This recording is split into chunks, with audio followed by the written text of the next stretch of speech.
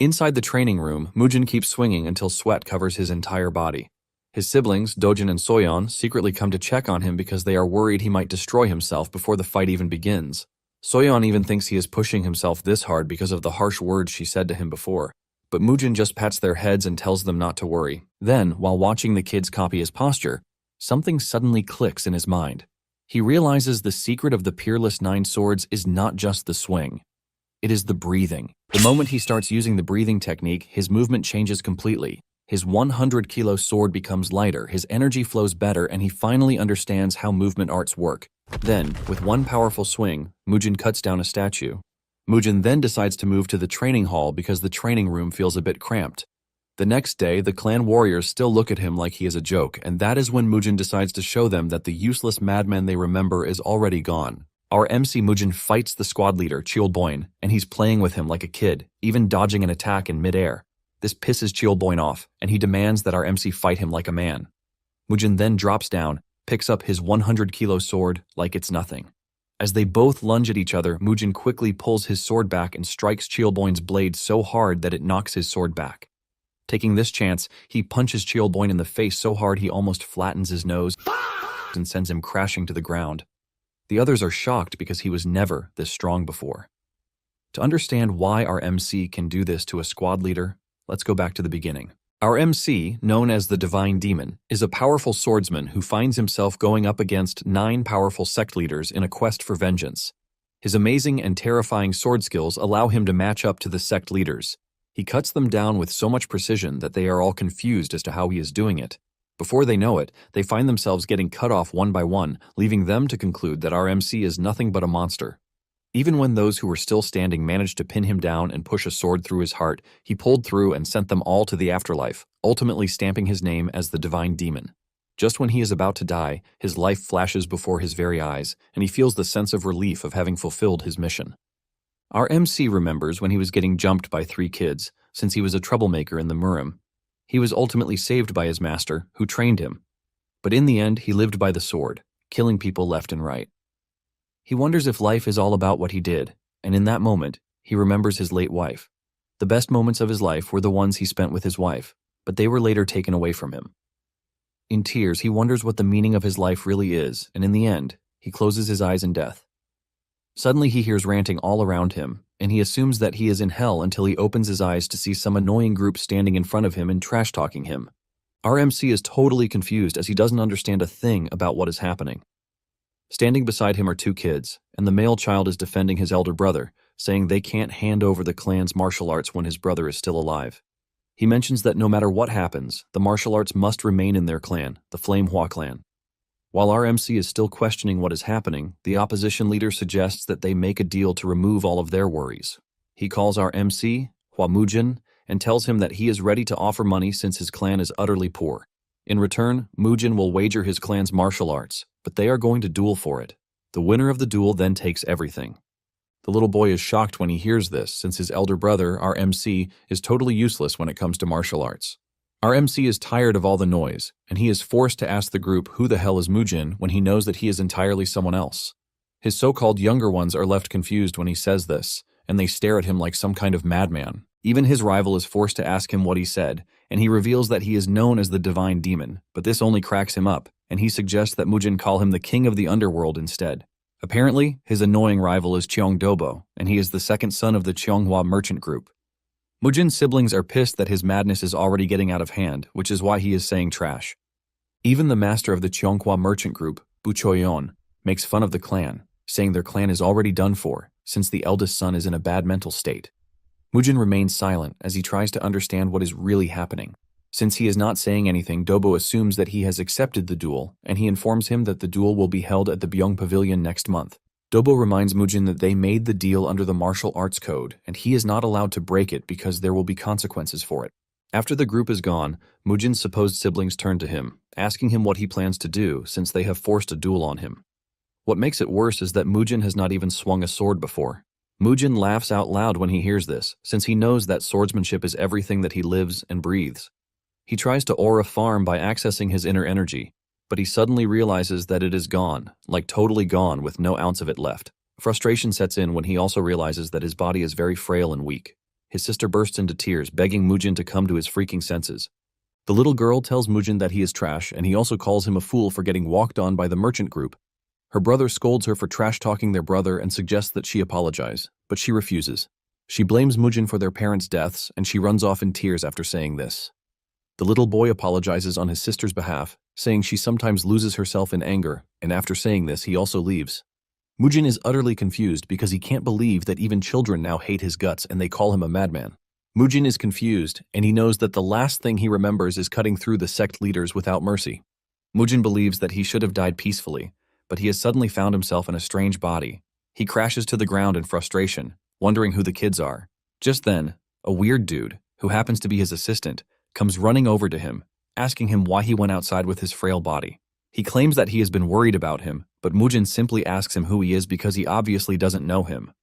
The dude, Masok, is surprised to hear this, and he assumes that Mujin is suffering from another seizure due to the madness affecting him. Since he believes that Mujin is truly suffering from amnesia, he decides to tell him his backstory. Apparently, Hua Mujin was once a talented and reputable kid whom several orthodox sects wanted as their disciple, and by age 23, he had become the clan's leader. Sok is tired of telling Mujin the story because he has repeated it over 6,000 times. Mujin doesn't think he was a promising kid because his energy core is obviously shit. In addition, he wants to know about the madness that everyone is talking about. Sok then decides to tell him about this too. 17 years ago, Mujin and Dobo had an unofficial duel, where they promised no inner energy. Mujin was 6 years old and Dobo was 9 years old at the time of the duel. Dobo agreed to this, and the fight between the two kids started. But as the fight progressed, Dobo broke their deal and struck Mujin with a punch imbued with inner energy. Mujin is disappointed at this, and he asks Dobo why he used the 7-wound fist techniques when they clearly promised not to do anything outside of throwing fists. Dobo makes fun of Mujin, telling him that the technique was passed down through the Kongdong sect and apparently the after effects are no joke. Apparently, Dobo had tested it out on his older brother who was acting all cocky and the technique left him bedridden. Since he was glad about how it turned out, Dobo was excited to see how it would turn out against Mujin. Basically, Mujin is now called a madman because they believe his condition is a result of the after effect of the 7-wound fist strike. Mujin is pissed that Dobo was the one who made him useless, but he is suddenly requesting a duel. Mujin then asks Sok how they handled Dobo after he rendered him useless. Sok then mentions that Mujin's father was the one who later gave the final verdict. Although Dobo was his cousin, he was also the son of the Cheonghua merchant group, considered to be one of the top 10 within the Central Plains. Even though Dobo did something terrible, Mujin's father only let him off with a warning. Mujin cannot believe just how useless the man is to have forgiven someone who rendered his son useless. Mujin concludes that the clan is total trash, and then he asks Sok where his parents are. Sok mentions that Mujin's condition progressively got worse, which led his father into debt because he was looking for ways to cure his illness. 9 years ago, his mother's sickness actually got really worse, and she passed away from it. 3 years later, his father joined his mother in the afterlife. Mujin basically became the son who killed his parents and ruined the clan. Because of this, the clan's reputation actually got trashed, and his siblings found themselves in a tight spot. All that is left of the family are debts and 2 loyal retainers and just a few martial artists. He also has his younger brother, Hua Dojin, and his sister, Hua Soyeon. Mujin finally realizes why his sister, Soyeon, said he is to blame for what happened to their parents. That night, Mujin went through the history books left behind by the original owner of the body, and he learned a few things from them. He realized that 30 years had passed since he defeated the 9 sects, and he now inhabits the body of a madman with no energy core. Since our MC carries no regret from his past life, he decides to live according to the Mujin and help out the helpless kids. However, he knows that the Cheonghua merchant group is going to be a big problem for him. They were basically the ones who rendered the body useless and also destroyed the clan. The first thing on his list is to plan for the duel he has against Dobo, which is the following month. Since the body is trash, he figures out that he has to rebuild his body from the beginning. He sits down to meditate and starts everything all over again like a beginner. He remembers that back in his old life, the first time he wanted to try cultivation, it was hard for him. However, things seem to be going smoothly with the current body thanks to the body's overwhelming innate martial aptitude. Mujin taps into the body's insane energy and tries to explore it to the max, leaving a golden light shining across his room. Momentarily, Sok and the retainers hear his scream and struggle from where they are, causing them to rush into his room. They find him on the floor, and one of the retainers jokingly says he is dead. He checks Mujin's pulse and realizes that it is stronger than before, but Mujin suddenly grabs him, asking him why his body is suffering from immeasurable pain just because he tried to form an energy core. The retainer is confused by this, and Mujin repeats himself, saying he wants to know if his body has some special constitution. The retainer then reveals his constitution is the heavenly martial body. Apparently, it is a rare heroic constitution, which is chosen by the heavens. Mujin gets hit with another wave of pain, and he finally figures out that the body's constitution is exactly the opposite of the demonic arts. Basically, a body of pure, upright energy will suffer intense pain when it tries to practice demonic arts. Mujin screams in pain, wondering why he got a body cursed with a very different constitution out of all the constitutions available. He concludes that things are really bad for him because the duel is just in a month. As he lies down in pain, he asks Sok who the two men are. Sok reveals that the man in green is the chief steward, Du Baektion, and the man in red is an elder, Zhou Huanbong. The moment he hears the name Zhou, he remembers something from his past life, but the pain he is feeling is too much, and he ends up passing out. 3 days later, Mujin finally gets up from where he has been lying down, but Sok is worried that he is not taking enough rest. Mujin mentions that he is tired of lying down since he has a duel coming up, and he urges Sok to get him swords. Sok manages to keep himself from laughing when he hears this because the clan is still trying to get what to eat, and Mujin is asking for swords. Mujin is forced to ask if there is no money in the family, and Sok mentions that they are currently taking out loans from an unorthodox sect named the Bangho sect. Because the sect operates on a very high interest rate, they have found themselves in a whole lot of debt. It finally dawns on Mujin that to help the clan, he needs to resolve the money issue first. Nonetheless, Mujin doesn't think taking out more loans is going to hurt, since they are already drowning in debt. Sok is worried about this, but Mujin tells him to shut his mouth and write a letter to the two elders because he is going out on a walk. When the elders heard of this, they got worried about the fact that Mujin had made his way to the dangerous Bangho sect. Momentarily, Mujin and Sok arrive at the entrance of the Bangho sect. Mujin tells the big bodyguard to inform his boss that he would like to see him. The dude, Kang Noho, is not out to play games, and he tells Mujin to get himself into the building if he is there to gamble. Mujin insists that Kang take him to his boss, but this starts to piss Kang off. Sok quickly cuts in, urging Kang to calm down because Mujin is not right in the head.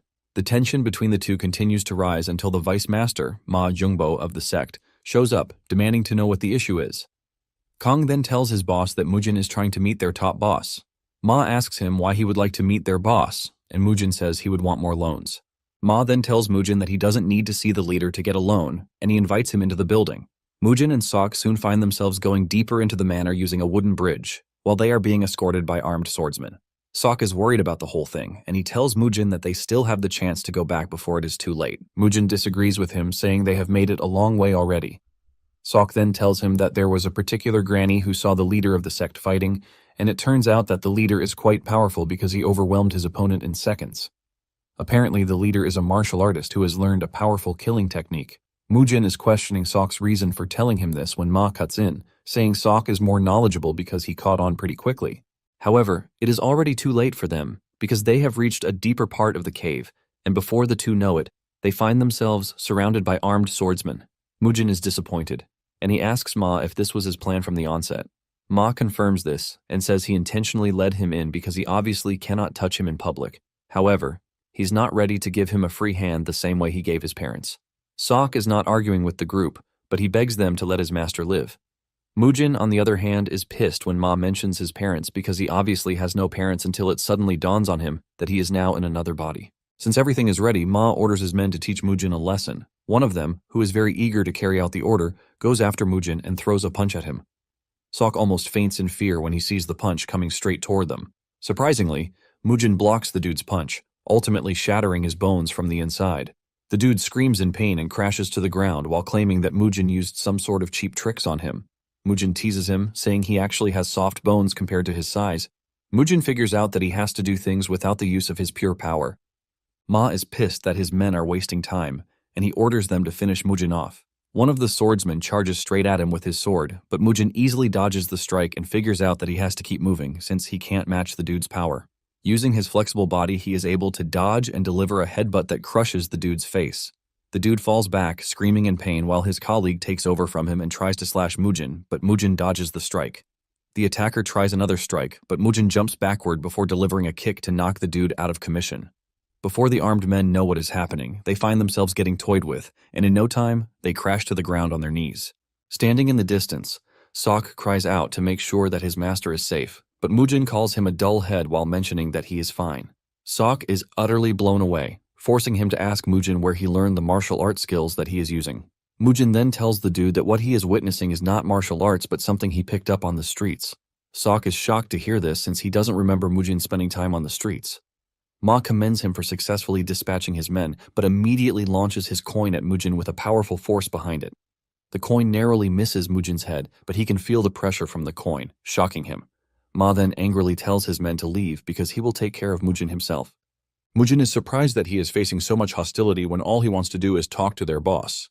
Ma angrily replies that his boss is not someone that a trash fellow like Mujin can meet. Ma angrily whips out his sword and lunges toward Mujin, ready to take him down.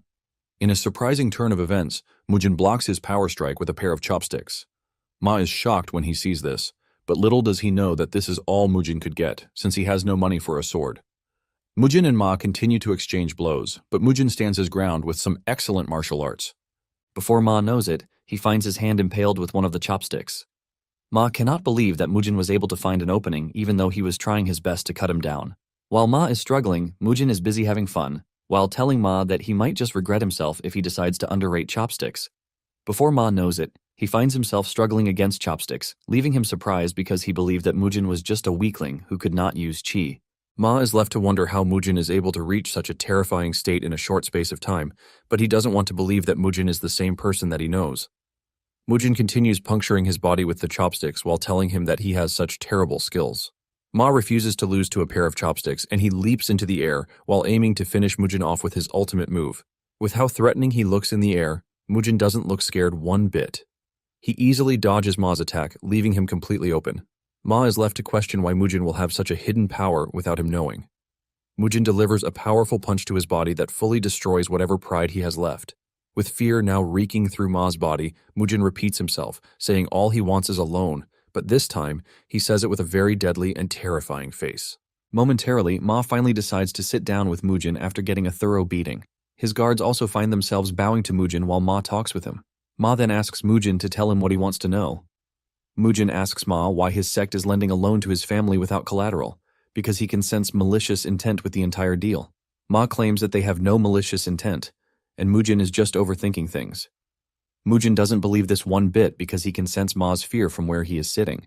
Mujin then decides to ask him again, but this time he urges him to think carefully if he doesn't want to be punished.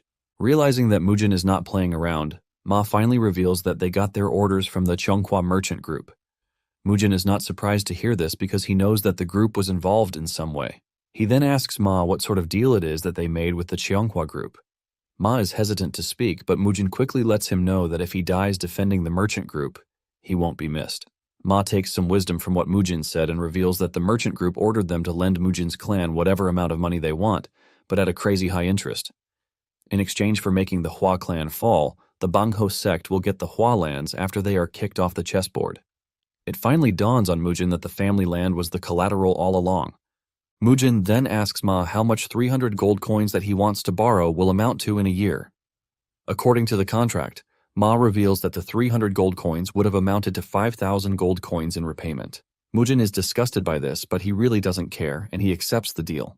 With a more serious face, he asks Ma who helps them in cleaning up their messes.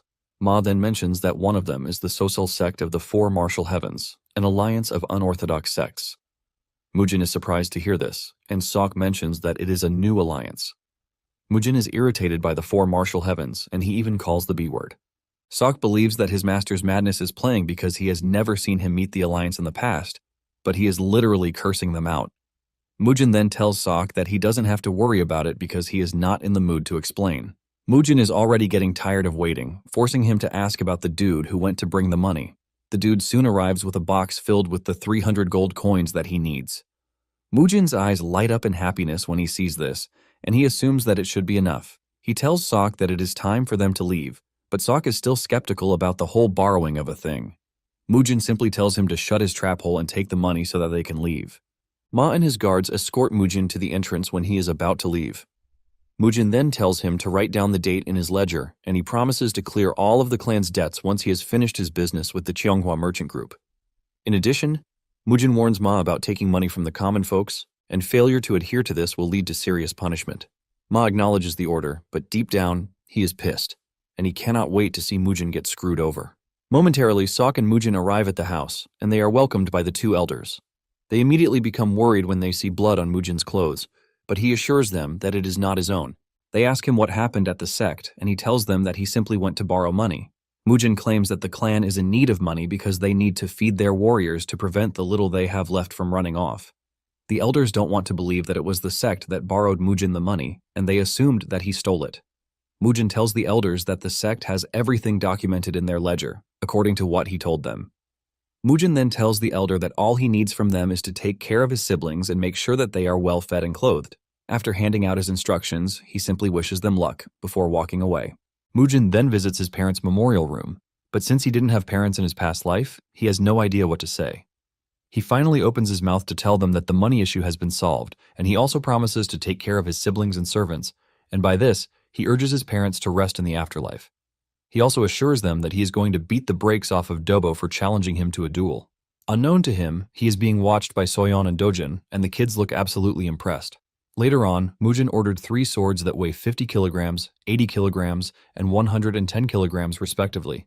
The servants who brought in the swords almost broke their backs while doing so, but Mujin is just glad that his swords finally arrived. Sok is forced to ask him what he plans to do with such heavy-ass swords, and Mujin smiles, saying he plans to do what everyone else does with a sword, which is obviously swing it. Mujin excitedly reaches for the 50-kilogram sword and plans to start with it. However, his smile soon fades when he realizes that the sword is too heavy for him to lift. He concludes that the body is nothing but trash. However, he is not ready to give up. Nonetheless, he realizes that he can lift it a bit if he uses his 2 hands. Mujin can see Sok staring at him in disgust, and he urges him to get down to preparing his meal.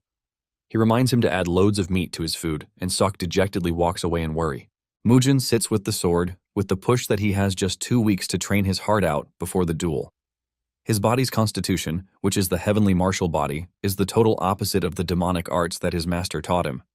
He figures out that the only solution he has is to learn the martial art of his master's friend, the Peerless 9 Swords. Refusing to give up, he starts swinging the sword by force inside the house. Meanwhile, Dobo has gotten the information that Mujin dealt with the Bungho boys so harshly that they will not be able to move for 2 weeks. Dobo is surprised to hear this since Mujin lacks an energy core to have pulled it off. Dobo smiles evilly while thinking of preparing something sinister ahead of the fight. Dobo is also excited to see what Mujin has hidden inside him when they finally go against each other in the duel. Momentarily, Mujin begins training his body in the hardest way possible. He figures out that he should be able to push the body to its limits since it's a body blessed by the heavens. While training, Sok is always preparing whatever it is that he needs. He believes that with the preparations, he will finally get the chance to start his training fully. He picks up the 50-kilo sword and starts swinging it around, while remembering what his old master told him. After trying out the first form, Mujin wastes no time graduating to the second form.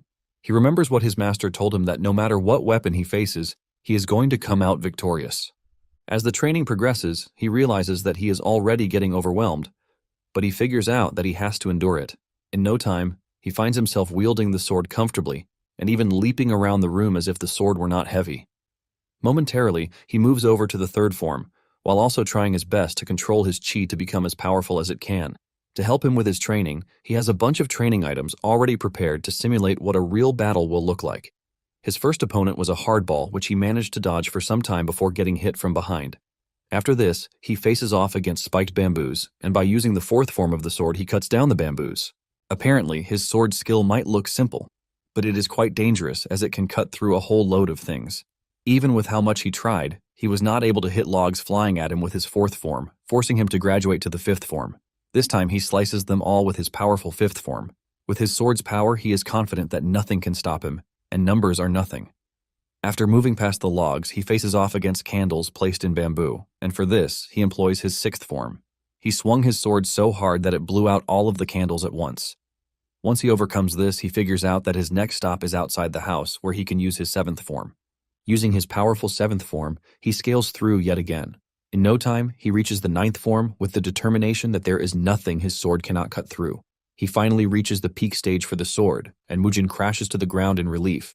But at the same time, he is not entirely pissed because he can't replicate his final form from his old life. He remembers taking teachings from his teacher when he was younger, but at the start, he never really took his master's teaching seriously. He believes that his master's friend was just taking a piss, while saying the trash and impossible feats about cutting down everything with a sword. His master admits that it might sound crazy, but he is not willing to allow his friend's martial arts to die. Since he was not able to properly inherit it, he wants Mujin to do so on his behalf. His master let him know that his late friend was the only swordsman who could go head-to-head with his skills. To make it more interesting, he had no chi. But Mujin's master says there is the possibility that he was using movement arts. Because those in his sect couldn't properly learn it, he decided to teach Mujin's master in an attempt to pass it on to someone worthy of it. After hearing this, Mujin laughs out loud to mock the arts, but his master flicks him on the head so hard that it almost crushes his skull. He tells Mujin that he has to follow whatever instruction he gives him, and Mujin has no choice but to accept his master's wishes. His master told him that if he performed the sword art 1,000 times, his body would change. But if he performed it 100,000 times, his chi would begin to enter his sword. Basically, swinging it 1,000,000 times will make him invincible to even the most powerful swordsman. Mujin was blown away by this because it is going to take him 3 years to finish the cycle if he swings his sword 1,000 times a day. This leaves Mujin asking his master if his friend truly matched his skill, but he says he has no idea, but he is pretty sure that one of them would have died if they had gone all out. Because of this, Mujin became curious about what kind of man his master's friend was. Mujin finally wakes up from different resounding slaps from Sok. Mujin figures out that he has a long way to go because he fainted just after practicing the move once, and he is nowhere near 1,000. Nonetheless, he has to eat because it is already late, and when he looks at the plate of food in front of him, he realizes that it is pork. He is disappointed, and he tells Sok to get pork the next time, since it is the easiest to help bulk up. He lets Sok know that he is free to use the money that they borrowed from the Bangho sect because he can easily borrow more later. He tells Sok that his plan is to keep eating beef for the rest of the duration that he fights Dobo. Sok then asks Mujin when he learned the martial arts that he learned because he is pretty sure that Mujin didn't know martial arts before. Since Mujin has told his siblings already, he figures out that telling Sok is also not a bad idea. Mujin then reveals that he is not the real Mujin because his real identity is the divine demon. Sok assumes that Mujin is joking around and spewing some fantasy nonsense. Sok says he is only worried that Mujin is going to lose his memories and just disappear one day, but Mujin grabs him, assuring him that he is not going to leave the clan until it becomes the greatest clan in all of Sichuan. After all, Mujin has no choice since he has nothing else to do. Sok taunts his master, saying he is spewing trash, but this earns him a painful finger flick to the head. Once they are done talking, Mujin tells Sok that he is free to leave, and Sok does as told. Meanwhile, the two clan elders are trying to run away with the kids before the duel, since they believe that Dobo is going to kill Mujin, ultimately making the clan ripe for the taking. Shortly afterward, Mujin has trained his heart out so that he is now able to carry the 70-kilo sword with just one arm. However, his technique remains unstable, and he only has a week to the duel. He is sweating in the training room when the kids enter to check on him. Mujin urges them to leave because it is dangerous for them to be there. The kids tell Mujin that they are only worried about him because they have been watching him push himself to the limit for the past few days. Soyeon is worried that Mujin is doing all of these because of what she said, but she lets him know that she never meant it, because she was just angry. Staring at the two kids reminds our MC of his lover's siblings from his past life. Mujin pats them on the head, telling them that they have nothing to worry about.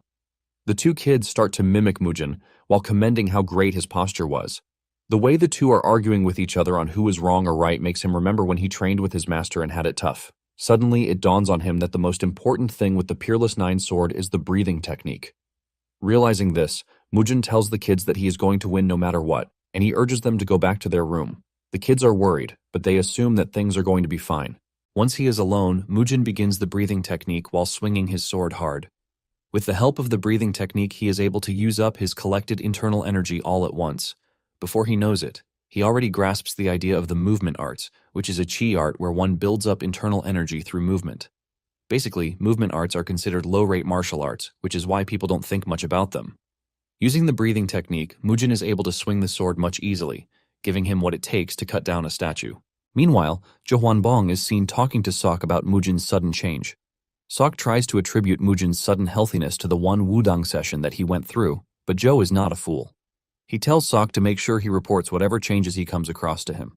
Sok makes his way to where his master is training, only to find it upside down. He tries telling him that his food is ready, but Mujin is disappointed, saying the training room is too small for him to train in. Because of this, Mujin says he will start using the training hall. Mujin makes his way to the big training hall only to find other warriors training there, and they all have their eyes on him. Sok tells the other warriors that he will have to train alone and suggests that they all move out of there. He urges them to use the other training hall, but the warriors are left wondering why a half-dead dude is spewing out instructions to them. They believe that Mujin is not a freaking martial artist just because he has a sword. Mujin notices the differences in their mood, and he comments on this. The other warriors want to stand up against Mujin, but the squad leader, Cheol Boyne, tells his men to leave the hall for the young master. Cheol ultimately believes that Mujin has lost his mind yet again. Just then, Mujin stops Cheol, letting him know that he should be a man and talk to him directly. Cheol then turns back, and Mujin suggests that they fight, since they are swordsmen. Cheol says he would not do this because Mujin is the future leader of the clan. Mujin then tells Cheol to remain a coward and not show his face, since he knows that he can't back his word. This is enough to get Cheol to unsheath his sword, ready to take on Mujin. The fight begins, and Mujin immediately pushes his sword into the ground before leaping toward Cheol in a daring move. He gets to Cheol and pushes his head before he can even react. The warriors are genuinely confused because they have never seen a duel without a sword before. Mujin continues toying with Cheol by moving around pretty fast, while Cheol struggles really hard. Cheol soon gets frustrated, and he tells Mujin to fight him like a man and stop evading his attacks. Mujin finally agrees to take him seriously a bit by grabbing his sword, but Cheol wastes no time running his mouth, saying Mujin is to blame for everything that has happened to the clan. Since Mujin is the cause of the problems, Cheol doesn't think he deserves to learn martial arts. Cheol dashes toward Mujin, but he meets him halfway with the 9th form of his peerless sword technique, ultimately shaking up his internal energy. Mujin doesn't give Cheol any breathing space, as he lands a devastating punch to his face. Cheol is sent to the floor with blood spilling everywhere, while Mujin lets him know that things are about to be different. As he crashes to the ground, Cheol finally realizes the bitter truth that Mujin has fully changed. He can sense the determination burning right out of Mujin's body, unlike before. Cheol hits the ground, ultimately shocking Sok and the other warriors watching the duel. The warriors run over to check on their boss, who is lying down, totally knocked out. Mujin stands like a proper winner, while asking Cheol if he has any problems concerning his victory. One of the warriors screams at Mujin, telling him that he used a cowardly move. Cheol pulls himself together and screams at the dude to shut his mouth before admitting that he actually lost. Cheol pays his respect to Mujin while telling him that he has actually learned from him. Mujin acknowledges his respect and tells him that he is free to leave. As the warriors are stepping out of the hall, Mujin tells Sok to join them, since he truly wants to be alone. The aggrieved warrior continues complaining, and he believes that Cheol went easy on Mujin, but he lets him know that he didn't because he was planning to leave him half dead. The dude doesn't want to believe this, but Cheol lets him know that he is dead serious. Cheol says he doesn't know the full story, but it is evident that their young master has exponentially improved. Sok, on the other hand, is also wondering when Mujin changed so much, but at the same time, he is thankful that he actually changed. That night, the two elders have a meeting concerning the upcoming duel. The two have been in the clan for over 36 years and have been loyal ever since then. They talk about how amazing the Flame Emperor was during his younger days. He was a competent young man who showed off martial arts in such a way that even the powerful Tang clan had to admit that he was one of a kind. Basically, the elders were mesmerized by his strength, and they both swore allegiance to him. Joe believes that they are trying to break the loyalty, but Do disagrees, saying they just need to resolve the bloodline problem. Do says they have been looking after Mujin for 17 years, but the clan has been in decline ever since then. The two believe that they have done enough, and there is no way the Flame Emperor is going to blame them once they reach the afterlife. Basically, they have gathered the money they need to relocate, and in addition to this, a few martial artists to help them out. Du then tells Joe that he should leave first, while he stays behind to look after Mujin some more. Apparently, the martial master of the Kongdong sect hired by the Chionghua will be the witness for the duel. Joe is surprised to hear this, since it is all pointing toward cheating. The merchant group is basically an evil bunch of craps who will make sure that there is nothing left of the Hua clan. Du tells Joe to take the kids and wait for him at their promised location, even though it will be a huge shock to the kids. Later on, Mujin realizes that the amount of beef he is getting smaller, leaving him to ask Sok why this is. Sok then reveals that the steward is giving him little money, and even though Mujin is pissed about the whole thing, he leaves it aside to show Mujin his cool outfit. Sok crushes his beautiful imagination by telling him that he looks better when he was all bandaged up. When it is time to leave for the duel, Mujin runs into Do outside the house. Mujin initially thinks he is there to stop him, but he says no, revealing that he is actually there to follow him to the duel. Mujin figures out that Do is just worrying himself when all he plans to do is beat his rival to a pulp. With this, Sok and Do join Mujin on the way to the duel venue. At the arena, everywhere is bustling with a crowd who want to see the duel and those who are there to make bets. Because of the high odds placed on Mujin, most put their money on him. Momentarily, he arrives at the arena with lollipops in his mouth, and those who saw him believe he is a weakling and would even prefer to cancel their bets. When he steps into the arena, he meets Choyeon, who asks him if he really wants to go ahead with the duel. The spectators, hearing this, believe that Mujin was the one who requested the duel first despite his weakness, and they believe that his madness is running riot. Mujin is utterly pissed when he realizes that the group is already painting them as the bad guys, and he plans to punish them for this. Mujin confidently tells Choyeon that he is not going to sit around and let her steal the secret manual of his clan, which is precisely why he has to fight them. The spectators are shocked to hear this because they never expected a merchant group to go after a martial arts secret technique. Choyeon is totally confident about the way things are going, and she believes that Mujin will pay for trying to act cool. The fire is set and all preparations are ready for the duel. The host announces that the duel's witness will be Han Yigong of the Kongdong sect. Han is seen standing on the balcony, looking all cool and strong, ready to bear witness to his master's wishes. He tells Dobo and Mujin to both fight fairly in front of the watching crowd. Just then, Dobo makes a shocking revelation, telling Mujin that the martial outfit that he is currently wearing was sent personally by him as a commemoration of Mujin's return. Mujin smiles when he hears this, and he whips out his large sword, telling Dobo that he will have no choice but to return the remaining goods after the duel. The entire crowd is shocked to see this because they have never seen anyone engage in a duel with such a large sword. In addition to this, they all believed that the Flame Emperor is known for his bare-handed martial arts. Even Do is shocked, and he asks Sok if Mujin said anything unusual. Basically, the two initially suggested that Mujin run because they believe he has no way of defeating his opponent. However, Sok is starting to have some sort of belief in Mujin, saying he might have a chance, but Do's conviction is completely different. Once both sides are ready, the referee hits the bell to start the game. Enraged, Mujin goes after Dobo right off the bat. He swings his large sword at him, delivering a powerful and devastating attack. Dobo narrowly dodges the strike, but it destroys the ground that it hits. The spectators are blown away because they never expected Mujin to be that fast and exceptionally strong. What everyone believed was that Mujin had no martial arts capability, but he was moving in such a crazy manner. Even Dobo is utterly shocked since he was expecting a very easy duel. Mujin continues with his attack as he charges toward Dobo yet again. He continues swinging his sword at him, but Dobo manages to block his hit, and they stand toe-to-toe against each other. This leaves a clashing sound and a glorious sight for them to see. Choyeon is surprised that Mujin is actually staying in the fight more than she gave him credit for. However, she is convinced that no matter what training he has done, he is still nowhere near Dobo. Mujin continues swinging his big sword at Dobo, but he easily dodges it, thanks to his flexibility. As the fight progresses, Dobo manages to land a counterattack that sends Mujin backwards, and he swears he is going to leave Mujin in a worse position than before. He is confident that he has what it takes to break a man's will. Standing at the balcony, Do confesses that he is impressed by how Mujin is holding out in the fight. Sok then tells Do that with what he is looking at, Mujin has not even revealed his trump card yet. Do believes that Sok is saying trash, but Sok mentions that he secretly watched Mujin train on his own, and he assures Do that something more powerful is coming. As the fight progresses, Mujin figures out that his strength is currently on par with Dobo's, leaving him to question the training procedure. However, he is not worried because no matter how strong his opponent is, he will always win, and this time, he plans to kill Dobo. Meanwhile, Joe is transporting Mujin's siblings, and he has arrived at his destination with them sleeping. He remembers Do telling him that the reason he is not coming yet is because he would like to stay around and gather whatever remains of Mujin after Dobo kills him. Even though Joe doesn't know if what they are doing is right, at least they have started already. Back in the arena, the two are still going at each other.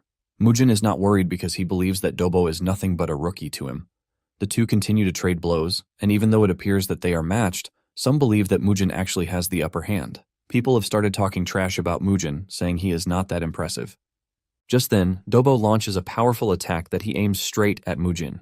Do and Sok almost faint as they watch the attack go straight for Mujin, and all they can do is pray that he actually dodges the attack. Realizing that Dobo is onto him, Mujin employs the Peerless Nine Swords first form, the preemptive step.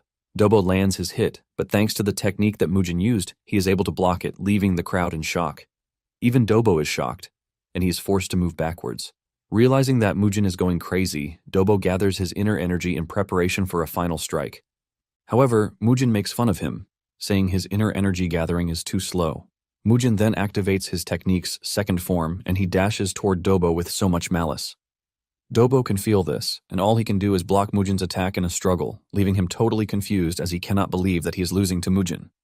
Dobo puts all of his strength into blocking Mujin's attack, but before he knows it, his sword shatters right in front of him. Mujin's sword passes through, slashing Dobo really hard. Dobo is thrown to the ground while Choyeon screams in frustration, calling out Dobo's name. Dobo lies there in a pool of his own blood with his right arm missing, and Mujin automatically wins the duel. Mujin then walks over to Dobo's arm and says he will be taking it with him as payment for the 17 years of grudge. Choyeon is shocked to hear this, and Mujin says that the merchant group might actually find a way to reattach his arm. Han leaps off from where he is watching to check on Dobo.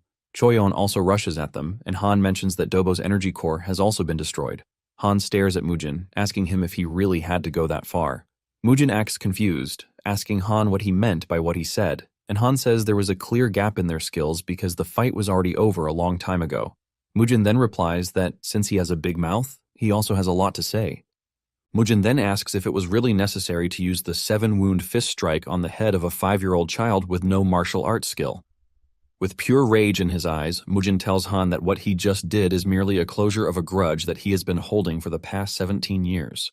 Mujin also adds that they are about to start paying for everything they have done against the Hua clan. With clear malice, he urges Han and his subordinates to prepare themselves very well.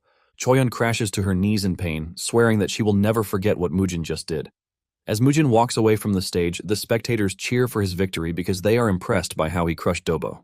In addition to the beautiful things that they witnessed, they realized that they had never seen the sword he had used in the past. Basically, they are all hyped because a new martial arts master has been born. Do and Sok rush to meet Mujin, and he tells them that it is time they head back home. As he walks away, he suddenly turns back, asking Do if he has spent all the gold he entrusted to him. Do nervously replies that there is still a little of it left. Mujin then says he might have to stop by the Bangho sect because he would have to borrow money. Suddenly he tells Do that he doesn't care if he, Joe, and the other martial artists want to leave, but he lets him know that there will be great consequences if they try to take his siblings from him. He says this with so much killing intent that it almost cripples Do where he stands. Meanwhile, his siblings are already screaming at Joe for taking them away when they are supposed to be watching their brother's duel. Joe knows that they are done for when he reads the letter that the pigeon just delivered and realizes that Mujin unexpectedly won the fight. Do told him in the letter that they had been discovered, and he urged him to return to the house immediately. Without delay, Joe starts riding back home, but in fear, while the kids are celebrating that they want to go back and see their brother. Later on, Mujin tells Do that it is time for him to deal with the Bangho sect, and he tells Do not to worry himself about anything. Even though Mujin is now considered to be capable, Do urges him not to get himself entangled with the Sosul sect in whatever way. Realizing that the old man is just overthinking things, Mujin tells him that he won't. With this, Mujin heads out to meet the Bangho sect, but Sok is worried that things might turn out horribly. Mujin says he can't delay things any further, and he urges Sok to stay very close behind him. Momentarily, Mujin arrives at the Bangho sect, shocking Ma because he never thought he would see Mujin again. Mujin tells Ma that he is there to pay back his debts, while also making fun of Ma because their sect now looks deserted. Ma tries to cover up their loss by saying most of the gamblers in the region only left because they needed to watch his duel against Dobo. Since he claims that everyone went to watch him fight, Mujin asks him if he held betting pools on his match. Without a doubt, Mujin is pretty sure that they gave him the higher odds. And from this, they would have made a bulk load of money. Since they have made some money, Mujin automatically reveals his interest, and Ma obviously knows that he is about to milk them. To avoid getting into any trouble with him, Ma tells him that they are going to express their gratitude. Mujin is pleased to hear this, since everyone obviously likes money. Ma can sense the cold aura coming from Mujin's body, and it simply shows that he is filled with so much killing intent. Mujin then asks Ma about his boss, and this shocks Ma, asking him why he wants to know where their boss is. Mujin slams his hand on the table, telling Ma that he is pissed when he has to ask a question more than once. Mujin is about to run wild when the leader of the sect, Chai Wongyul, appears in the room. Mujin is surprised to see an ugly face who turns out to be the leader of the sect. Che confesses that his boys have already told him about Mujin, and Mujin asks him why it is so hard to see him. Mujin doesn't hold back from taunting him, telling him that he has an ugly face. Standing behind Che is an interesting fellow, and Mujin asks if the fellow is his servant. Flowing out of the dude is pure malice, and he turns out to be Death Black Crow from the Sosul sect. Black Crow scolds Mujin for eyeing his money, and even though he was told to avoid the Sosul sect, Mujin just found himself staring at one. Mujin simply tells the dude to keep his mouth shut if he doesn't want to die. Black Crow angrily dashes at Mujin, ready to tear him apart, and this scares Sok. Mujin doesn't feel any threat coming from Black Crow, as he is determined to take down anyone who gets in his way. Mujin throws a chopstick at Black Crow, and with so much power behind it, he punctures his hand. This is when it dawns on Black Crow that Mujin is not an ordinary dude, and he needs to take him seriously. Mujin then tells Black Crow that he wants no compliment from someone as trashy as him, but this gets Black Crow mad, and he angrily runs toward Mujin again. This time, Mujin decides to meet him halfway, and he runs toward him, but suddenly vanishes right in front of him. He appears behind him, shocking him. Black Crow frantically throws hands at Mujin, but he easily dodges while making it obvious that he is toying with him. Black Crow cannot believe that someone as young as Mujin is actually dodging his attacks. Mujin then decides to put one more hole in Black Crow. Mujin pushes the chopstick into his left eye, causing him so much pain that his scream scares those who are watching. Black Crow falls to his knees while calling Mujin the B word, telling him that the social sect will come for him for attacking a member. Mujin is interested to see what the sect is capable of, and he kicks Black Crow in the head while telling him to urge the social sect to come at him all they want. However, before the sect comes, Mujin lets Black Crow know that he is not leaving the room alive. Just then, Black Crow starts begging, telling Mujin that he is ready to give him anything he wants as long as he spares his life. Mujin is surprised that Black Crow desires to live, but since he offered him wealth, Mujin holds back from sending him to the afterlife. Black Crow says all his wealth is in Dechang, but he promises to bring them back. Mujin is ready to take the deal, but he assures him that he is a dead man if he doesn't return with the money. With fear creeping through his body, he rushes off, promising to be back as fast as he can. Once he is done dealing with the Black Crow, he turns to Che, who is already pissing his body, and he tells him that it is time they settle their debt. Che immediately falls to his knees, begging to be spared, while promising to give everything that he has. Mujin laughs at this, telling Che that he has nothing to offer him because his properties are already his. Che is confused when he hears this, and Mujin tells him to add the profits he has gotten out of commoners in addition to the lives he has ruined by manipulating martial clans to equal out his assets. With tears in his eyes, Che says he is willing to give Mujin everything, but this pisses Mujin off and he shatters Che's brain, reminding him that he can't offer him what he already has. Fear grips everyone watching this, and Mujin turns to them, asking them who is after him in the command line. Ma quickly steps up, saying he is the vice sect leader, and he falls to his knees, begging to be spared. He promises Mujin that he is going to live honestly if given another chance. Because he pleaded sincerely, Mujin decided to spare his life. Mujin then asks Ma how much Che was worth, and Ma starts with his house. He says everything is worth 4,000 gold, and Bungho's assets are about 10,000 gold. In addition, there is a 500 gold tribute from the Sozal sect. Basically, everything totals over 20,000 gold, and Mujin mentions that he wants everything to come to him. Ma then tells him that he is going to prepare everything and bring it to him. Mujin is pleased to hear this, since he wants everything handled without delay. Once Ma is gone, Mujin stares at the other sect officers with a very deadly expression, and he tells them to start negotiating their lives. This shocks them, and he reminds them that Ma is the only person he promised to spare. Fear grips them, and they start begging to be spared. Momentarily, Mujin returns home with several boxes filled with treasures and money, leaving Do shocked. He tells Do that each of the boxes has about 400 gold in it. Do tries to remind Mujin that the Bangho sect is backed by the Sozal sect. However, the main problem is not the Sozal sect, but who is allied with them, and this is a scary dude named Ju Sugang. Do adds that the sect also adds that the sect has the Black Crow and the Red Crow too. The moment he hears Black Crow, Mujin tells Do that he has already dealt with him. This shocks Do, and Mujin tells Do not to place him on the same level as him or Joe, because anyone who comes looking for the clan's trouble will end 6 feet under. After he is done saying this, he tells Do to get him some beef, and he also orders that his siblings are well fed when they return. As Mujin turns around to leave, Do cannot believe that Mujin has already put fear in Black Crow, who is considered a menace across the region. Do basically realizes that Mujin is totally different from the person he once knew. Meanwhile, Choyeon has hired assassins to take out everything dear to Mujin. But she orders them to bring back one of the kids alive. In the past, the Flame Hua clan was pretty successful, and the remarkable man known as the Flame Emperor drew admiration from countless martial artists who were always watching him. He even received praises from the prestigious Tang clan of Sichuan. In a single generation, the Flame Hua clan became a martial clan that no one could ignore. Those who are considered peak martial artists even think twice before messing with the Flame Hua clan. Because of this, there was a time when the people of Xichang would cheer passionately whenever the clan's members walked the streets. However, after the Flame Emperor died, the next patriarch showed how trash he is, and because of this, the Flame Hua clan gradually declined. Those who had been loyal to the family started walking away one after the other. With this, the image of the emperor who once ruled his world became split among those who remember him and those who don't. But the one thing that remains is that he is an extraordinary man. Because of the immense aura that Mujin has when walking, the elders start comparing him to the late emperor. Soon afterward, wounded warriors show up to tell Du that they have been ambushed by assassins, and Elder Joe and a bunch of warriors are the only ones fighting the assassins. The moment Du hears this, he realizes that the two young ones are in danger, and he tells the warriors to notify Mujin immediately while he goes ahead of him. In the forest, Joe finds himself standing up against the assassins, since the warriors with him have been taken down. Even in the face of immense danger, he stands strong with all readiness to protect the kids. Just as he is about to be overwhelmed, Do shows up just in time to lend him a helping hand.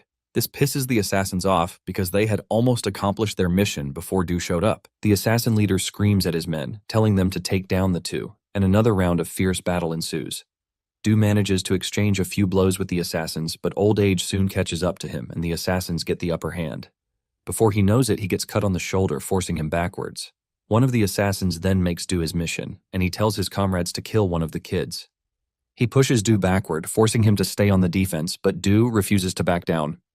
Moments later, Do gets cut really badly, and he screams out in pain.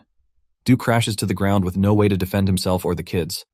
Since Do is out of the equation, the assassins focus their attention on the kids, asking which of them they are going to kill or spare. Even though Dojin can't do anything to help, he still stands his ground to defend his sister, and the assassins decide that he will be the one to die. Just as they are about to cut Dojin down, Mujin's voice echoes through the forest, telling them to stop right where they are. He looks absolutely menacing as he dashes toward them at a great speed, but the assassins don't look scared since Mujin was previously known as trash. The assassin leader then tells his men to kill Mujin since he has decided to get in their way. One of the assassins dashes toward Mujin, but Mujin uses him as the first target for his rage. He shatters the dude's sword with little to no effort before launching a vertical strike that cuts the dude in half. Without wasting time, he moves past the dude and heads for the rest of the assassins.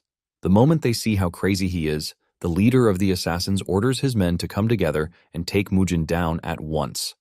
The group quickly gangs up on him, but before they can reach him, Mujin activates the Peerless Nine Swords' fifth form, called the Army Slayer technique, and he slices through all of them like tissue. One of them tries to get the edge on Mujin, but he easily dodges before relieving the dude of his head. This is when it finally dawns on the surviving assassin that they are going up against a monster. Before he can even make another move, his right arm has left his body and he screams in pain. Mujin then tells him not to make another move if he still wants to remain among the living. Mujin turns around to see Joe helping Do up, and Dojin is covering his sister's eyes so she doesn't see the carnage going on in front of them. Dojin assures his sister that they have nothing to fear because Mujin has shown up and has beaten up all the bad guys. Mujin walks up to the two and he asks them if they are okay. Dojin assures him that they are good, and Mujin suggests that they must have been scared. But Dojin tells him that he is not, claiming that he is the son of a martial master. Mujin is relieved to hear this and he pats the boy on the head for his bravery. He then tells Elder Joe to take the wounded warriors and his siblings back to the estate. The moment the group leaves, Mujin turns his attention to the last assassin, telling him to keep his mouth shut about his chopped-off arm. Mujin then asks him if he was sent by the Chonghua merchant group. The dude hesitates before answering, and Mujin tells him that he might spare his life if he answers honestly. The assassin gets curious when he hears this, and he quickly reveals that Choyon hired them through the Death Forest faction. After telling Mujin what he knows, he asks him if he is going to let him just like he said. Mujin then tells him to run back to Choyon to tell her that he has wiped out the group she sent after his siblings, and to let her know that he is coming for her head next. Later on, everyone has their eyes on Mujin as he walks through the street with his body soaked in blood. Those who have been looking down on him in the past couldn't do that again, since they can't risk becoming one of his victims. The people are curious to know if the prodigy that they knew when he was a kid is finally back. After making sure he has farmed enough aura on the street, Mujin finally returns home and Masak comes running over to welcome him, but Mujin pushes his head aside. He asks Masak if the wounded warriors are all in the medicine hall, and he says yes. Masak reveals that Dojin and his sister are also resting in their chambers to regain their strength. Mujin is glad to hear this, and he tells Masak to prepare a bath for him. Moments later, Mujin soaks himself in the nice bath prepared for him by Mujin. While taking his bath, he thinks of his siblings and his desire to keep them away from seeing the bad in the world. Even though they are children from a martial clan, Mujin doesn't think it is right for them to be exposed to cruelty at a young age. However, at the same time, he is worried that he is projecting his past fear onto them. The next day at the medicine hall, Mujin walks up to Elder Joe to ask him about the Red Flame art manual. Joe is shocked when he hears this, and Mujin asks him why he is startled. Joe asks him why he is asking for the manual, and Mujin realizes that Joe is worried that he is going to relapse and tear things apart. Joe subtly replies that this is not his reason, and Mujin basically tells him that he is planning to train on his own, since Joe is currently out of commission. Mujin can also see that Joe is doubting his ability, but Joe denies this. Mujin then assures Joe that he has nothing to worry about because he is not going to throw a fit. Realizing that Mujin has no ill intentions, Joe finally provides the manual for him. After Mujin is gone, Joe expresses his worry to Do, asking him if he has not made the wrong decision by giving Mujin the manual. Do tells him not to worry because Mujin has been displaying some really excellent swordsmanship of late. Do says it was because of Mujin that they were able to survive the assassination attempt. Do also adds that Mujin appears to have been cured, and he believes that the Taoist's treatment is working. Joe agrees that the treatment is working, but at the same time he wonders if the treatment is also helping with his martial arts skills. Do also say Mujin's sudden improvement is something to note, and he believes that he had a fateful encounter because this is the only explanation for his sudden improvement. Joe is happy with the way things are going, and he believes that the clan's decline is finally coming to an end. At the training ground, Mujin calls his siblings together to train them. Mujin explains the concept of the whole training to them, telling them that they are expected to move very fluidly. He mentions that it is a fundamental movement technique that he created himself based on the countless real combat experiences. The two are impressed when they hear this, and Soyeon cuts in, expressing her shock, since Elder Joe claimed that Mujin has no real combat experience. Dojin cannot believe that his sister is basically saying things as they are. Mujin then suggests that they move past the boring talks, and he tells the two to come at him with the basic fist technique that they have learned. The two take their pose, and they come after Mujin at the same time, but their movements leave Mujin ultimately disappointed. The display from the two made Mujin wonder if the two were truly from a martial clan. He realizes that the two lack the basic movement to even be considered martial arts. Frustrated by the poor showing that they are displaying, he tells them to stop. He says they need to stop training for the day because his head hurts. The two are surprised that he is claiming he has a headache when they didn't even touch his head. Mujin then lies that the two are more skilled than he thought. He tells them that the only thing they need to do at the moment is to strengthen their bodies before learning any advanced techniques. After the two are gone, Mujin realizes that he has a big task on his hands and it won't be easy. He then realizes that his master must have had a hard time training him too. Nonetheless, Mujin is prepared to restore the clan to its greatness since he was the one to blame for what happened. In addition to this, Mujin aims to defeat the one person he failed to defeat in his previous life. Mujin then grabs his sword and he begins his solo training. And he can clearly see that the sword has gotten really light in his hand. He also figures out that his speed is increasing with every repetition of sword forms. Some days later, Do and Joe finally return to duty. Maesok tells him that they have done everything he asked, and he commends them for a job well done. But Maesok wanted more. Mujin angrily reminds him of what would have happened if he had arrived on the scene a bit later. Mujin then warns the elders, telling them that they are going to die if they ever pull such a stunt again. The two acknowledge this, and they bow to Mujin while apologizing for being foolish. Moments later, the said Taoist who treated Mujin Do Youngsu shows up. Mujin doesn't know who he is, and he has already insulted him before Maesok tells him that he is the Taoist who treated him. Maesok apologizes to the old man, saying Mujin has not fully recovered, which is why he is acting the way he is. But Mujin kicks him off for saying trash about him. Mujin then decides to play along, and he tells the old man that he is sorry for not recognizing him. Mujin urges the man to follow him, since he must be exhausted from his long journey. Some days earlier, Maesok had told Mujin about the Taoist priest, saying he inherited the Taoist lineage of the Wudang sect. Maesok claims that Mujin was healed thanks to the positive energy healing from the priest, and he reveals that the chief steward paid a huge sum to invite the Taoist. Now in the present day, Mujin is glad that he is finally meeting the man, which is why he is inviting him inside the compound. Mujin then asks him if it is true that he inherited the Wudang sect's Taoist lineage, and Youngsu confirms this, while acting all cool. He mentions that he is the only Taoist to inherit the essence of the Wudang sect's true lineage. The moment Mujin hears this, he stamps on his feet and asks him with all seriousness if he is truly the Wudang White Immortal, because he has never heard of any successor of Wudang's Taoist lineage still alive. Youngsu wants to act like a fool, but Mujin lets him know that he has a little time frame to come clean before he changes his mind. The Taoist maintains his innocence, asking Mujin if he is doubting the one person who healed him, but Mujin immediately whips out his large sword. He tells Youngsu that since he is claiming to be a Taoist, he says he should have no issue dodging his strike. Mujin swings his sword and barely misses cutting the old man in half, but the strike leaves a huge dent in the floor. Maesok and the elders panic when they see this because they believe he is going crazy. Mujin tells the trio to keep their mouths shut and get him water because he wants to show them something funny. The moment the water arrives, Mujin soaks Youngsu with it. Youngsu still tries to act like he knows nothing, as he asks Mujin if this is the way they repay kindness in the clan.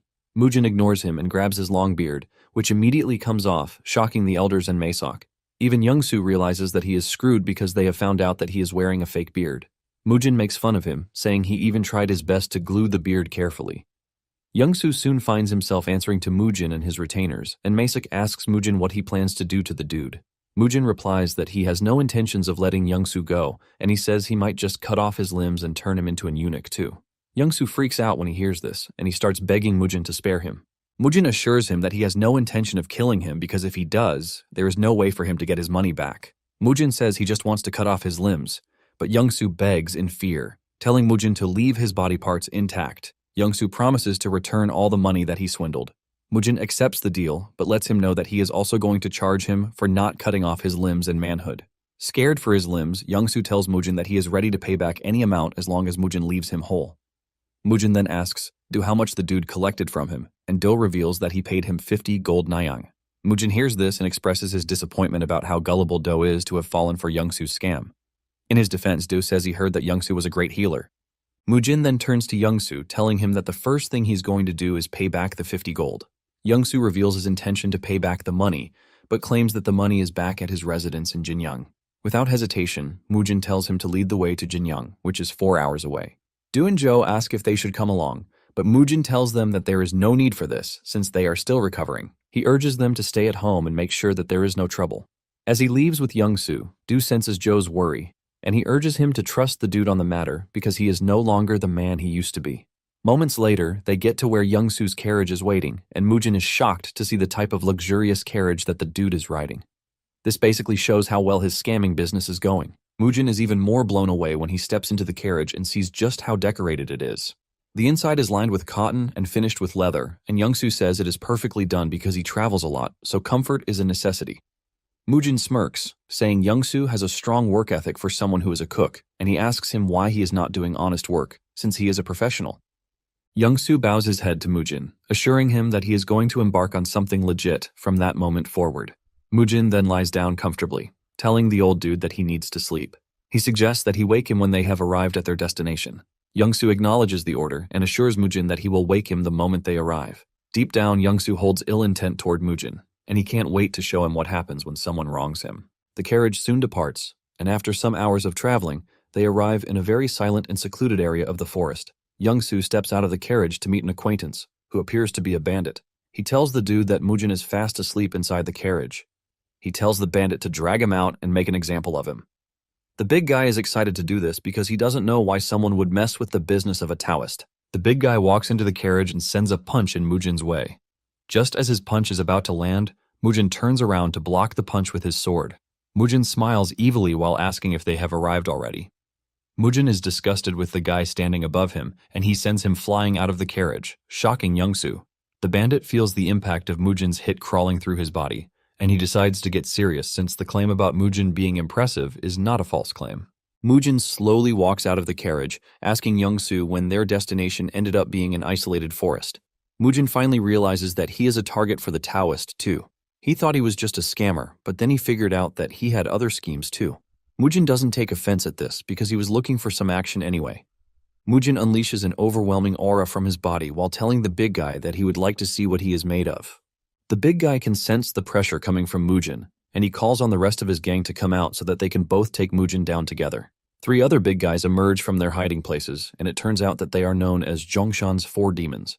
The moment Mujin takes a good look at them, he can see that they are wielding demonic energy, but he doesn't say anything about this. Mujin makes reference to the variety in their weapons and tells them that he would like to see the depth of their skills. Without wasting any more time, Mujin dashes toward the leader of the team and pushes him away from his teammates. He puts him on the defensive as he continues launching a series of attacks on him.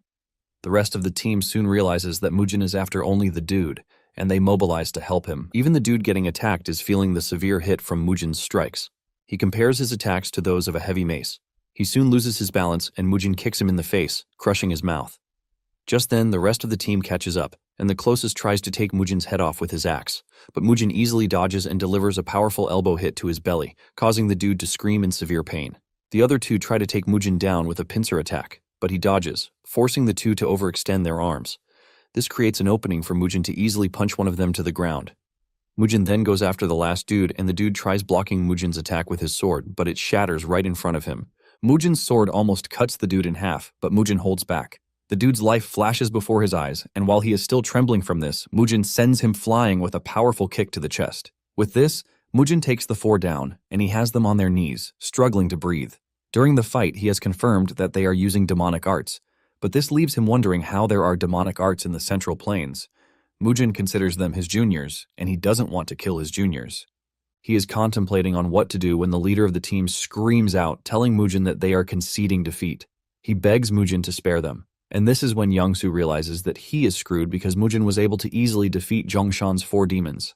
The leader of the team admits that they already figured out that Mujin was way above them after the first few moves. Mujin then asks him why they kept messing around when they already knew this. Mujin assures the dudes that he will spare them, but he is going to destroy their energy cores and sever their meridians. The moment they hear this, the team leader goes on his knees and begs Mujin not to ruin their lives as martial artists because they only did what they were told. Mujin then tells the dude to stop whining because they are already old as it is.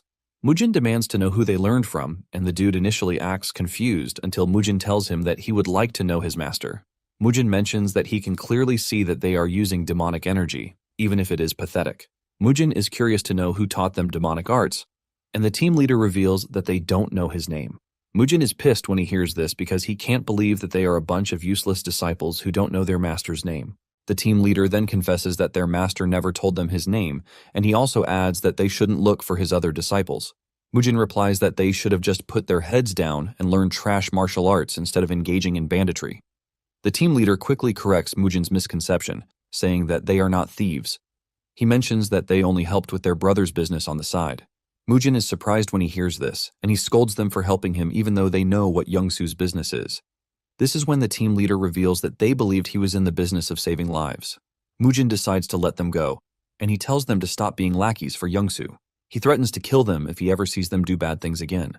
The team leader thanks Mujin for having mercy on them, and Mujin turns to Youngsu, telling him that the amount of the bill he is going to pay has just increased. In fact, he is going to pay for messing with his mental health, and this leaves Youngsu totally horrified. After the carriage leaves, the 4 brothers suddenly awaken to the fact that Mujin is someone worthy of being their master.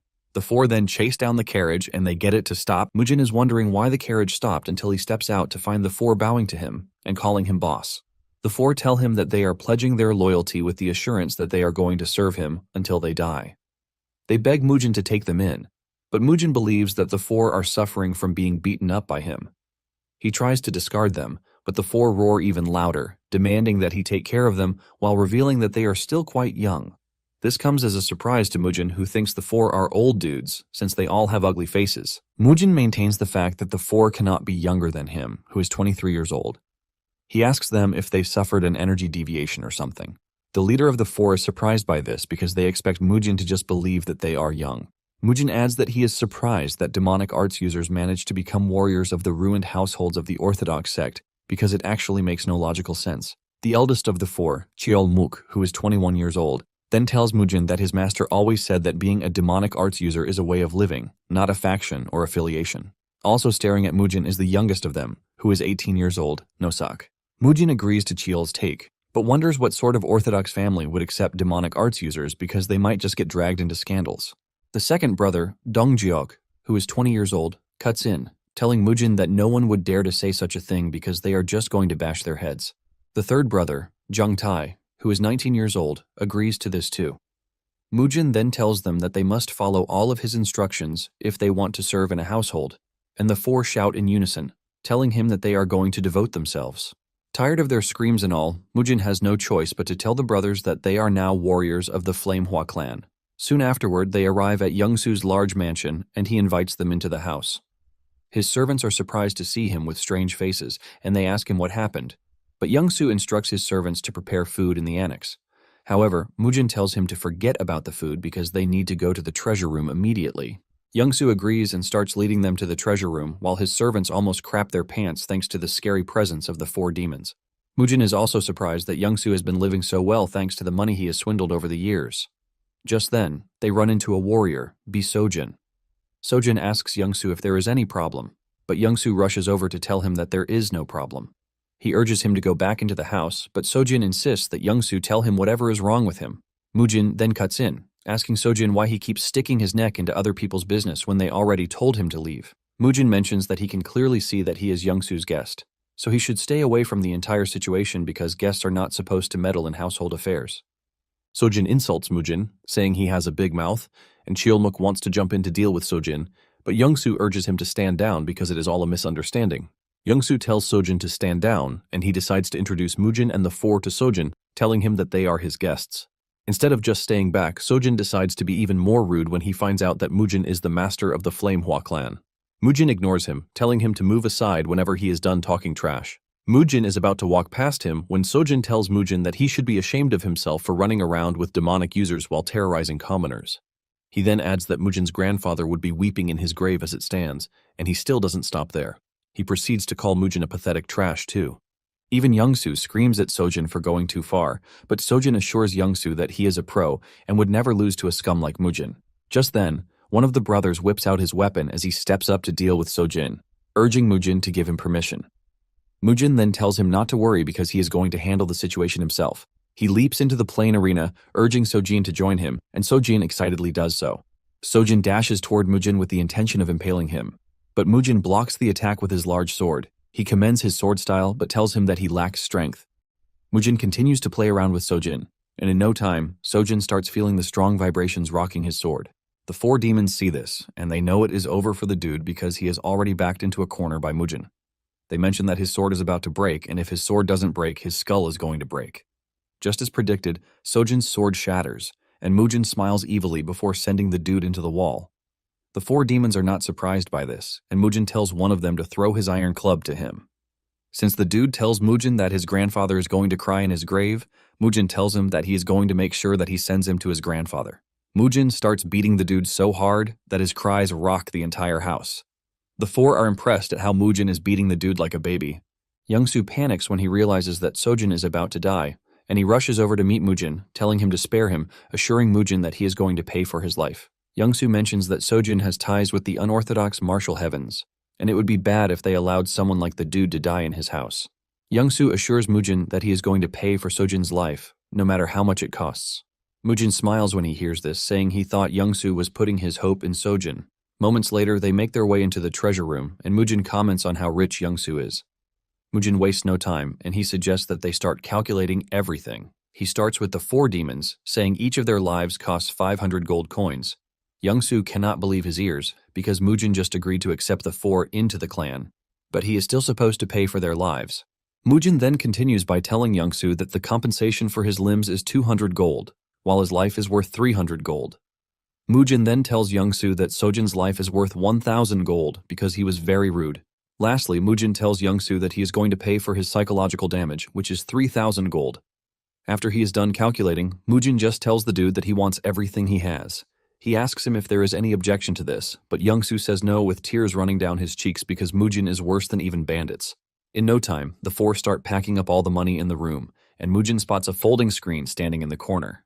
He notices a strange aura coming from the screen, and Youngsu notices that Mujin is staring at the screen. Youngsu asks him if he likes the screen, but Mujin replies that he is not sure.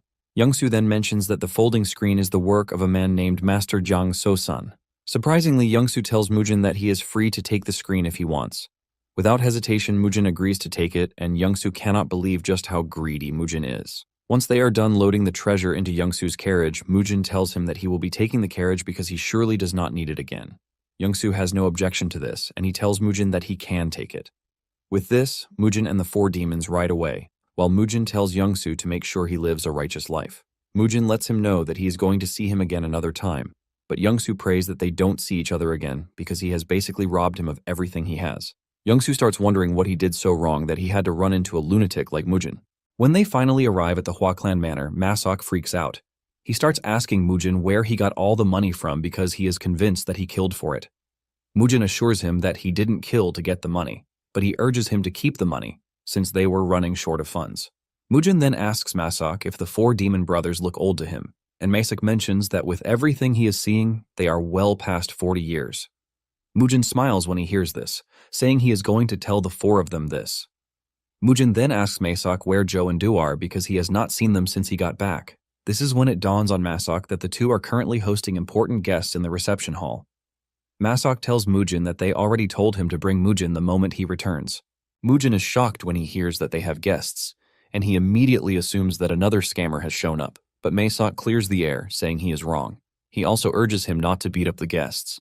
Mujin then makes his way to the reception hall, where the elders excitedly introduce him to the three merchant group leaders, who have been supporting the clan during difficult times. The first merchant leader introduces himself as Peng Quano, leader of the Pungyang Merchant Group.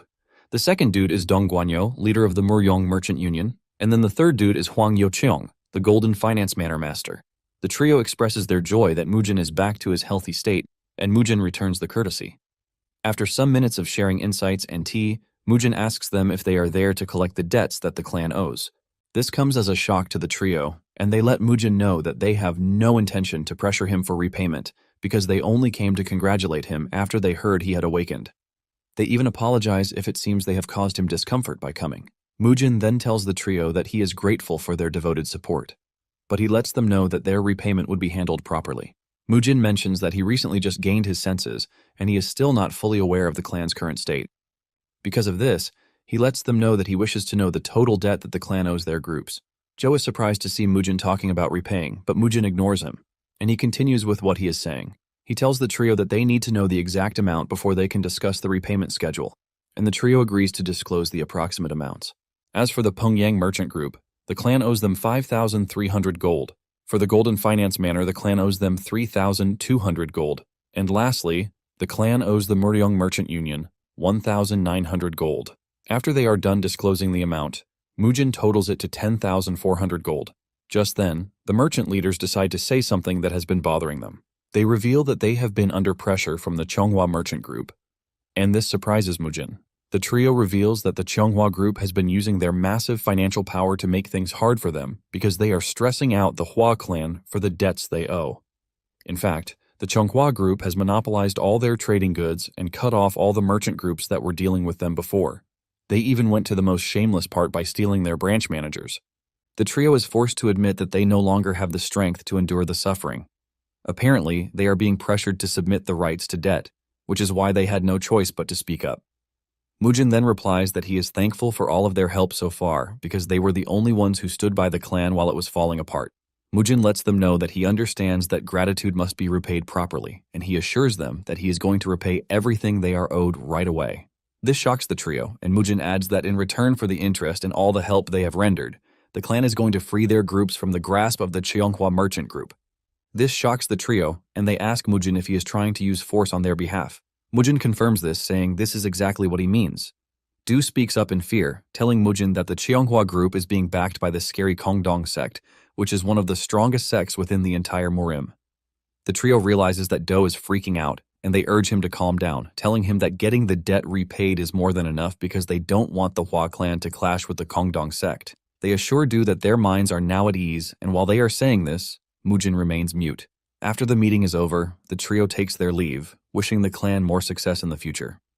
Mujin then tells Do to immediately gather information on the Chonghua Group, starting from their finances, operating regions, trade goods, and even their ties with the Kongdong sect. Do freaks out when he hears this, and it dawns on him that Mujin might actually be serious about what he said. Mujin is surprised that Do even thinks he is joking. He reminds Du that he already said grudges and kindness must be settled clearly. Mujin says the Cheonghua Group will continue to be a pain in their arse if they allow them to continue operating. Mujin also adds that if they can't protect the merchant groups when they need it, they are not going to help them again. Because of this, Mujin is prepared to help them even if it is just once. However, he knows that the trio is going to dismiss the whole thing as the mad bravado of a lunatic. Just then, Mook shows up, telling Mujin that they have completed the task he gave them. Mujin is glad to hear this, and he tells the group to gather around so that they can greet the clan's elder and chief steward. Du and Joe almost faint when they realize that they are staring at the four demon brothers. The four pay their respect to the elders, asking them to look after them, but the two are too shocked to even reply. Mujin tells the two not to be too shocked yet, because there is something more shocking. He mentions that the four are younger than him, and the elders almost lose their minds. Even Masak, who is standing behind, doesn't want to believe his ears when he hears this. The brothers, on the other hand, wonder why the elders are freaking out because of them. The elders then ask Mujin why he brought in the four demon brothers without consulting them first. Mujin then throws it back to them, asking if they consulted him when they tried to sneak his siblings out of the mansion.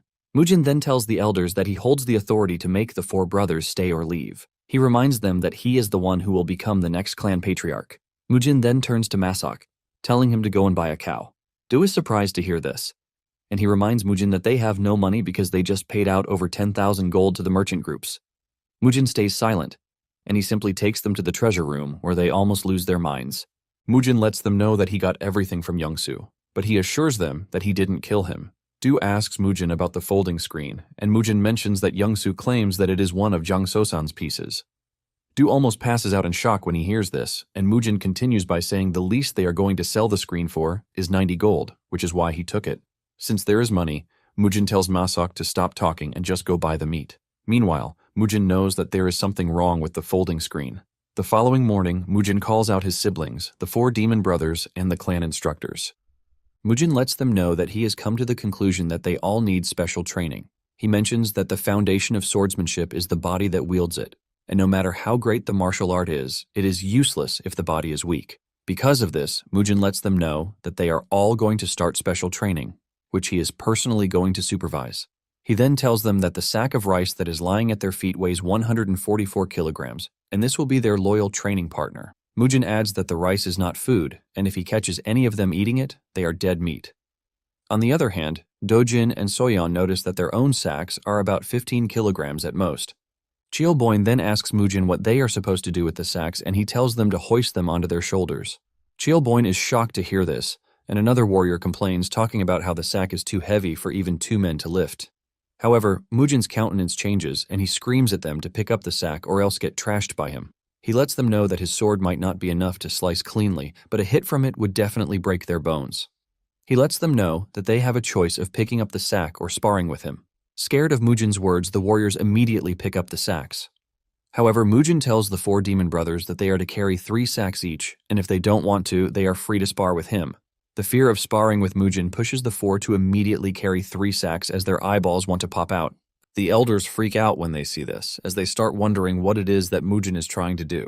Mujin continues to motivate them as he lets them know that they have the strength to lift the sack as long as they have the right mindset. Mujin mentions that there is nothing impossible because only death awaits if they fail. Once everyone has picked up their sacks, including his siblings, he tells them to start sitting and standing. He lets them know that they are going to do this 200 times. Mujin makes the first move, and he tells the others to follow him as he screams out the order. The group screams as they try to maintain the stance, but Mujin continues to encourage them, telling them to tighten their stomachs and push up, or else they will die. Mook can feel his entire body crashing underneath him, but he knows he is dead meat if he can't endure it, because Mujin would simply beat him to a pulp. The elders start wondering what sort of training method Mujin has dedicated the warriors to, because watching it alone is exhausting. While they are sitting and standing, Mujin continues to motivate them, telling them that all they have been doing so far is wasting the clan's food under the pretense that they are martial artists. He lets them know that they have no right to complain about the training or anything else because they don't deserve to live if they can't endure just this little. By dusk, they finally reach 200, and one of them collapses the moment he makes the count. Mujin is not impressed that they had to spend the whole day just to warm up. He lets them know that their stamina is pathetic and that they don't deserve to be called martial artists. He then tells them that from that moment forward, they are going to become one with the rice sacks. He tells them to train with the sacks, eat with them, and even sleep with them. He mentions that the sack is their partner until he says otherwise. He then tells Jung to tie everyone to their sacks, and anyone who unties the sack would have their lives untied as well. Jung is so exhausted that he wishes he could see his mother's face. As Mujin makes his way to his room, tells Masik that from that day forward, everyone is to get beef for every meal. Masik then asks if he should prepare bathwater, but Mujin lets him know that he is going to tell him when he is ready. The moment Mujin crashes on his bed, he sleeps off immediately. That night, the whole group reports to the dining hall with their sacks tied to their backs while they eat. One of the warriors turns to his boss and mentions that his hands are shaking even though they only trained their legs. His senior lets him know that he is not the only one feeling this way. Apparently, this has never happened when they trained with their previous master, which makes it totally strange.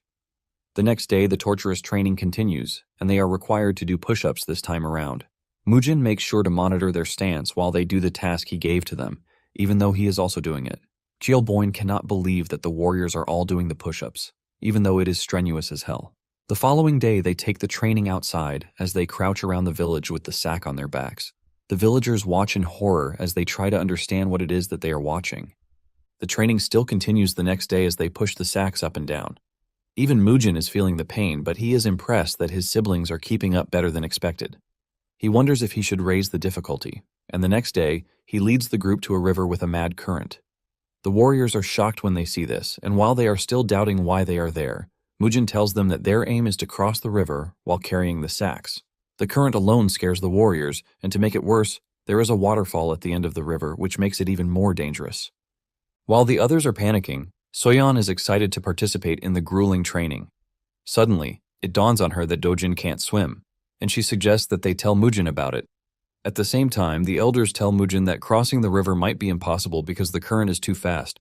They mention that people have died while crossing, not to mention those who are carrying heavy loads on their backs. Mujin smiles at the old men for worrying too much, and he lets them know that everything has been tested before they decide to proceed. The elders are confused because they don't know when Mujin tested the river crossing. Mujin just ignores them, and he tells the warriors that all of them are to cross the river or fight him. The moment the warriors realize what is at stake, they start jumping after Mujin. Even Mook tells his comrades that it is better they fight the current rather than face Mujin. Before they know it, all of them are already jumping into the river.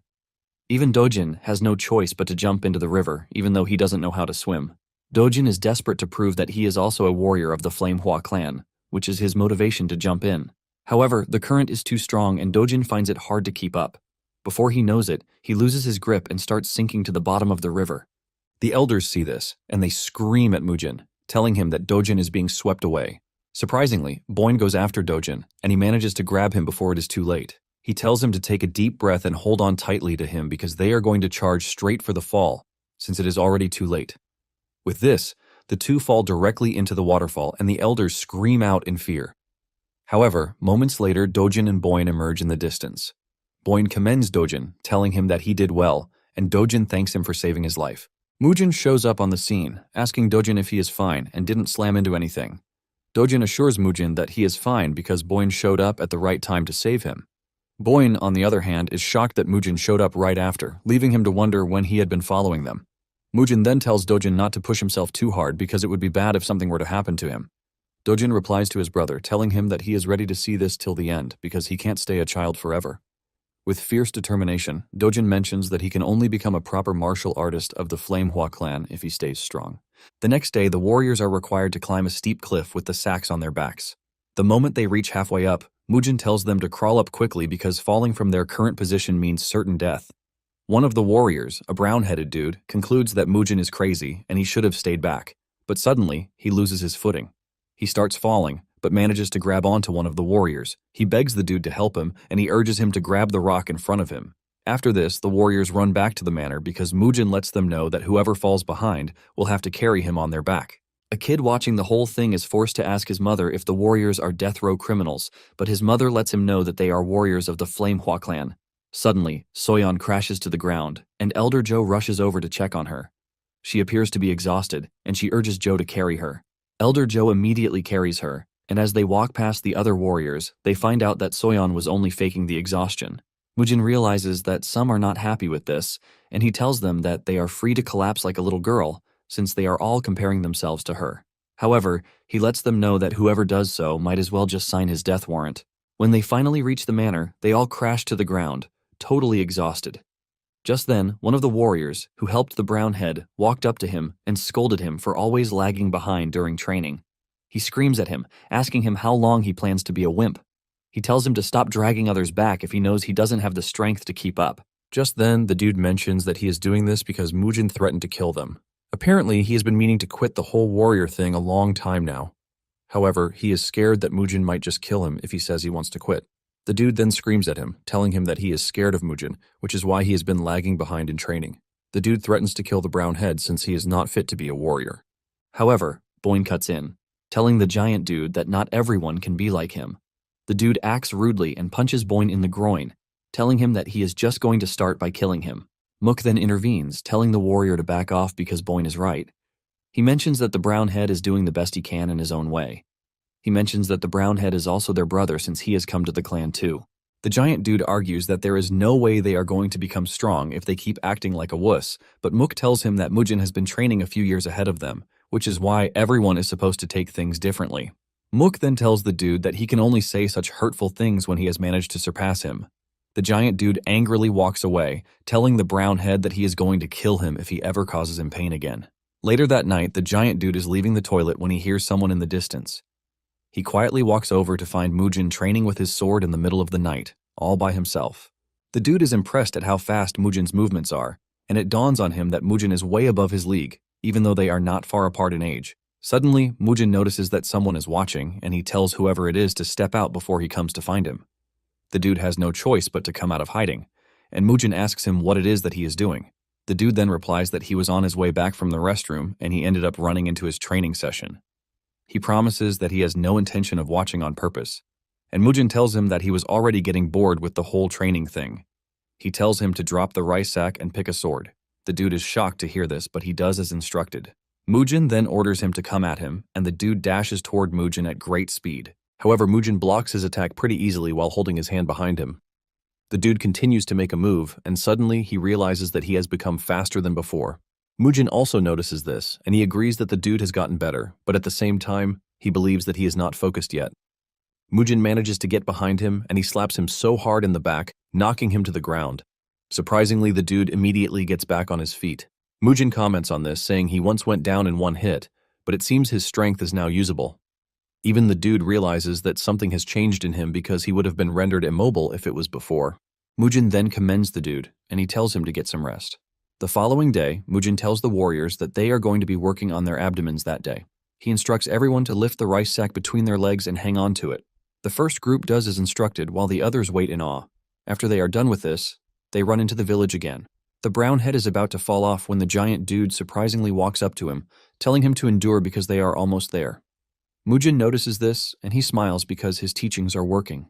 A month later, Mujin gathers the warriors to tell them that the special training is over. He tells them that they are free to untie the ropes and set down the sacks. Just as they are about to start celebrating, Mujin lets them know that they are going to be doing this training every year during the summer and winter seasons. He informs them that the next training will be during the next winter, which is just a few months away. However, he lets them know that it would be easier, since they have already experienced it once. Mujin basically tells them that they have come to the end of the training, but he reminds them that a strong body becomes a strong sword. However, he tells them that it is time for him to conduct a personal sparring training with them to deepen their experience. He tells them to step forward once he calls their names. And just as expected, they were all beaten senseless. But the pain brings experience, which in turn brings new change. With this, the 4 demon brothers were fully inducted into the clan as instructors. Just like that, the clan gradually began to regain its former glory, which once was a beacon in Xicheng. Later on, Du watches as Dojin spars with one of the instructors, and surprisingly, he is holding his own. The elders are happy to see that Dojin has also regained his happy face. They are glad that the 4 demon brothers have settled in, and this is all thanks to Mujin coming back to his senses to stabilize the clan. Du mentions that things are going so well that he is even scared. Apparently, Mujin has been stuck in the storage room for some days, and they wonder when he is going to finally come out. Unknown to them, Mujin is having a mental battle with the folding screen. Mujin notices that the stronger he pours out his inner energy, the more powerfully it pushes back with an even stronger force. However, he is excited to see who will give up between him and the folding screen. Days later, the folding screen finally expended the last of the energy in it, giving Mujin a way to force through. Mujin then walks up to the mirror and presses a button, which releases a bottle that contains a greenish substance. The smell from the bottle is bad, and Mujin admits that the person who installed the device in the screen is truly strange. Mujin finally realizes why he was feeling like some weird poisonous energy was leaking out. Suddenly, a book falls out of the folding screen, and Mujin picks it up. To his surprise, it is a manual on mind-severing sword art, which is what they were trying to hide on the screen. Mujin immediately sits down to study the book, but in the end, Mujin is left disappointed. He figures out that everything in the book is on par with one of Hubei's 10 great martial masters. Even though he is disappointed, he doesn't think it is a complete waste of time. He notices that the way the owner used the cultivation method is different from him, who uses the movement arts. Mujin figures out that the art is going to suit the Flame Hua clan much better. Basically, the reason he hasn't been able to teach the warriors swordsmanship is that there is a difference in his fundamental cultivation method and theirs. Apparently, the foundation of the Peerless Nine Swords is movement arts, while the foundation of the Flame Hua clan is yang energy martial arts. It is important to note that the two energies have conflicting properties, which means recklessly mixing them might lead one into energy deviation. This is the major reason why the Peerless Nine Swords must only be passed on to a pure beginner with no prior sect. Mujin figures out that he was just lucky that the body he reincarnated to already had its energy core destroyed, which was why it was left in a perfect state of nothingness.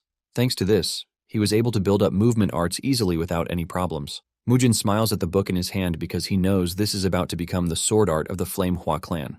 Shortly afterward, Mujin takes the book to the elders, telling them to read it. The elders freak out when they realize what it is that they are holding. They tell Mujin that it was the original text of the mind-severing sword art that was lost more than 10 years ago. They can't believe that such a high-level martial art was stuck inside the folding screen. Mujin mentions that Youngsu most likely doesn't even know that it was there. Du then asks Mujin if he really wants to teach the martial arts to the warriors, and Mujin reminds him that the clan doesn't have a proper swordsmanship martial art, so it is basically their luck. Mujin mentions that starting from the next day, he is going to start teaching the warriors, but he is not sure the instructors will be ready to learn it. Mujin then walks off, telling them that he needs to sleep, but he tells the elders that they are free to copy it if they are also willing to learn it. The moment they hear this, they start celebrating like fish that just found water. Not only this, but the warriors also celebrate like they just won the lottery when they were told about the martial arts. In the past, the clan had lacked a martial art that they could call their own. Since this was a high-level art, it made the warriors bound even more tightly. Just as expected, Dojin and Soyeon also excitedly jumped on the wagon. However, the four demon brothers only focused on their own martial arts because they were already training harshly in their own way. Mujin is confident that without the mind-severing arts, the four have what it takes to rise through the ranks of martial arts. Before they knew it, another month had passed. Mujin steps into the yard and he is surprised to find it empty. Mujin then asks Masok where everyone disappeared to, and Masok mentions that the sparring tournament, the Little Dragon Ascension tournament, is being held. Mujin is confused when he hears this, and Masok assumes that he forgot. Masok mentions that this is Shichang's biggest event, which is held once every 5 years. Apparently, the winner gets the right of qualification in the Orthodox Murim tournament. The moment Mujin hears this, he leaps off into town without even asking Masok where the event is being held. Mujin tells Masok that he should have told him about something like this, and he is pained that the old men are trying to enjoy the good show by themselves. Meanwhile, Joe and the kids have arrived at where the tournament is being held. They are registering their names when a rude dude shows up. It turns out that the dude is the chief steward of the Baek clan, Jang Siyun, and he is there with the representative of the Baek clan, Baek Sayon. Jang expresses his shock at seeing Joe and the Flame Hua clan at the tournament. Joe ignores the dude's rudeness and humbly greets him. However, the dude just continues to talk down on the Flame Hua clan. He mocks them, saying he is surprised that they even have the entry fee to pay for the tournament. He asks Joe if his clan has something to eat after they are done paying for the tournament fees.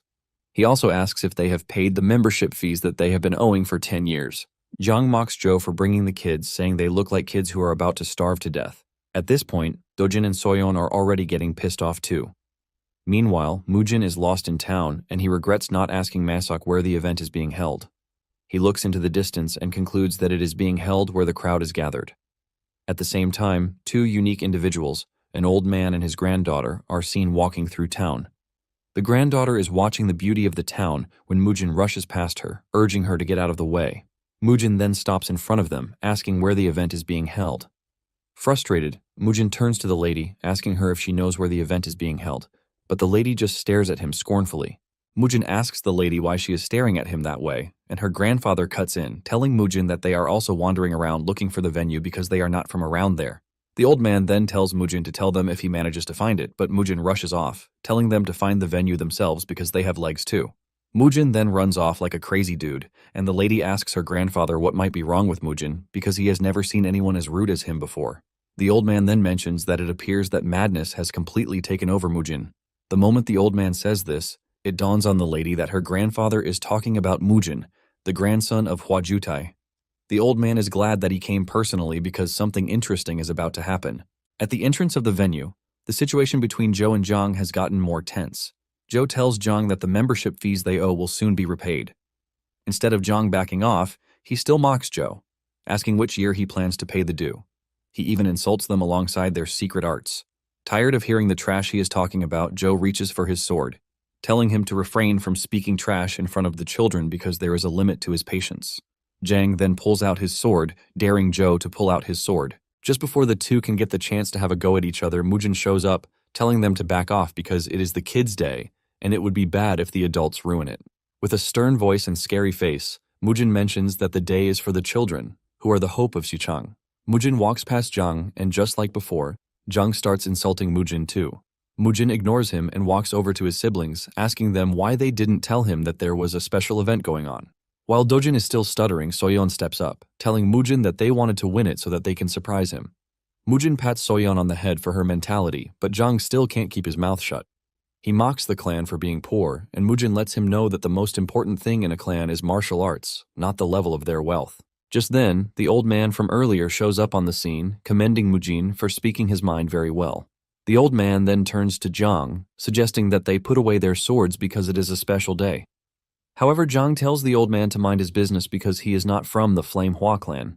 Zhang then continues by saying poverty is not something to brag about in a martial arts clan. He tells Mujin that he should have bought his siblings new clothes before coming to cheer them on. He makes it more hurtful by saying they must have spent all of the money on the entry fee. Du flares up again, but the old man cuts in. He mentions that there is no significance in dressing because dressing well doesn't turn a weak martial artist into a master. Zhang is frustrated about the old man always butting in, and he tells him to mind his business.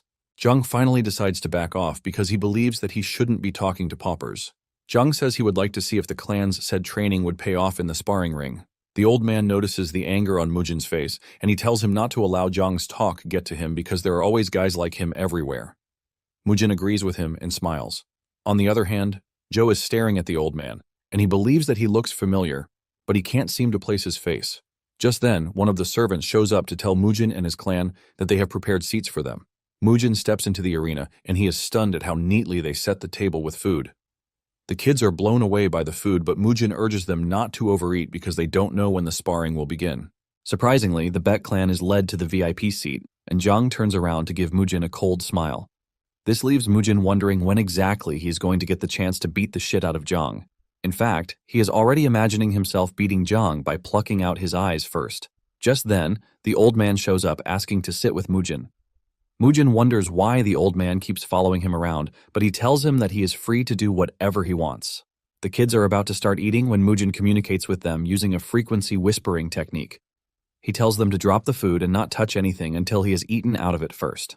The old man's granddaughter, Hye, shows up with a bottle of alcohol, and she pours some into his cup. The old man notices that Mujin is not drinking or eating, and he asks him what is wrong. Mujin simply replies that he just ate long ago. Moments later, the host, Seok Il-do, steps into the middle of the arena to welcome everyone to the event. Apparently, he is the head of the Seok clan, and he assures everyone that food has been prepared for them.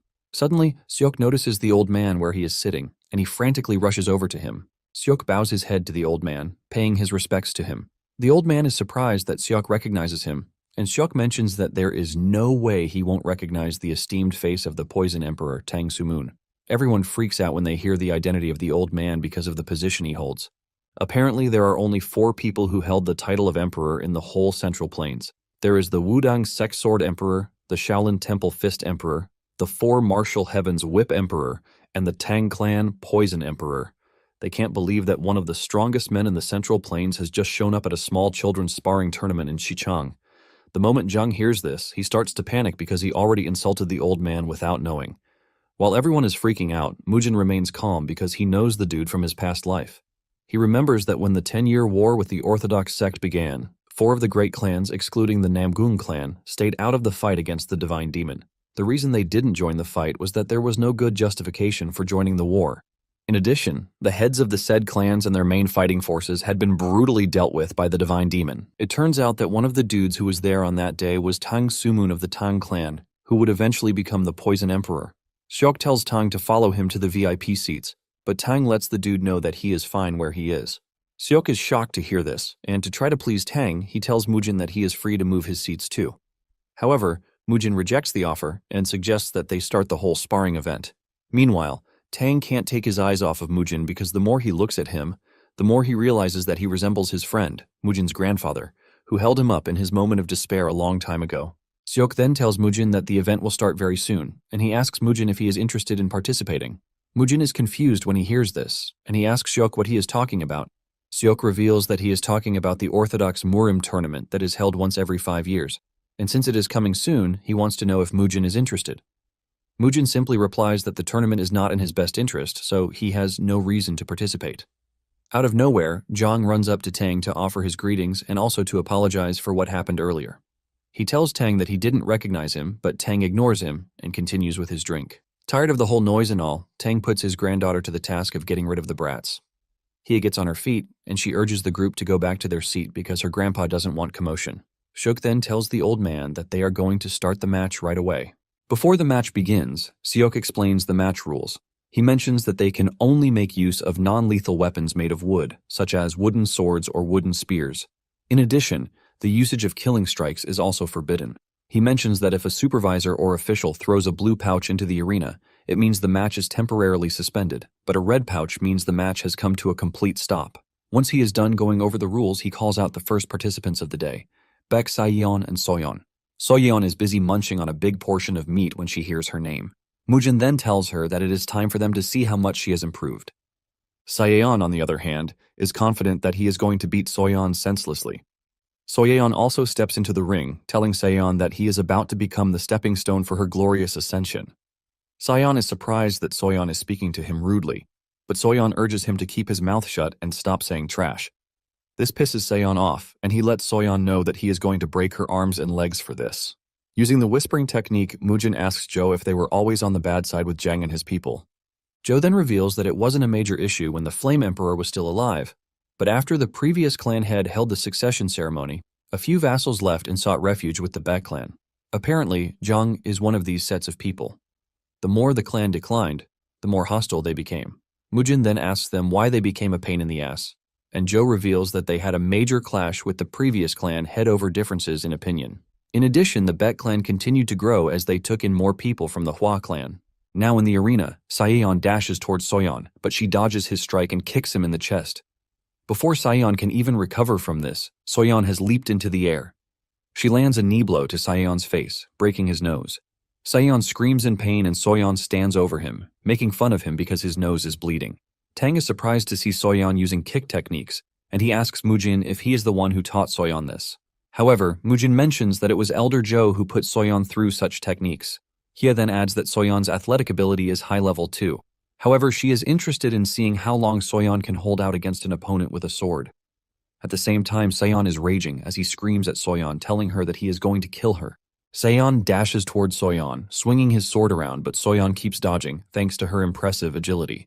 Hye is impressed at how Soyeon is able to dodge everything thanks to her movement art. At this point, Sayeon is getting frustrated, and he calls Soyeon a slippery toad. Before Soyeon knows it, she finds herself cornered by Sayeon with no space to dodge. Do and Joe freak out because they believe it is the end for Soyeon. Jang, on the other hand, is celebrating because he believes Sayeon finally has what it takes to finish Soyeon. Sayeon charges towards Soyeon with everything he has, but to everyone's surprise, Soyeon acrobatically leaps over Sayeon. Sayeon turns around with anger, telling Soyeon that she has been running around for a while. However, Soyeon lets him know that he just fell for her trap. Sayeon is confused by this, and Soyeon tells him that she finally has the chance to beat the living shit out of him because he is the one backed to a wall.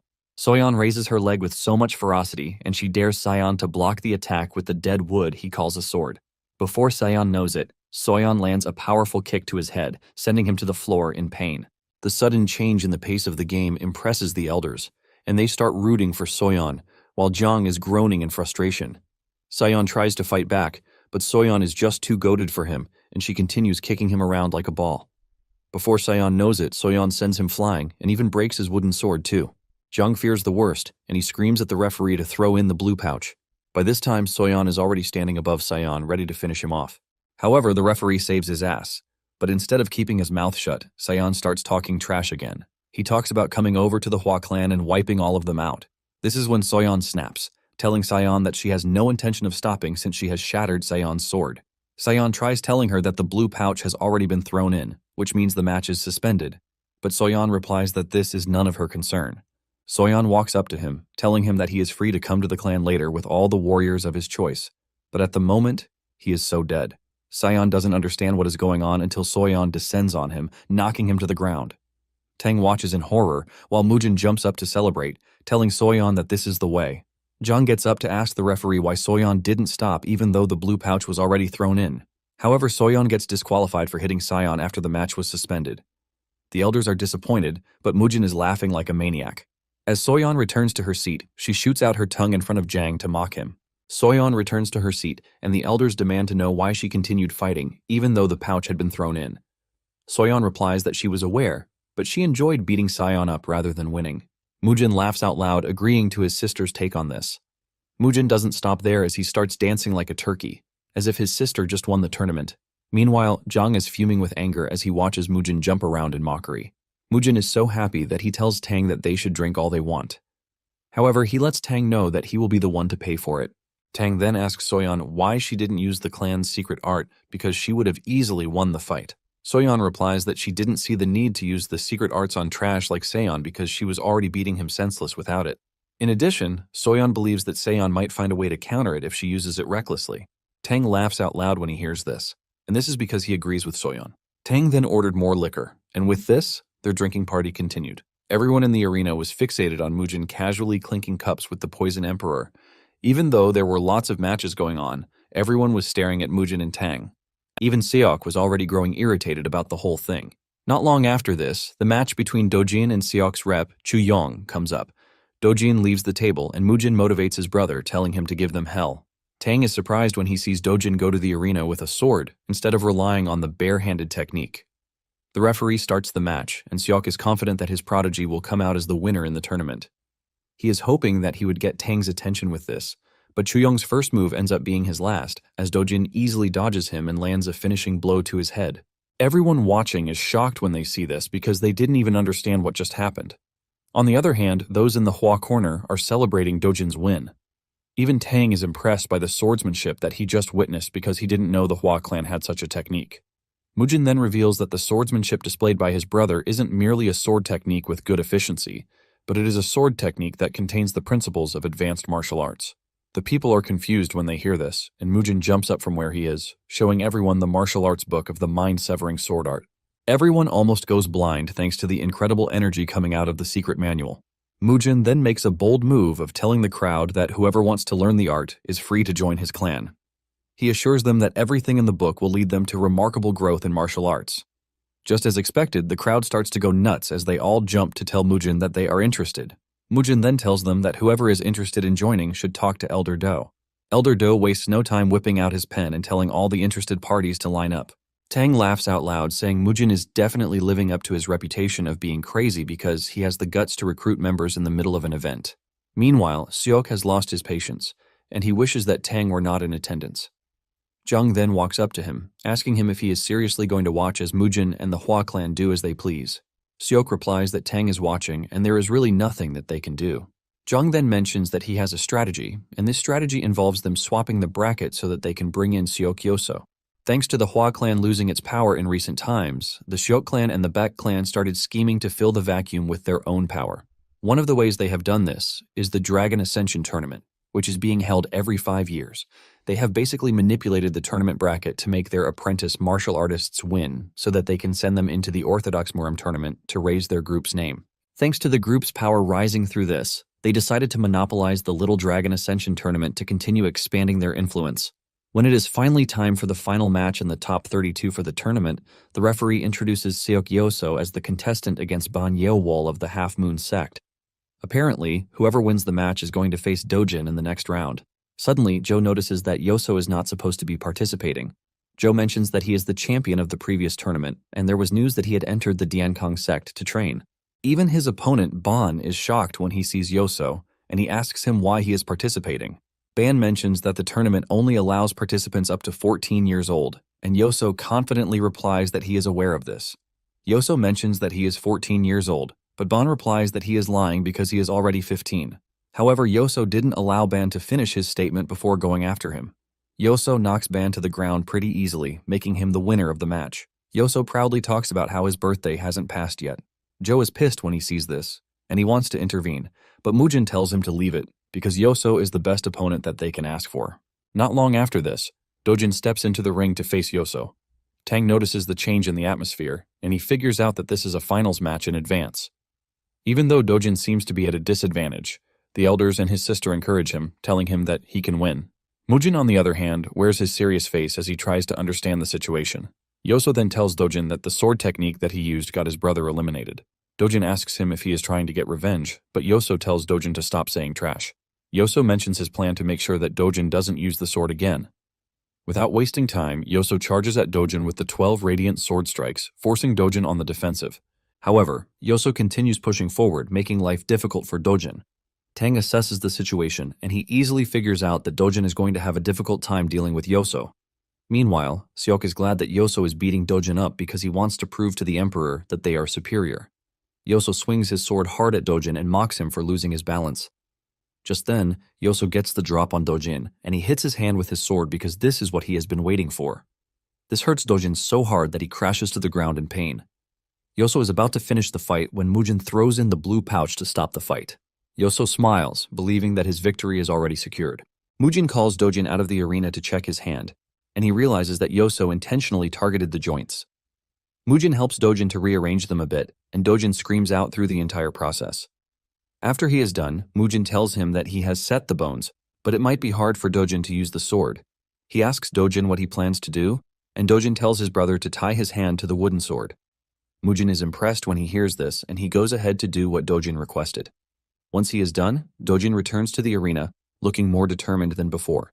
Tang commends Dojin's bravery, and Mujin says this is the least Dojin can do because it's from a respectable martial arts clan.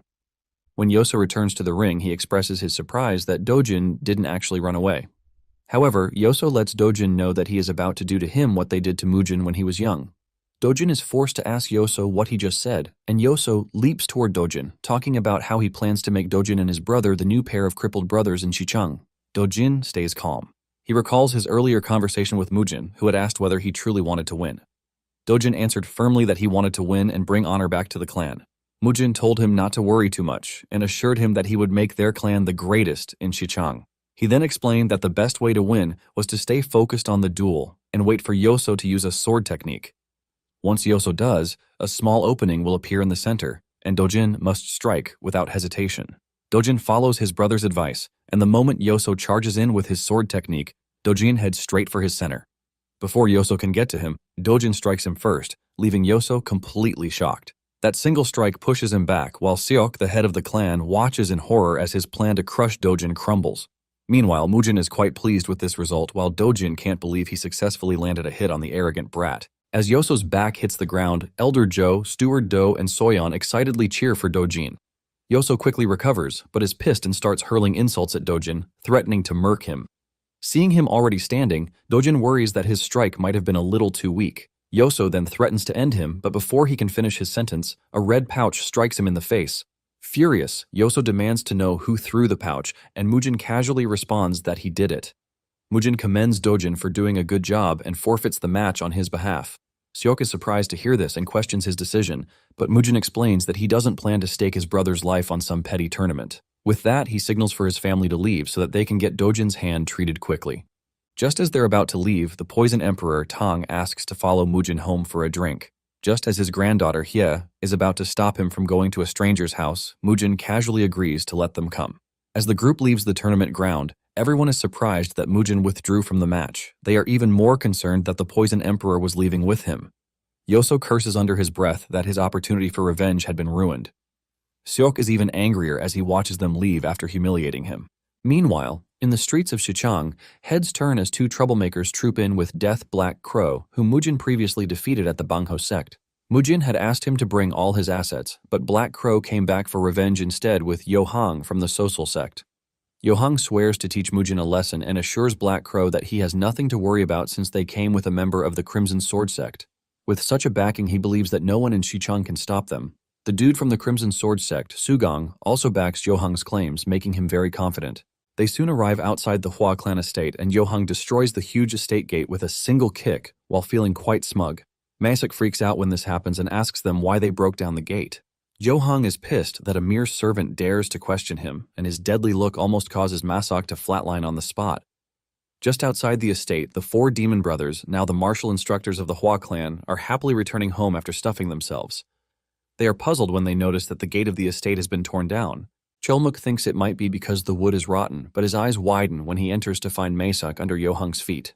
Yohang continues to mouth off proudly, and despite the four brothers' arrival, they remain unmoved. Jungtae wonders what they're doing while Cholmuk remarks that it doesn't look like a voluntary bowing ceremony. This cracks Yohang up, convincing him that Mujin must have recruited a bunch of big dum-dums. This pisses Dongjiok off, and he angrily challenges them to a fight. At the same time, Black Crow tries to recall why the four brothers look so familiar, but before he can figure it out, the four brothers pounce on them like predators. A few moments later, Mujin and the others return to the estate, stunned to see Yohang and his crew completely crushed. Cholmuk quickly explains the situation to Mujin and how the intruders beat up Masok. Just then, Masak rushes towards Mujin crying, but as usual, Mujin keeps him at arm's length while he asks about the identity of the intruders. However, he notices Black Crow amongst them and recalls that he was supposed to bring all his assets as compensation. Knowing he messed up big time, Black Crow begs Mujin to forgive him, but Mujin ignores him. Mujin then questions Sugang, asking if he came to help Black Crow get revenge. Instead of responding, Sugang smugly introduces himself by some terrible nickname, but Mujin is only interested in whether he has money to pay for his life. When Tang learns that Sugang is from the Crimson Sword sect, he asks him if it's a part of the Four Martial Heavens. Sugang almost craps his pants when he realizes that Tang is the notorious Poison Emperor. Tang is furious that the Crimson Sword sect dares to set foot on Sichuan land to strong-arm an orthodox clan which can be considered a declaration of war. Enraged, he unleashes his terrifying emperor-killing intent, almost crushing everyone with the pressure. Elder Zhou quickly shields Dojin and Soyeon as Tang's killing intent causes the ground to shake violently. Sugang, on the other hand, begins to tremble as he wonders why Tang is backing the Hua clan. Basically, Tang is one of the strongest dudes in the current martial arts world, and Sugang knows that if they offend him, their whole sect will be completely crushed. He quickly bows frantically, slamming his head to the ground and apologizing to Tang. Sugang's sudden switch in behavior shocks Yohang and Black Crow. However, Tang continues to rage and threatens to show them the might of his Tang clan. He even threatens to annihilate their 9 generations after he's done with them. Sugang continues to beg, but before Tang can make a move, Mujin stamps his feet, dispelling his killing intent. Hia is shocked speechless as she wonders how Mujin stopped her grandfather's powerful killing intent so effortlessly, but even Tang is a bit surprised by this. Mujin then warns him to stay in his lane, reminding him that he doesn't run the Hua clan. Hearing this, Tang bursts into laughter and apologizes for overstepping. Mujin then tells Zhou to take Maesok and the kids to the clinic. Zhou quickly does as he is told, but Soyeon and Dojin are not too happy that they can't watch the fun. After making sure that they've left, Mujin prepares to torture Sugang for beating up Maesok and smashing their so-called precious oak gate. He stabs a small wood into Sugang's shoulder, asking him if he knew how precious that gate was. Mujin then twists the stick further, explaining that the gate was made with an ancient oak tree, and it carries his grandfather's spirit. As Mujin continues to torture him, Sugang quickly confesses that he wasn't the one who destroyed the gate. However, Mujin doesn't care because Sugang was still an accomplice. Mujin then tells him to pay 10,000 gold as compensation, but Sugang protests the absurd extortion. Dongjok and Chulmuk are shocked that Sugang dares to raise his voice in front of Mujin. To show Sugang that he means business, Mujin twists the stick further, making him immediately agree to pay up. Once he agrees, Mujin pulls out the stick and turns to face Yohang, who trashed his precious gate. Yohang hurriedly apologizes, and Mujin tells him to pay 20,000. Yohang agrees without hesitation, and Mujin turns to face Black Crow next. Black Crow begs Mujin to spare him and promises to do as he was told, but Mujin ends him on the spot, refusing to give him a second chance. He then orders Sugang and Yohang to liquidate Black Crow's property and bring it to him the next day.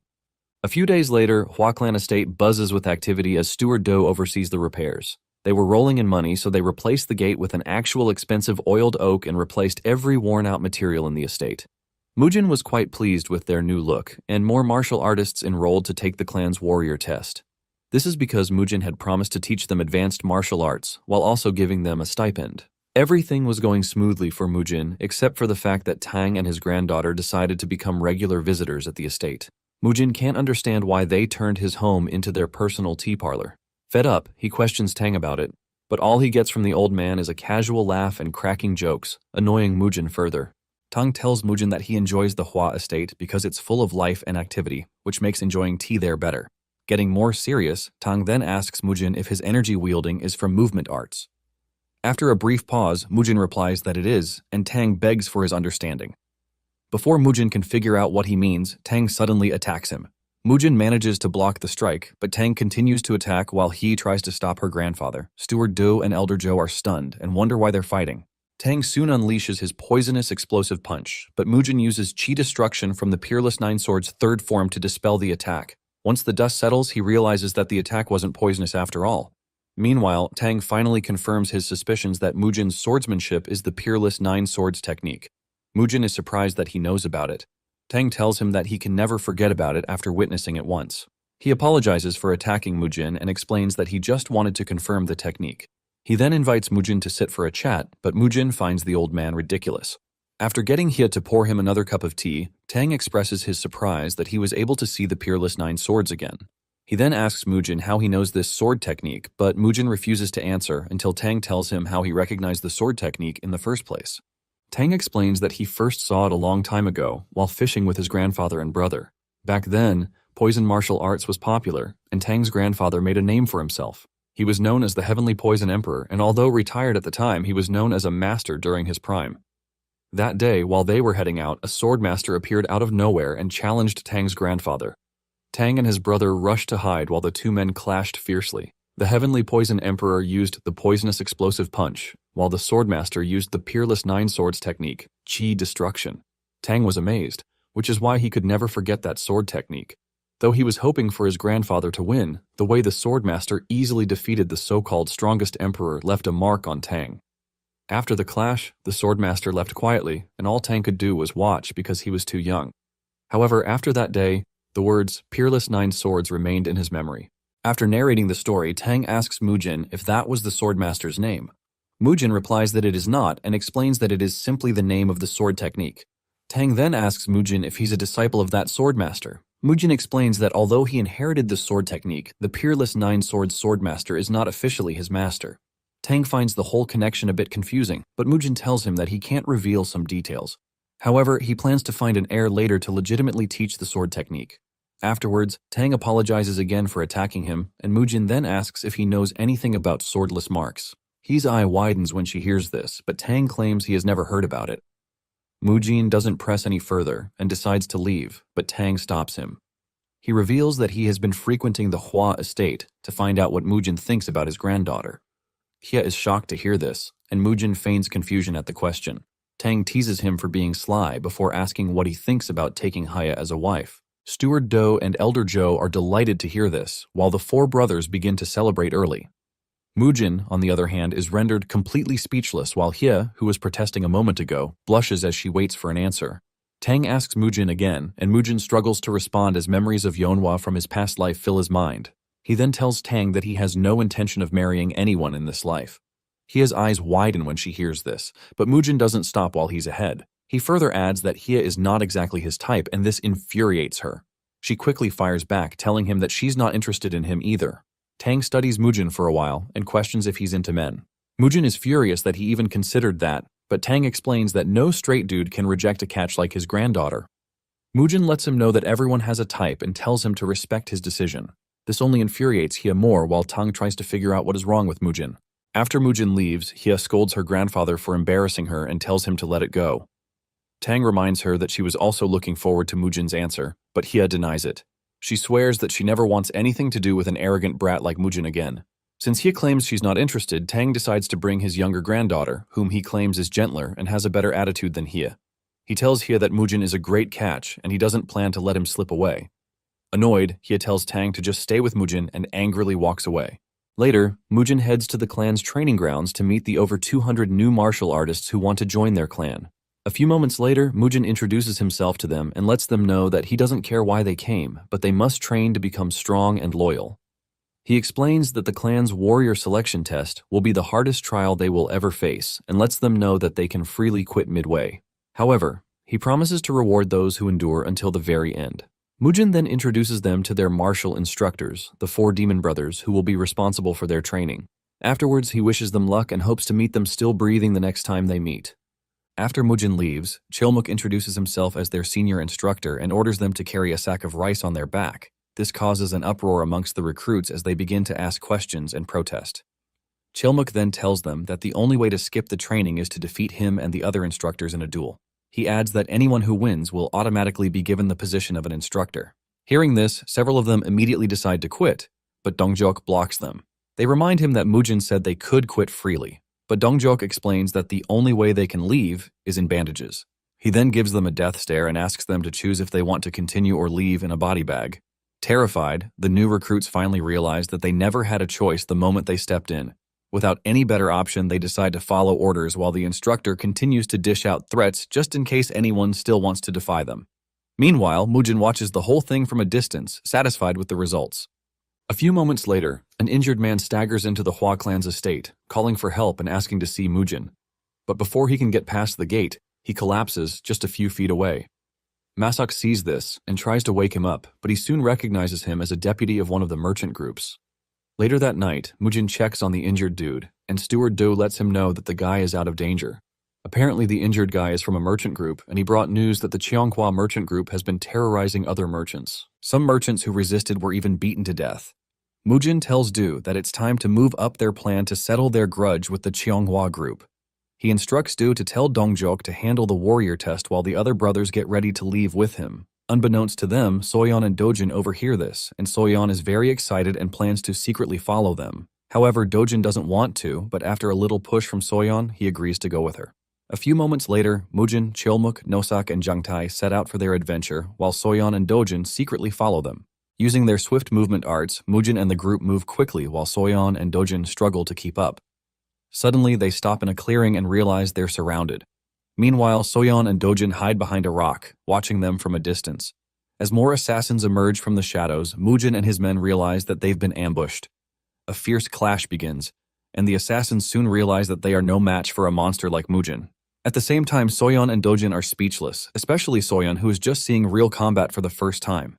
She trembles as the stench of blood fills the air, even though they're a little far from the battleground. After taking care of the assassins, Mujin questions one of them and promises to spare his life if he reveals who hired them. Cheolmuk tortures the dude to make him more willing to talk. The assassin then reveals that they belong to the Death Forest faction and the Cheonghua merchant group hired them.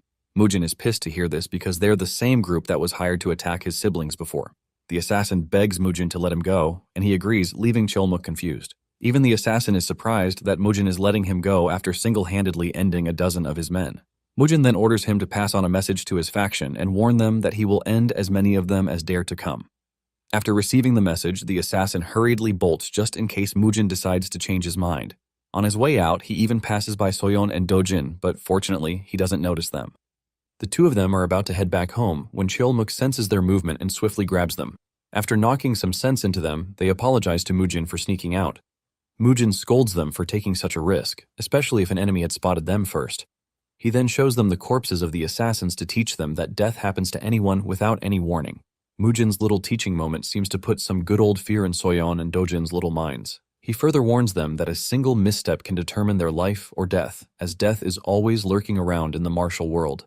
Hearing this leaves Soyeon and Dojin terrified, and Mujin warns them never to act rashly again. They then decide to camp out for the night and return to the clan the next day. A few moments later, Soyeon and Dojin watch in horror as the demon brothers burn the assassins' corpses. The sound and the smell burn into their minds, leaving behind a memory they will never forget. Early the following morning, Mujin hands his siblings to Jangtae while he continues with the other two. He worries that the clan might be in an uproar when they notice that Soyeon and Dojin are gone. Mujin bids them goodbye, and after they leave, he tells the others to hurry since they wasted time because of the kids. Just as Mujin predicted, the whole Hua clan was panicking because of Soyeon and Dojin's absence. Maesuk is more confused because he confirmed they were in bed last night. Meanwhile, Jangtae questions the two siblings and comments that Soyeon must be the mastermind behind their late-night adventure. Soyeon confirms his suspicion, and Jangtae chuckles because he knows that she's the leader between the twins. Just as Dojin is about to explain how she roped him into it, a sudden cry for help echoes through the forest. They turn towards the sound to see some lecherous dude harassing a nun. The lecher enjoys watching her struggle as he boasts about how he already knocked out her companion. The nun continues to call out for help, and Jangtae tells the kids to stay back while he checks it out. However, he changes his mind when he sees the terrifying-looking dude. Sensing danger, he tells Soyeon and Dojin to hurry back home, knowing that they might get hurt if he tries to fight the lecher. The dude soon notices them, and Jangtae feigns ignorance, telling him that they were just passing by. Fortunately, the guy ignores them and gets back to harassing the nun. Unfortunately, Dojin decides to play hero, saving the damsel and angrily calls out the dude for being a shameless trash bag. It is at that very moment that Jangtae and Soyeon realize they're so screwed. After Dojin's provocation, the lecherous dude leaves the nun and turns his attention to Dojin, threatening to crush him. However, Jangtae swiftly steps in and tries to attack the dude, but he dodges effortlessly, leaving Jangtae puzzled. After their short encounter, the man realizes that Jangtae lied earlier and was actually a martial artist. Jangtae, on the other hand, struggles to stand after their little clash and notes that the lecher is a powerful martial master. He quickly instructs Dojin to take Soyeon and make a run for it on his signal. Jangtae warns him not to stop or look back and use the little movement arts he learned to run as fast as they can. After dishing out the instructions, Jangtae tells Dojin to leave while he charges forward again to buy them time to escape. While Jangtae struggles during the fight, the crazy dude seems to be enjoying every second of it, and a few moments later he practically wipes the floor clean with Jangtae while enjoying watching him struggle in pain. Jangtae notes that the crazy dude's swordsmanship is impressive and might even be above Mujin's level, but despite the obvious gap in their skills, he gives it his all. Meanwhile, Dojin, who is supposed to be running away, refuses to leave Jangtae behind. Just as the crazy dude is about to go in for the finishing strike, Jangtae's life flashes before his eyes. Still, all he's worried about is that Soyeon and Dojin will be next if anything happens to him. Fortunately, Mujin steps in at the last second and blocks the strike, saving his life. The crazy guy is shocked and clearly upset that his fun was interrupted. Meanwhile, Soyeon and Dojin brighten up as their savior, Mujin, arrives.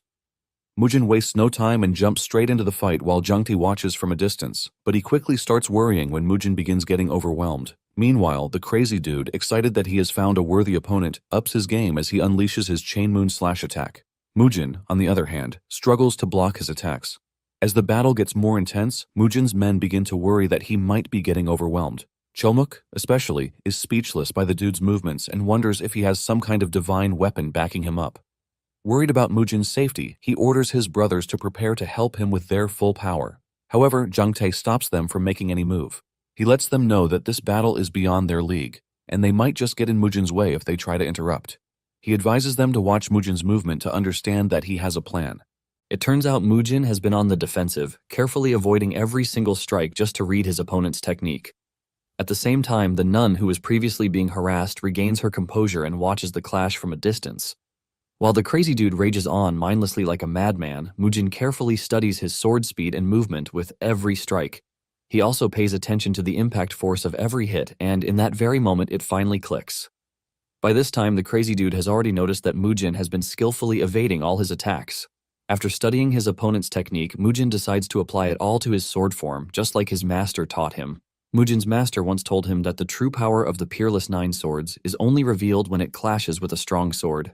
Back then, Mujin had asked if the Peerless Nine Swords technique was stronger than his master's demonic spirit sword art. However, his master replied that the demonic sword art is only a little stronger. After recalling his master's words, Mujin smiles like a maniac, telling the crazy dude that he has comprehended all his sword strikes. The crazy dude is confused, but Mujin doesn't give him time to think as he finally strikes back, leaving him stunned. Mujin quickly overwhelms him in no time, finishing him off with a single strike. Soyeon, Dojin, and the demon brothers are left speechless as Mujin cuts down the previously powerful smug dude. Even the dude himself can't believe he was defeated by a young brat. Still, he tries to find out Mujin's name before he joins his ancestors, and Mujin humors him. When the dude hears his name, he recognizes him as the so-called mad dog of the Hua clan. With that, the crazy dude breathes his last with Mujin's name on his mouth. At the same time, Mujin curses him never to find peace, even in death, and to choose his battles wisely in his next life. Meanwhile, the other nun, who was knocked out, has regained consciousness and wonders what happened while she was out. She also heard Mujin mention his name and finds it a bit familiar. After racking her brain, she finally recalls that he's the crazy young master of the Hua clan, though she finds it hard to believe he is so strong. In the meantime, Mujin checks on his siblings to see if they got hurt. Dojin assures him that they're fine because Jangtae saved them in time. Jangtae wonders how Mujin knew they were in trouble, and Mujin explains that he simply had a gut feeling. He then asks them how they ran into such a lunatic in the first place. Jangtae explains that they were passing by when they saw the man harassing the nuns. He further adds that he planned to walk away since he was with Dojin and Soyeon, but Dojin had to play the hero, which pissed off the dude. Mujin is surprised to hear that his little brother stood up against such a powerful guy. Dojin immediately apologizes for making things worse, but Mujin commends him for being righteous. Dojin is stunned to hear his brother praise him, and this unlocks a core memory in his tiny brain. After helping her nun companion up, one of the nuns introduces herself as Ryong, a first-generation disciple of the Ma sect. She then thanks Mujin for saving their life, but Mujin ignores her introduction and asks her about the identity of the dude he just murked. He was asking because he had never heard about any powerful martial master around there. Ryong explains that the man was a peak martial master known as Crimson Moonsword. Apparently, he's from the Crescent Moon Sword sect of the Four Martial Heavens. Ryong further adds that he picked a quarrel with them, demanding to know the location of one of their junior nuns. He was a famous lecher, but Ryong didn't expect him to attack them out of the blue. After hearing Ryong's story, Mujin remarks that Crimson Moon's terrible attitude is definitely why his swordsmanship was garbage. At this point, he's fed up that everyone from the Four Martial Heavens is either garbage or trash. Ryong then thanks Mujin again for saving them and hopes to one day repay the debt. However, Mujin tells her to direct her gratitude to Jangtae and Dojin. He also lets her know that he didn't come here to save her. Ryong then thanks Dojin, leaving him blushing and feeling like Wonder Boy. Even though he claims he didn't do anything, Mujin looks at his little brother with pride. Afterwards, the group prepares to go their separate ways, and Jangtae continues with the twins while Mujin goes ahead with the other demon brothers. As Ryong watches her new hero leave, she can't help but be amazed that the rumors about his powers were true. This makes her wonder if things in Xichang are really about to change. Later that night, Mujin and his men arrive outside the home of the Pengyang merchant group master, Peng. Mujin's sudden appearance greatly surprises Peng, but Mujin reminds him that he has come to keep his promise. Peng immediately orders his servants to prepare a lavish feast for his guest. During the feast, he apologizes that they couldn't offer more because money has been tight for them lately. Mujin even remarks that Peng looks more weary because he must be having a tough time. Just then, the other two merchant masters, Dong and Huang, rush in, excited to see Mujin. They can't believe he made it all the way there without an army to protect him.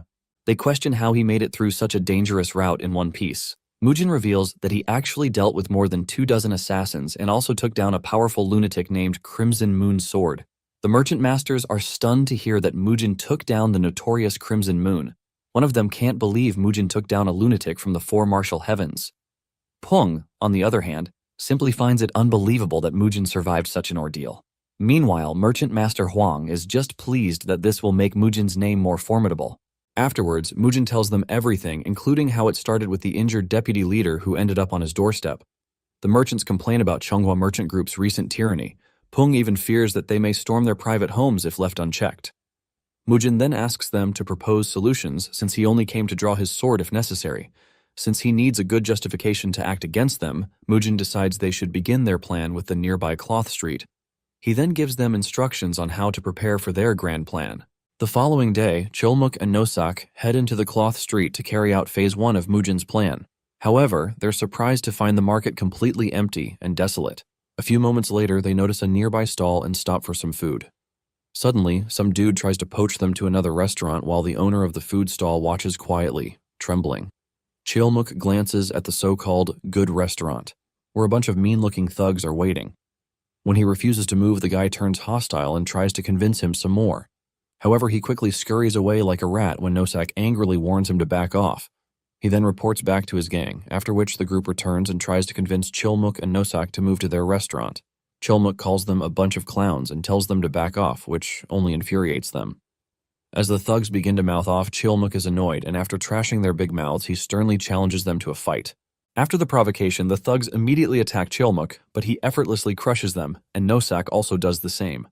While they clash, the shop owner trembles nearby as he watches his little stall get crushed. In tears, he reminds the thugs that they promised not to break stuff in the shops. A small crowd soon gathers to watch the show and can't believe the dudes who have been terrorizing them are getting crushed. Meanwhile, back at the Pengyang merchant group, Mujin writes a letter and gives it to Peng to deliver to the Tang clan. Peng agrees to send it quickly by carrier pigeon, but he can't help but marvel that Mujin has a connection to the Tang clan. Just then, Chulmuk and Nosak return from their fishing expedition with the thugs from earlier as their catch. They force them to their knees and order them to keep their heads down like hostages. Mujin commends the boys for a job well done. Suddenly, one of the thugs starts mouthing off as usual about his connections. But Mujin lets him know that he knows they're thugs from the Changhua merchant group. He then gives the dude a death stare, scolding him for daring to threaten his men in the first place. He further explains that their actions can be called a declaration of war. The dude quickly tries to explain that they don't want any trouble. But, just as he raises his head, he realizes that the person in front of him is Mujin of the Hua clan. The guy wonders why Mujin is there and why he has such an imposing aura around him. Mujin then demands to know the location of their boss, and it's at that moment that the guy realizes they fell into Mujin's trap. Chulmuk and Nosak went there just to provoke them into making a move to give Mujin the justification he was looking for. Since the thug doesn't plan on revealing his master's location, Mujin signals for Nosak to give him a little push. Nosak immediately cuts down one of the thugs to show them that Mujin means business, but the guy still refuses to talk and questions why Mujin is torturing them. He even adds that they don't have a boss, so Mujin orders Nosak to make the next guy's head roll. However, before Nosak can make his move, the dude decides to confess and begs Mujin to spare his life in exchange for the information. Mujin is pleased with this outcome and even gives him a pat on the head for being a good sport. Mujin then asks the guy again who his boss is and menacingly demands to know his location. Just the look on Mujin's face alone terrifies the guy. Somewhere in the Zigong Taishan Martial Hall, the Shaolin Grandmaster Hyunwoo Monk is shocked to hear about Mujin's recent conquest. He can't believe Mujin truly defeated the notorious Crimson Moon Sword of the Four Martial Heavens. His companion, the master of Taishan Martial Hall, Il-chung, excitedly confirms the news. He further adds that Mujin, who was born with the heavenly martial body, has become an impressive martial master. Hyunwoo is pleased with this news and mentions that his master, Hyegwang, was not wrong about Mujin. He also adds that Mujin's power is a great blessing for the martial arts community of the Central Plains. Apparently, Hyunwoo's master, Hyegwang, was deeply disappointed that he couldn't take in Mujin after he lost his powers. Il-chung is also pleased that Mujin's talent has finally seen the light of day. He also tells Hyunwoo that Mujin's siblings are exceptionally talented. Hyunwoo is surprised to hear that Mujin actually has more blood-related family members in the clan. Il-chung lets him know that Soyeon and Dojin showed off their talent at the just-concluded Little Dragon Ascension tournament in Xichang. He also reveals that one of them even managed to pressure a Daikang sect disciple who was 5 years older than them. Hearing this, Hyunwoo thanks Il-chung for the tea and hurries off, looking suspicious. He plans to go on a journey to Sichuan. Elsewhere in the Ma sect, Jinhwa, the elder of the sect, drops by to check on Ryong's recovery before leaving the sect. Ryong wonders why Jinhwa is leaving the sect so late at night. When she asks if something happened, Jinhwa assures her that everything is fine. She explains that she's going to the Hua clan to repay Mujin for saving her sect members. She also plans to give his two siblings a small gift on behalf of the sect. Ryong is pleased to hear this as she begins singing Mujin's praise, calling him a hero among heroes. She also praises Soyeon and Dojin for being bright and smart. Jinhwa finds it amusing and teases Ryong for praising Mujin and his siblings for the 100th time so far. As she leaves, Ryong tells the elder to stay safe on her journey. She can't help but wonder what type of small gift the elder plans to give to Mujin's siblings. Back in the Tang clan, the Poison Emperor Tang receives Mujin's letter and decides to head to the Hua clan with his other granddaughter, Zhong. However, Zhong's father, the current head of the Tang clan, Zhong Chun, protests. He rejects Tang's plan to arrange a marriage between Zhong and Mujin.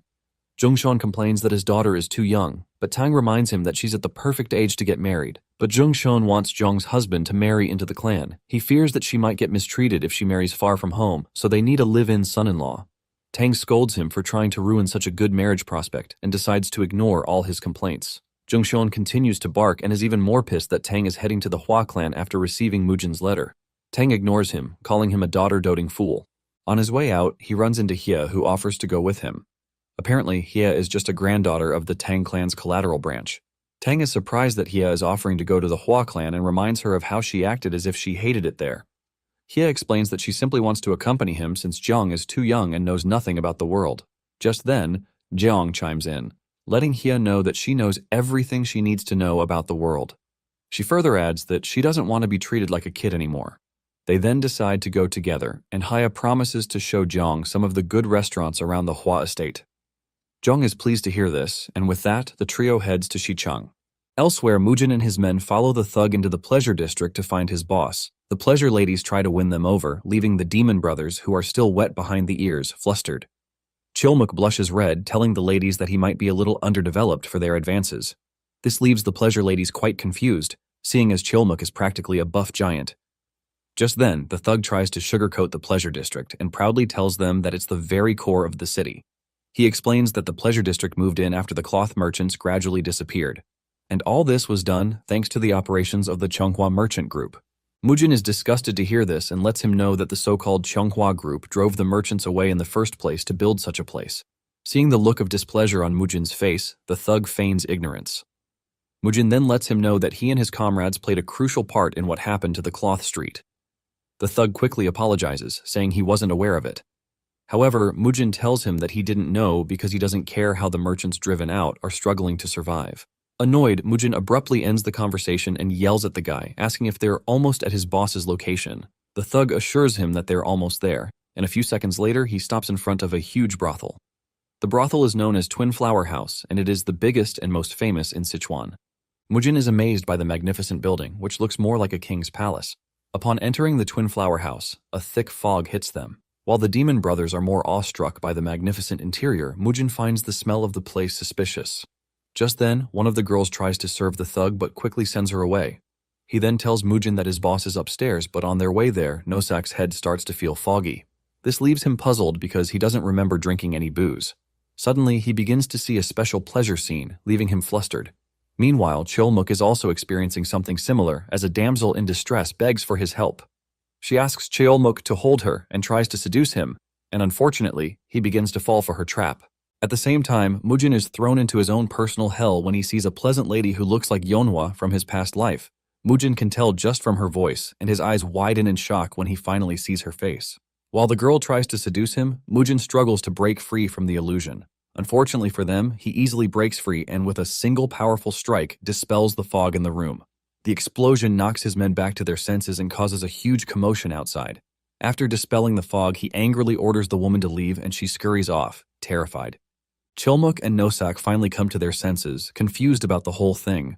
Chilmuk barks at the thug for not giving them a heads up and the guy quickly apologizes. Apparently, the brothel is filled with hallucinogenic smoke to make it more addictive for their targets. This infuriates Mujin as he angrily orders that the pleasure house be shut down at once. He also decides to burn it all to the ground when they're done. He then orders the thug to show them the way to his boss, and the guy complies. A few moments later, they finally find the so-called boss, who's also high on his own turf. Mujin immediately signals Nosak, who swiftly knocks him back to reality. After regaining his senses, the boss questions Mujin's identity, and Mujin proudly introduces himself. Mujin then asks for his rank in the Cheonghwa merchant group. The boss wonders how Mujin found his hideout and replies that he's the deputy chief steward. Mujin then tells the steward that he has 10 days to withdraw every single Cheonghwa merchant business from Songryu town. He also warns the deputy steward to stop all petty attacks against the Hua clan. The deputy steward questions why he should follow Mujin's orders and is puzzled because he has never done anything against the Hua clan. Seeing he's just a clueless pawn, Mujin orders him to pass on his warnings to his superiors. Mujin warns him again that he'll take it as a declaration of war against his clan if the Cheonghwa merchant group doesn't withdraw within 10 days. Mujin's threats terrify the deputy chief steward. Mujin also tells him that the twin flower house will be closed down immediately. On their way out, they set the place on fire to make sure it stays closed for business. That night, the so-called biggest brothel in town burns to the ground, causing a stir. As they head out, Mujin orders Chilmuk to prepare a messenger pigeon the moment they arrive. He plans to involve the remaining two demon brothers in his next plan. Back in the Hua clan estate, Jinhwa and Hyunwoo cause a commotion as they bicker about who should enter the estate first. Elder Joe tries to step in, but the two old geezers completely ignore him. They continue to bicker until Tang's arrival, causing them to stop. Tang wonders why they came, and the two old guys are also surprised to see him there. They question why he came, and Tang proudly boasts that he rushed over on Mujin's personal invitation. This makes Jinhwa and Hyunwoo, who were arguing earlier, unite against him. They protest that they came first, so their business should be the priority. However, Tang refuses to back down and reminds them that he's the Poison Emperor, so he has seniority over them. While the three powerhouses argue about who should go first, Joe sweats buckets, caught in between a fight that has nothing to do with him. He prays silently for Mujin to return before they tear down the estate. A few moments later, the trio finally settles inside the estate, and Tang enjoys his tea as usual, while the others quietly watch him. He then remarks that it's been a while since the three of them have gotten together. Hyunwoo mentions that it's been 5 years since they last saw each other. Jinhwa tells them that she never expected to see both of them in the Hua clan. She further expresses her relief that they both look healthy. Tang then asks why they came and boasts that he's close to Mujin, so there's no need to question his purpose for coming. Hyunwoo tells him that the Hua clan has a karmic bond with the Shaolin Temple. However, Tang replies that he has never heard of any such connections. Hyunwoo explains that his master was the first to discover Mujin's martial talent. Tang finds it laughable that such a petty reason can be considered a karmic bond. But after Hyunwoo quotes a Confucius verse, Tang decides to let him have the last say. He then asks Jinhwa if the Ma sect also shares a karmic bond with the Hua clan. Jinhwa tells him that her sect truly has a closer connection to the Hua clan than both of them. She explains that Mujin defeated the Crimson Moon Sword and saved 2 of her disciples. She further adds that she came to repay the debt. Tang questions how she plans to do that, and Jinhwa says she's offering something precious.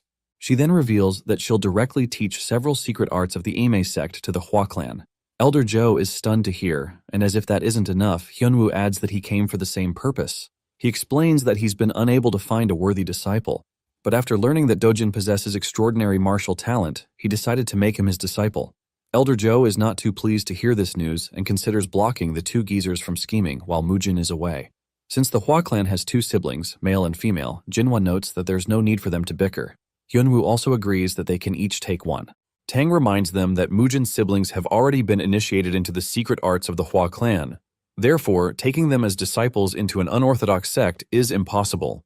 This is because for the 2 of them to enter the temple ranks, they have to sever their bloodline succession to the Hua clan. Tang sternly warns them that making such a big decision without the right authority present is a bit inappropriate. Sensing hostility, Hyunwoo quickly apologizes. He explains that the rules of the Central Plains are rather stiff. He then clarifies that Dojin doesn't have to enter the Shaolin Temple ranks. Hyunwoo explains that he simply wishes to teach him and leave a mark on the world. Despite that, Joe is still not comfortable with how they're discussing the future of the Hua clan without its head. This makes him quietly wish for Mujin to come back soon. Meanwhile, in the training grounds, the other two demon brothers finally receive Mujin's letter. After reading it, Dongjok tells Jangtae to prepare, as they need to leave right away. Just then, Hye suddenly calls out to them asking when Mujin will return home. While Hye stammers for the words, Jeong hides behind her, a little scared. Meanwhile, the brothers, who have never even spoken to a girl, immediately freeze stiff, unable to say anything. Back in the Kongdong sect, the sect elders urge their sect leader to make a decision about the Cheonghua group's clash with the Hua clan. One of them says the sect needs to support Cheonghua since the group helped during their tough times. However, the sect leader refuses because they have no justification to interfere.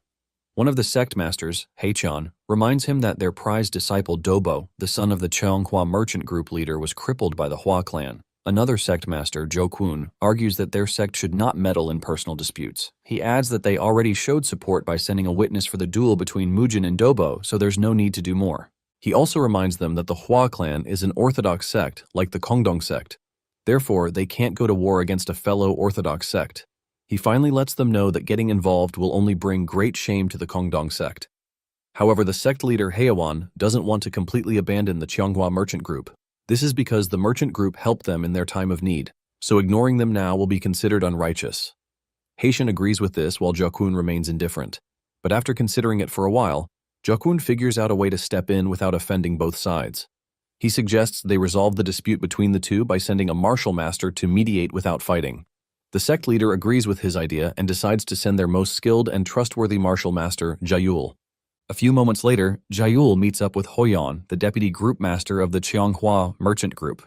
Hoyan humbly thanks Jaeul for personally coming to help them mediate. However, to avoid any misunderstandings, Jaeul warns him that he didn't come to be anyone's sword. He further adds that the Hua clan is a fellow orthodox sect, so he cannot raise arms against them. Hoyan assures Jaeul that he understands and has already been briefed by the Kongdong sect leader. After laying down their cards, Jaeul and Hoyan decide to set out on their peacekeeping mission. That night in the Pengyang merchant group courtyard, Mujin duels with Cheolmuk to test his progress. Cheolmuk fights with everything he's got, but Mujin easily overwhelms him. After punching him in the gut, almost causing the poor dude to pour his gut out, Mujin slams him into the ground. Meanwhile, two of the merchant group leaders watch the fight in awe. They can't believe that what they're witnessing is simply training and not a death match. Cheolmuk, on the other hand, is completely wiped out after getting his peaches whooped. However, Mujin praises him for improving his stamina and withstanding his crazy punch. Next, Nosak charges in with his spear to show how well he has progressed. Mujin swiftly dodges the attack and strikes back, but Nosak manages to block a few strikes. Mujin tells him he's too slow and decides to show him how a good ambush works. He suddenly appears behind Nosak, giving him pointers on how to move faster. Nosak complains that Mujin is just unreasonably fast, earning him a hard slap on the back for whining. After the training session, Mujin tells Cheolmuk that his movements are too stiff. He advises him to find a new and better way to be flexible. Suddenly, one of the merchant leaders rushes, looking flustered as he calls Mujin's attention to their unusual visitors. He quickly explains that representatives from the Cheonghua merchant group and the Kongdong sect have come to see Mujin. A few moments later, Mujin struts in like he owns the damn place. Before offering greetings, Jaeul praises Mujin for upholding the proper orthodox spirit. After greeting Mujin, he introduces himself as the law pavilion master of the Kongdong sect. As he tells Mujin to sit down, an awkward silence descends on the room. Mujin takes his precious time to sit down, after which he introduces himself without bowing much. This irritates Jaeul a bit as he quietly studies him, noting that Mujin is a bit of an arrogant brat despite being so young. However, Jaeul understands that his arrogance is understandable since even a hidden dragon is still a dragon. Next, Hoyan introduces himself as the deputy leader of the Cheonghua merchant group. He then questions why Mujin wanted to see him. This question annoys Mujin as he realizes his warning wasn't taken seriously. Hoyan then angrily asks why Mujin has been harassing his merchant and businesses. Mujin finds this laughable and quotes an adage of the kettle calling the pot black. Fed up with Mujin's arrogance, Jaeul chimes in, but Mujin completely disregards him. He taunts the Cheonghua merchant group for thinking they're so formidable that the Kongdong sect is their lackey. Both Jaeul and Hoyan are shocked by Mujin's blatant disrespect. However, Mujin boldly questions whether they think bringing some so-called elder from the Kongdong sect can intimidate or make him bend the knee. Jaehyul is surprised to hear this and never expected Mujin to have the guts to say such words. Nonetheless, he turns to Hoyeon, scolding him for making him believe that it was a one-sided attack. Hoyeon denies this, saying he has no idea what Mujin is talking about, and Peng decides to explain what happened. He mentions that days ago, warriors from Mujin's clan were attacked by warriors from the Gui merchant group in the Fabric Street, and in the process, many of the Pengyang merchant group shops suffered losses from the fighting. Peng lets Jaehyul know that the fire at the Cheonghua merchant group's adult house was an accident that happened as a result of their visit to demand accountability for what happened to their merchant group members. Peng asks Jaehyul if he has no knowledge of these, and the question leaves Jaehyul dumbfounded. Hoyeon cuts in, claiming that the whole dispute was just a mere dispute between hot-blooded young people. Nonetheless, he wants to know if compensation is what Mujin is after, telling him that they have also suffered considerable losses at his hands. Mujin cuts in, reminding them that the whole area was originally the Pengyang merchant group's territory and location. Mujin lets the annoying dude know that there is no damage he suffered because they simply returned what was stolen to its rightful owner. As Mujin continues talking, he gets even more pissed about the whole situation, and he lets Hoyeon know that he is no different from a goat thanks to his annoying beard. Mujin then makes his demands clear, telling them that he wants the Cheonghua group to completely withdraw. And in addition, he wants the Cheonghua group to stop oppressing the three merchant groups through financial power. Hoyeon slams the table in annoyance, asking Mujin who he thinks he is that whatever he says can actually be put into consideration. He asks him if he knows how hard it is to run a merchant group because the whole basis of a merchant group is financial competition. Mujin cuts in, telling the dude that he is not even done talking and whips out a note, which he shows everyone on the table. He asks Hoyeon if he knows what the note is, and he proceeds to reveal that it is a confession document that they extracted from assassins hired on Cheonghua's group orders. At this point, Mujin is already getting angrier, and his face says it as he asks Hoyeon what gave him the guts to come after his younger siblings. Mujin lets the dude know that he's pretty bold to have come to the meeting to threaten him, and he tells him to give him just one reason for him to spare his life. Mujin's bloodlust overwhelms the entire room as he says this, and even Jaehyul feels it, which causes his body to start shaking.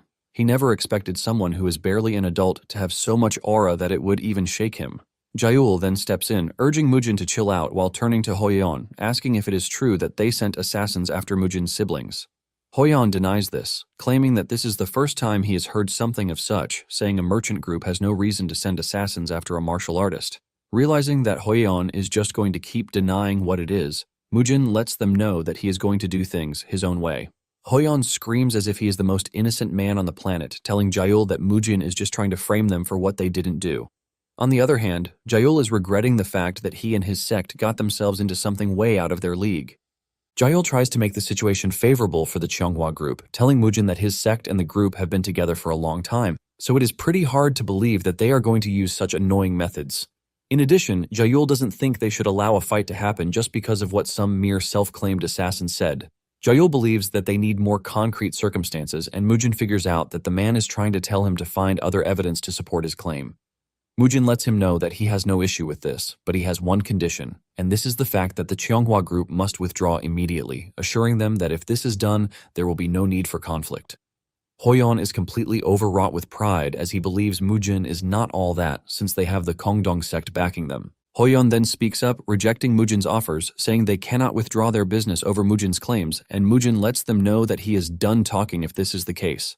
Mujin gets up to leave, telling Hoyeon that they will see if he is still going to be able to maintain the same pride in some days. As he prepares to leave, Jaehyul stops him, telling him that the Kongdong sect's image will be tarnished if he leaves that way. Mujin lets the dude know that he doesn't really care about this because Jaehyul was the one who refused the proposal, so he should face him and tell him that. Mujin also tells Jaehyul that the Kongdong sect has to withdraw from mediating in the conflict while letting him know that there is nothing the Kongdong sect can do. Mujin mentions that he can't believe that the Kongdong sect is defending the Cheonghua group while talking of justice and fairness. Mujin says all they are doing is ordering weaker sects around like children, and he lets Jaehyul know that he is not one of the weaklings they can do such to. Mujin ends his statement by letting the dude know that his trip was a waste. Seeing the way the whole situation is going, Jaehyul realizes that Mujin is even more stubborn than he gave him credit for, but he is worried that the Kongdong sect's reputation will be ruined if he lets Mujin go without bowing to pressure. Jaehyul then tells Mujin that the Cheonghua group has helped their sect in the past, and even though he has no intention of becoming their sword, it is a completely different story with his sect. Jaehyul makes it clear that this could lead to a major conflict, and Mujin lets him know that what he just said applies to the Pengyang group because they cannot ignore their suffering. He lets the dude know that his sect coming forward is nothing because justice is on their side. Jaehyul then suggests a proposal, telling Mujin that they cross swords and whichever party loses will withdraw from the conflict. In addition, he promises his cooperation in finding those who attempted to kill his siblings. Mujin, being Mujin, wastes no time agreeing to the terms. Moments later, they step out to take on each other in a duel, and Pung is busy praying that Mujin comes out victorious. But Cheolmuk just stares at him with a question mark on his face because he clearly does not know who Mujin is. Before the fight starts, Jaehyul makes it clear that the losing side will withdraw from the fight immediately, and Hoyeon agrees to this. Deep down, Hoyeon is rejoicing that they have finally put Mujin where they want because there is no way he is defeating Jaehyul. Before the fight begins, Jaehyul is convinced that Mujin was able to defeat the Crimson Moon Sword by luck because the energy he is feeling from him is ordinary. He plans to just cripple one of Mujin's arms because he considers him a rising talent, and he doesn't want to end his career right there. Jaehyul declares the match open, and before he can blink, Mujin dashes toward him and delivers a strike that completely knocks him out. Moments later, he wakes up to see Mujin severely aura farming in front of him, while suggesting that Jaehyul admit his defeat. Jaehyul is left in complete shock as it properly dawns on him that he lost the match. Even Pung is celebrating Mujin's win on the side, and Cheolmuk lets him know that this is normal for Mujin. While Pung is celebrating, Hoyeon is losing his mind because he never anticipated such an outcome. Following his promise, Jaehyul lets Mujin know that the Kongdong sect is now withdrawing from the matter. With this, Jaehyul leaves, and Hoyeon's face screams for help, but there is no one to help him. After Jaehyul is gone, Mujin tells Hoyeon to run his mouth just the same way he was when Jaehyul was there. Hoyeon immediately becomes a totally humble person, and he tries to gaslight Mujin, but Mujin orders him to go on his knees if he doesn't want to lose his head. Mujin lets him know that there are two options on the table for him, and the first one is that he shouldn't concern himself with what is going to happen to Buchoyeon and their chief steward because they crossed the line, and there is no way they were going to live long. Mujin says that after he is done with them, he wants the Cheonghwa group to withdraw while handing over a 30% stake to the Pengyang merchant group in the tea sales monopoly, which they hold in Hubei. Hoyeon stammers, trying to argue with Mujin, but Mujin reminds him that there is still a second option, and this is the option that fully puts them at war. He assures Hoyeon that he is going to slaughter anyone who gets in his way, while urging him to send more people from the Death Forest faction because he would like to wipe them out. Mujin assures Hoyeon that if they pick the second option, he is going to make sure that the Cheonghwa group disappears without a trace, while the Pengyang group takes their place instead. Mujin looks completely terrifying while telling Hoyeon this, and he can clearly see that he is even more serious than before. Seeing this, Hoyeon figures out that it is a risk to gamble with the fate of the merchant group because he didn't even expect Jaehyul to have lost to Mujin so easily. He has no choice but to pick the first option, believing that the group leader will definitely understand his reason to have done this. Later on, the Cheonghwa merchant group, Lee Suman, is in his bed when a strange person arrives in his room to cut him up. Buchoyeon also wakes up to an armed, masked, scary figure in front of him, and he suffers the same fate as his chief steward. Some days later at the Pengyang merchant group, Cheolmuk finally reunites with his brothers.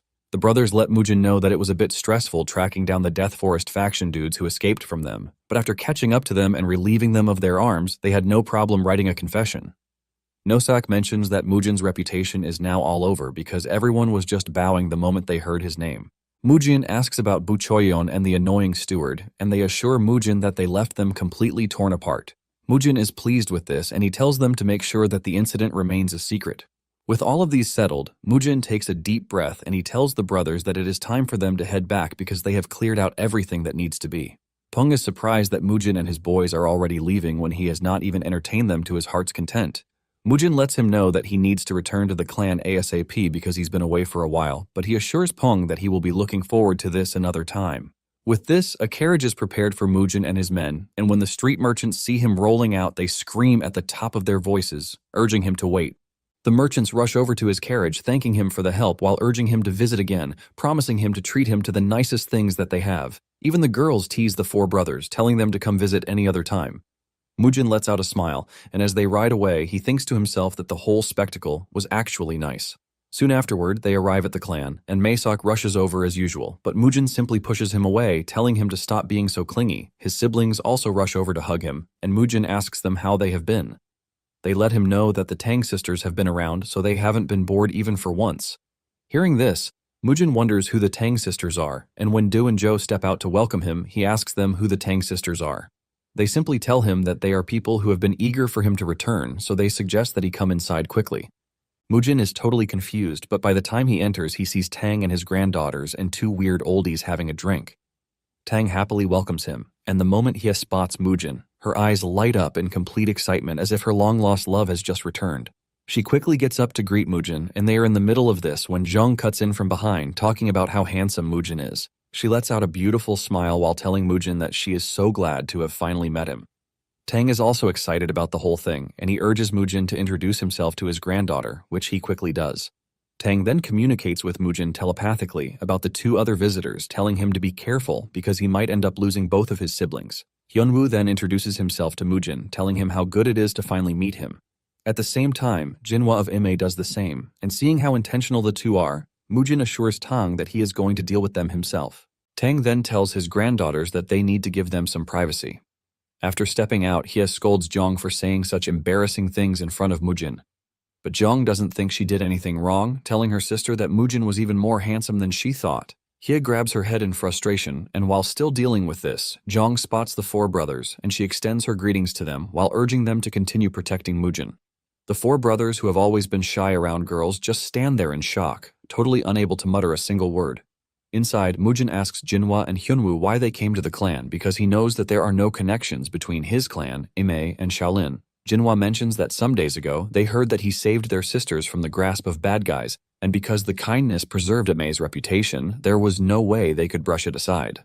Mujin tells Jinhwa that it just came out the way it did, so it isn't such a big deal. However, Jinhwa insists that kindness must be repaid, and as repayment, she wishes to pass on Ime's secret arts to the Flamehua clan. Jinhwa mentions that the secret arts are not normally passed down to other sects, but the sect leader has made the decision that the kindness Mujin showed was great enough to warrant such a favor. Mujin admits that receiving such secret arts is a big opportunity, but he would like to know who they plan to pass on the secret arts. Mujin lets them know that he has already mastered the unique clan arts and his two siblings are also mastering the clan's secret arts. Talking about the elders of the clan, Mujin says they are already too old to be made disciples, and Jinhwa straight up tells Mujin that she would like to pass the arts down to Soyeon. Jinhwa tells him that she will be able to train sufficiently while mastering their clan's secret arts, so they don't have to worry about this. Mujin lets the lady know that Soyeon is the only sister he has, so there is no way he is letting her teach her the secret arts of Ime.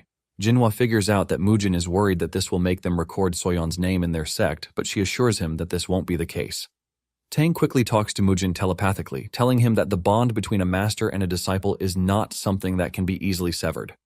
Mujin is about to reiterate what he said when Soyeon shows up in the back screaming out her brother's name while telling him that she would like to learn what Jinhwa is offering, which is the snow-drifting, cloud-piercing palm strike. Mujin turns around in shock, realizing that they already did something to Soyeon, while Jinhwa, on the other hand, wears a face of satisfaction. Soyeon walks forward, telling Mujin that she is really interested in learning the palm strike that Jinhwa showed her. Mujin pats his sister on the head while asking Jinhwa what she showed Soyeon, and Jinhwa replies that it is nothing much because all she did was show her a basic palm strike. Soyeon starts glazing the technique, saying it is so strong and she has never seen anything as strong as it before. Soyeon mentions that Jinhwa had promised that she would be able to learn an even stronger palm technique by the time Mujin comes back. Mujin takes a deep breath after hearing this, and he thinks about all the parameters. He knows that the Flame Emperor's red flame art is an advanced martial art, but at the same time it is a yang-based technique. He believes that it is an excellent martial art to learn for a man with strong yang energy, but it is a difficult martial art for a young girl to master. Seeing how hard it is for Mujin to make up his mind, Soyeon tells him that she won't do it again, but Mujin assures her that he is good. Mujin figures out that the martial arts of the Ame sect might actually be suitable. Mujin then tells Jinhwa that his sister is brilliant and exceptional, and as the only daughter in the clan, he has no intention of sending her far away, so it is up to Jinhwa to take good care of her at the manor. Jinhwa's eyes light up in excitement when she hears this, and she offers a line of prayer for their union. Hyunwoo then congratulates the Ma sect on forming a connection with the Flamehua clan. Deep down, Hyunwoo is already thinking of how he has to obtain Dojin because he is amazing. Even though Dojin's martial arts talent is exceptional, Hyunwoo is more interested in him because of his character. He has noticed that Dojin is calm and composed, but even with these, he has a competitive spirit that burns within his chest like a flame. The moment Hyunwoo sets his eyes on Dojin, he realizes that he is exactly the disciple he's been looking for, so there is no way he is going to let him slip away. Hyunwoo tells Mujin that he has to inform Dojin of what just happened, and Tang quickly warns Mujin, telling him to be careful because the second snake is already making its move. Mujin is surprised that Hyunwoo wants to form connections with a secular martial clan, and he lets him know that it is quite burdensome. Hyunwoo smiles, saying that as practitioners, they might distance themselves from the secular world, but this is just a circumstance. Hyunwoo boasts about how he has finally encountered the correct karmic connection to transmit enlightenment, so his personal circumstances wouldn't matter that much. Hearing this, Mujin realizes that he is dealing with a formidable person. Mujin tries to take the diplomatic approach, telling Hyunwoo that his younger brother has an important destiny and he must master their clan's secret arts. He lets Hyunwoo know that their circumstances don't permit sending Dojin to be his disciple. Hyunwoo quickly counters this, saying he has no intention of taking Dojin away. He suggests that they provide him with a small room so he can gradually teach Dojin from the side. Mujin is shocked to hear that the old monk is willing to stay at the manor, but Tang urges Mujin to keep his guard up. Mujin then tells Hyunwoo that he has to know what his brother has to say first, and he suggests that they step outside. Mujin then calls on Dojin to inform him that Hyunwoo is looking to take him on as his disciple. He asks Dojin what he wants to do because he also has a mission to inherit his grandfather's secret arts that he could not achieve. Dojin lets Mujin know that he has no thought of abandoning his grandfather's secret arts, but he truly wants to learn the technique that Hyunwoo showed him. Mujin is taken aback when he hears this, leaving him to wonder what Hyunwoo and Jinhwa had done while he was away. Mujin turns to Hyunwoo, asking him what he showed Dojin, and Hyunwoo tries to act all humble, saying it is nothing so serious because he only showed him a small portion of what he is capable of. Hyunwoo then decides to demonstrate what he showed Dojin, but he lets them know that it is nothing as serious as Tang's capability. Hyunwoo pulls back his sleeve, and he lets out a punch with his arm. The force from the punch is directed towards a tree, and this leaves a huge dent that shakes the tree, shocking Tang and Mujin. Hyunwoo boasts that he only held back because he didn't want to break the clan's tree. Tang is left in complete shock because what he just witnessed is the 100 Steps Divine Fist Strike, a Shaolin secret art that went extinct 30 years ago.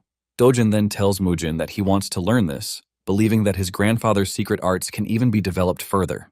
Mujin knows this deep down, because adding the precision of the 100 Steps Divine Fist Strike to the Flame Emperor's Fierce Fist Strike techniques would be a banger. He smiles because he never thought that the Shaolin's secret arts that he eradicated would come back to meet him again. Mujin finally agrees to this, and he tells Hyunwoo to teach Dojin well. In the end, Hyunwoo also managed to obtain Dojin as his disciple, and later that night, Tang and Mujin sat down to talk. Tang makes fun of himself, saying he tried his best to stop the two from getting what they wanted because he hates losing talents from Sichuan to Mount Song. Nonetheless, he knows that such an opportunity will not come twice, and Mujin cuts in, asking him if he would have entrusted his granddaughter to Aimee. Tang quickly says no, and Mujin tells him to listen to himself then. Mujin asks him why 3 heavenly bodies have to emerge from one household, and Tang is surprised that this actually exists. Mujin mentions that it is a physique that is opposite to demonic energy, but shows exceptional achievement in orthodox techniques.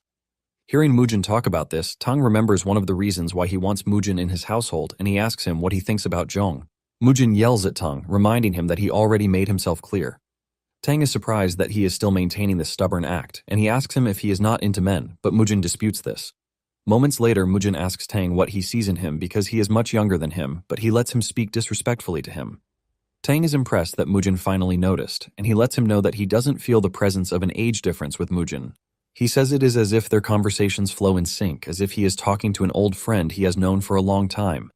Mujin smiles when he hears this, and he mentions that many years ago, there was a woman he loved, and he was even willing to abandon his life as a martial artist to disobey his master's sole final wish, just because of this woman whom he loved dearly.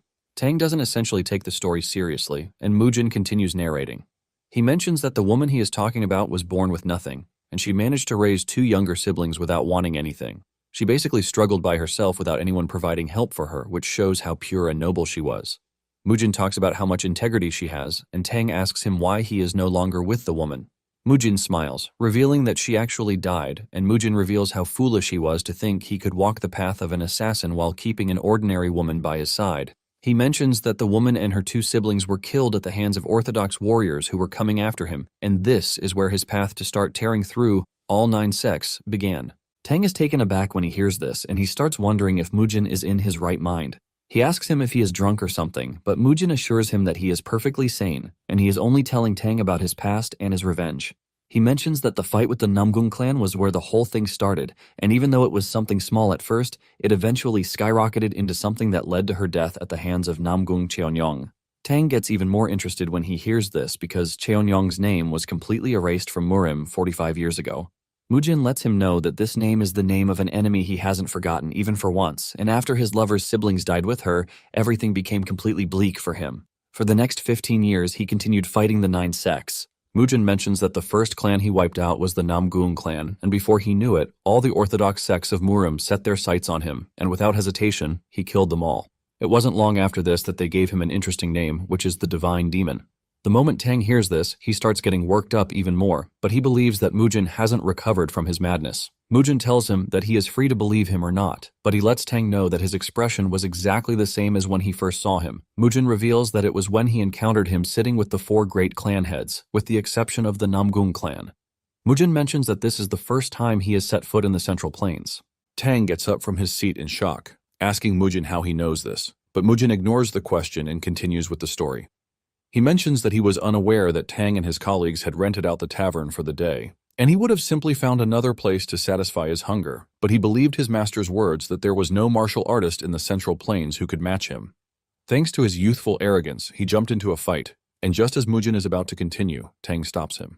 Tang is left wondering how someone as young as Mujin is able to know a secret he has kept hidden for 60 years. It turns out that Tang has been trying his best to forget the events that happened back then because of how shameful the events were.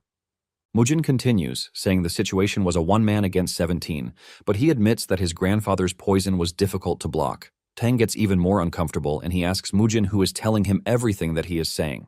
He asks Mujin if he is the divine demon's disciple or if he heard it directly from him, and Mujin is surprised that Tang still doesn't believe him. Mujin then says he is impressed because it appears that Tang has overcome his right arm's vulnerability because he has grown strong enough to earn the title of Poison Emperor. As Mujin continues talking, Tang is left wondering how Mujin knows about the deformity in his body, which is something only he knows. This starts convincing him that Mujin is really the divine demon. He realizes that the Flame Hua's son must have overcome his madness and become a powerful martial artist because of the divine demon's presence. A scary aura starts radiating from Tang's body as he asks Mujin which he would pick between the orthodox martial arts and the demonic martial arts. Mujin smiles when he hears this, and he asks Tang about the difference between the two. Tang is surprised that someone as exposed as Mujin is asking this, and he indulges him to answer this, revealing that one who builds martial arts through demonic methods is a demonic martial artist. Mujin asks him if someone learns the orthodox, if it makes the person orthodox. Tang then replies that if someone learns the orthodox arts but doesn't walk the path of an orthodox martial artist, they are considered unorthodox and demonic. Mujin then asks him about the 9 sects, who have murdered innocent people and brought about a bloody storm across the years. Mujin asks him if they can be considered orthodox or demonic, and this question hits Tang really hard. Basically, the events of killing the divine demon showed the orthodox martial artists what horrors they would cause if they lost their justification and stray from the path of an orthodox martial artist. This leaves Tang genuinely asking himself if they can even call themselves orthodox martial artists. Tang then tells Mujin that all that happened back then has been left in the past. Mujin agrees that it might have been a long time for people like Tang, but for him, it was just yesterday. Mujin tells Tang that it doesn't matter what path an individual walks because everyone lives their own way. He believes that differences in beliefs don't facilitate bloodshed. Mujin lets him know that he doesn't care if he walks the path of a demonic martial artist or an orthodox martial artist as long as he gets to raise Dojin and Soyeon well, since they are his only remaining blood relatives. Tang bows his head in relief, saying it is fortunate that another divine demon won't be born in the Central Plains because one huge tragedy is already enough. Mujin then asks him if he would have attacked him if he had decided to walk the path of a demonic artist, and Tang lets him know that, as an orthodox martial artist that he is, he would have. Tang laughs, saying everyone who has witnessed the divine demon would do the same. Mujin then reminds Tang that he was just talking to him, an old friend, moments earlier. Tang asks Mujin a critical question, demanding to know who he thinks is going to come out on top if they are to fight at that point. Mujin answers honestly, saying he would most likely die. Tang is surprised to hear this, and he asks Mujin if he isn't hiding his inner energy, and Mujin reminds him that his current body is a heavenly martial body, so he cannot cultivate demonic arts. Tang then asks him how he was able to learn the Peerless 9 Swords, and Mujin mentions that the founder of the Peerless 9 Swords was his master's dear friend. He took a disciple in his later years, but the disciple died, so he had no choice but to entrust the art to Mujin's master so the art wouldn't disappear. Thanks to this, the art was passed down to Mujin, and Tang asks him what would happen if they faced each other in the previous life with the martial arts he currently possesses. Mujin tells him that if he hasn't reached the realm of using enhanced poison, he will have no chance whatsoever. Tang is shocked when he hears that there is a realm called the Enhanced Poison, and Mujin assures him that it exists because he has reached a similar realm.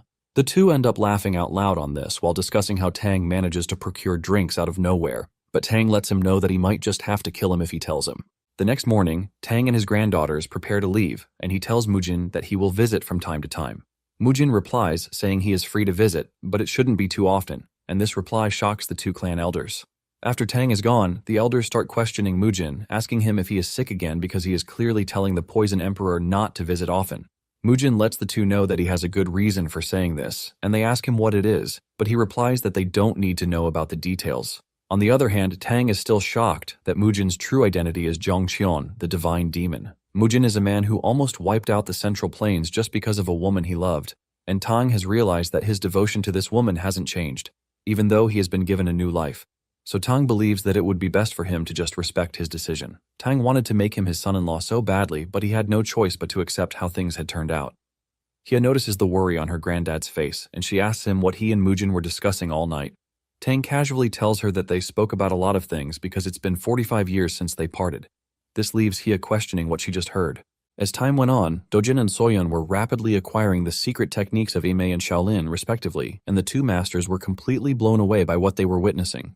With joy in their hearts, they teach the kids every movement art that they are supposed to know. Even Mujin is impressed by his siblings' growth rates, and Joe talks about how it might even be hard for him to guard against the two. However, refutes this, saying the kids still have a long way to go. Joe argues, saying the two have already surpassed the levels of their age mates. Just then, Mujin notices that Joe and Do are smiling weirdly, and he asks them what their stress is. Joe excitedly tells him that it is time for the clan head succession ceremony, and Mujin is shocked when this realization dawns on him.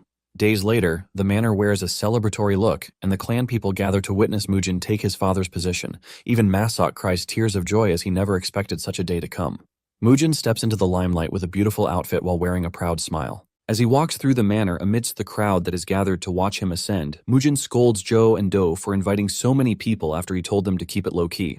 They let him know that there is no way it is going to be modest with Tang, Jinhua, and Hyunwoo there. Even Siyun is present to bow to Mujin, offering his greetings as the new head of the clan. Mujin teases him, saying he never expected him to come all the way from the Beck Manor, but deep down, Siyun knows that he doesn't have the guts to cause trouble for Mujin with those who are now backing him. The three merchants are also present, and Mujin thanks them for coming all the way to celebrate him. The trio lets him know that without him, their group would be nothing, so they are going to continue supporting the clan with everything they have. Mujin thanks the trio, telling them that their words are reassuring. Joe then communicates telepathically with Mujin, telling him that they are talking about when they gave them a share of the profits from the Cheonghua Group's tea, and Mujin is curious when he hears this. The elders let Mujin know that the merchants are generating insane profits from this, and Mujin is relieved to hear this. The merchants tell Mujin that they have prepared a gift for him, and when he asks them what it is, they reveal that it is a lesser purifying pill, which is said to increase one's inner energy by 20 years. Mujin is completely blown away when he hears this, and he quickly takes the pillbox from them, assuring them that he is going to put it to good use. Once the pleasantries are complete, they formally begin the third succession ceremony of the Flame Hua clan. Mujin makes a silent vow to make the Flame Hua clan the greatest in Sichuan, and he only plans to borrow Mujin's body until then. It is a truly impressive situation that Mujin, who was considered the trash of the family, met a heavenly fate, which allowed Zhongqian to be able to enter his body. After the succession ceremony, everything continued going smoothly, and Mujin returned to his usual schedule of everyday training. He is in the middle of one of these training sessions when he is approached by the two clan elders, who tell him that it is time to head to Mount Song. Mujin asks them why he would have to go to Mount Song, and they ask him if he has no interest in seeing the Orthodox Murim tournament. Mujin is completely lost when he hears this, and talking about the tournament, it is the largest event of the Central Plains Orthodox sects, which is held once every 5 years. It is a martial arts competition where all the most talented juniors of the Orthodox sects gather, and the winner of the competition would seize immense wealth and honor. Mujin straight up tells them that he is not interested because he doesn't see any reason why he would want to watch this, and the elders let him know that it is going to be a great learning experience for Doji and Soyeon. They further add that the two are really interested in the Murim tournament, and the moment Mujin hears this, he becomes concerned. He immediately changes his mind because he knows that this would provide a good stimulus for Dojin and Soyeon. Not long after this, they prepare a carriage to take them to Mount Song, and before leaving, Mujin tells Do to send a carrier pigeon in case anything happens. Mujin and the kids will be escorted by Nosak, Jinhua, and Hyunwoo. Meanwhile, Mujin's enemies have already set up an ambush for him the moment they realize that he is heading to Mount Song. As the journey proceeds, Mujin can see how happy his siblings are about the whole journey, and he tells them that they should have told him earlier if they were that eager to go to the tournament. Jinhwa talks about how relieved she is to see the children happy, and she mentions how happy she is to be traveling to Mount Song because it is also her first time. Mujin turns to Hyunwoo asking him why he didn't say anything, even though the tournament concerns the Shaolin Temple, and Hyunwoo says he doesn't think the Shaolin Temple would miss him, revealing that his only concern is to watch Dojin grow. Soyeon and Dojin then ask their masters if those who use the same techniques as them would be at the tournament, but they assure them that they are the only ones who can. Suddenly, Mujin catches onto the trail of bloodlust following them, and he tells Nosak to be ready. Just as he predicted, there are 30 warriors riding behind them, and there are also 2 strange fellows who have been stationed ahead, and with this, the leader of the enemy squad is convinced that Mujin stands no chance. Ahead of the carriage are the 2 crazy fellows who have burned down a merchant's carriage to block the path, and they are toying with the poor merchant while introducing themselves as the Fire Shadow Twin Elders. They promise to kill the poor merchant painlessly, but end up tearing his head off while crushing it with their ugly hands. The twin with the red head is called Chu Myonggun, and the one with white hair is Cho Gayak. The moment the carriage comes close to where the fire is burning, everyone else in the carriage senses the intense bloodlust coming from all over. Mujin grabs his sword and tells everyone else to stay put while he handles the situation. The twins are surprised that only one person is stepping out of the carriage, since they were told that the occupants of the carriage would be more than 4. Mujin walks forward asking the twins who they are and why they are blocking the path. The twins then ask him if he is the one they call the Hidden Dragon, and the moment Mujin hears this, he figures out that the 2 were sent by the Crescent Moon Sword Sect. Myonggun commends Mujin's intuition, but tells him that he has a foul mouth. Hyunwoo and Jinhwa finally step out of the carriage, and the fear on their faces when they see the twins is pretty pronounced. Gayak talks about how excited they are to finally see them because they have been waiting to slit their throats. Hyunwoo then tells Mujin that the twins are masters of the unorthodox path who use sorcery, but he believes that they should be able to defeat them if they join forces. Suddenly, the 30 warriors who have been chasing them finally show up too, complicating the whole situation. Hyunwoo and Jinhwa freak out, asking when the warriors got there. Mujin, on the other hand, is not surprised because he already knew about them for a while. Dojin and Soyeon are the only ones in the carriage, and seeing how the whole situation is turning out, they realize that they have to stay on a low. Jinhwa and Hyunwoo offer to draw the attention of the enemies so that Mujin and the others can escape, but Mujin lets them know that they can't shake them off while riding in a carriage. He then asks the 2 if they will be able to hold off the twins for just 30 minutes. Since it is just 30 minutes, Hyunwoo and Jinhwa tell Mujin that they should be able to do this. Mujin tells them that he is going to deal with the warriors who have surrounded them and come back to kill the twins. Hyunwoo and Jinhwa are surprised to hear this, since they don't even think it is possible. Once they have agreed to the plan, Mujin turns his attention to the 30 warriors, and he tells Nosak that he is counting on him to watch the kids, telling him that he doesn't want even a single person to get close to them. The leader of the 30 warriors believes that it is going to be an easy mission, and he orders his men to go after Mujin. He screams out a formation order for them, and Mujin laughs out loud when he hears this because he realizes that the warriors clearly don't know who he is. Mujin lets out an overwhelming bloodlust that sends shivers down their spines. His aura is so overwhelming that even the twins acknowledge him because his bloodlust is similar to that of a great unorthodox martial artist, and he has not even reached adulthood yet. Hyunwoo makes the first move, unleashing the 100 Steps Divine Fist Strike that sends a powerful wave at Gayak. Gayak manages to block the attack, but he gets pushed back. He takes a look at his arm guard, and he is surprised to see that it is scratched, which shows how intense the attack was. Myonggun is impressed because he recognizes the technique, but Gayak, on the other hand, is pissed. He dashes toward Hyunwoo in anger, with fire trailing his steps, and Hyunwoo can see how intense his presence is. He makes a drastic move by turning to his right and dashing into the woods, forcing Gayak to chase him. Hyunwoo suddenly turns around and unleashes even more painful attacks that anger Gayak, and he promises Hyunwoo that he is going to tear his head off if he lays his hands on him. While Hyunwoo is stuck with Gayak, Jinhwa knows she has to deal with Myonggun. Myonggun makes fun of Jinhwa, telling her that she has gotten older than the last time he saw her. Jinhwa claps back, telling him that he has an ugly face, and even though she assumed that he would die alone, it appears that he has managed to find a trash soulmate who is as ugly as him. This is enough to make Myonggun mad, and he cooks up his firepower as he prepares to take on Jinhwa. Jinhwa also takes up her fighting stance, asking Myonggun if he thinks he is capable of taking her down. Myonggun lunges toward Jinhwa, but she is able to block his attack with her palm technique. On the other hand, Mujin has stayed back for a minute, and when the warriors won't attack him, he decides to go after them, and the dude in front is the first to lose his life before he can even blink.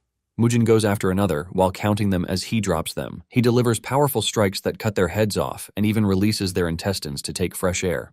The leader of the warriors freaks out, but tries to maintain composure, and he screams at his men, telling them to get into formation and take Mujin down because he is just one dude. However, Mujin is already enjoying himself so much that he basically decides to stop counting and focus on sending them to their maker. Mujin runs through the horde with his big-ass sword, slicing and dicing them as if they were newbies.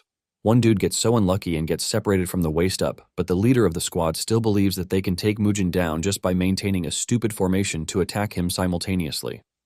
The leader is left wondering how it became so hard for first-rate warriors to take down just one person. Seeing how badly things are going for them, the leader of the squad tells some of his men to turn their attention toward the carriage to kill Mujin's siblings. They acknowledge the order, and they rush towards the carriage. But Nosak stands his ground and prepares to show them why he is put in charge of taking care of the kids. They attack him simultaneously, but he manages to stop their advance with his long weapon.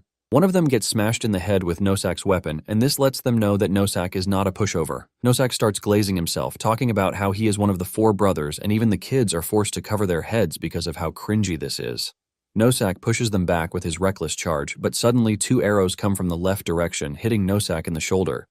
He turns to his side and realizes that there are 2 arrows over there, and they were aiming for his head, but hit his shoulder instead.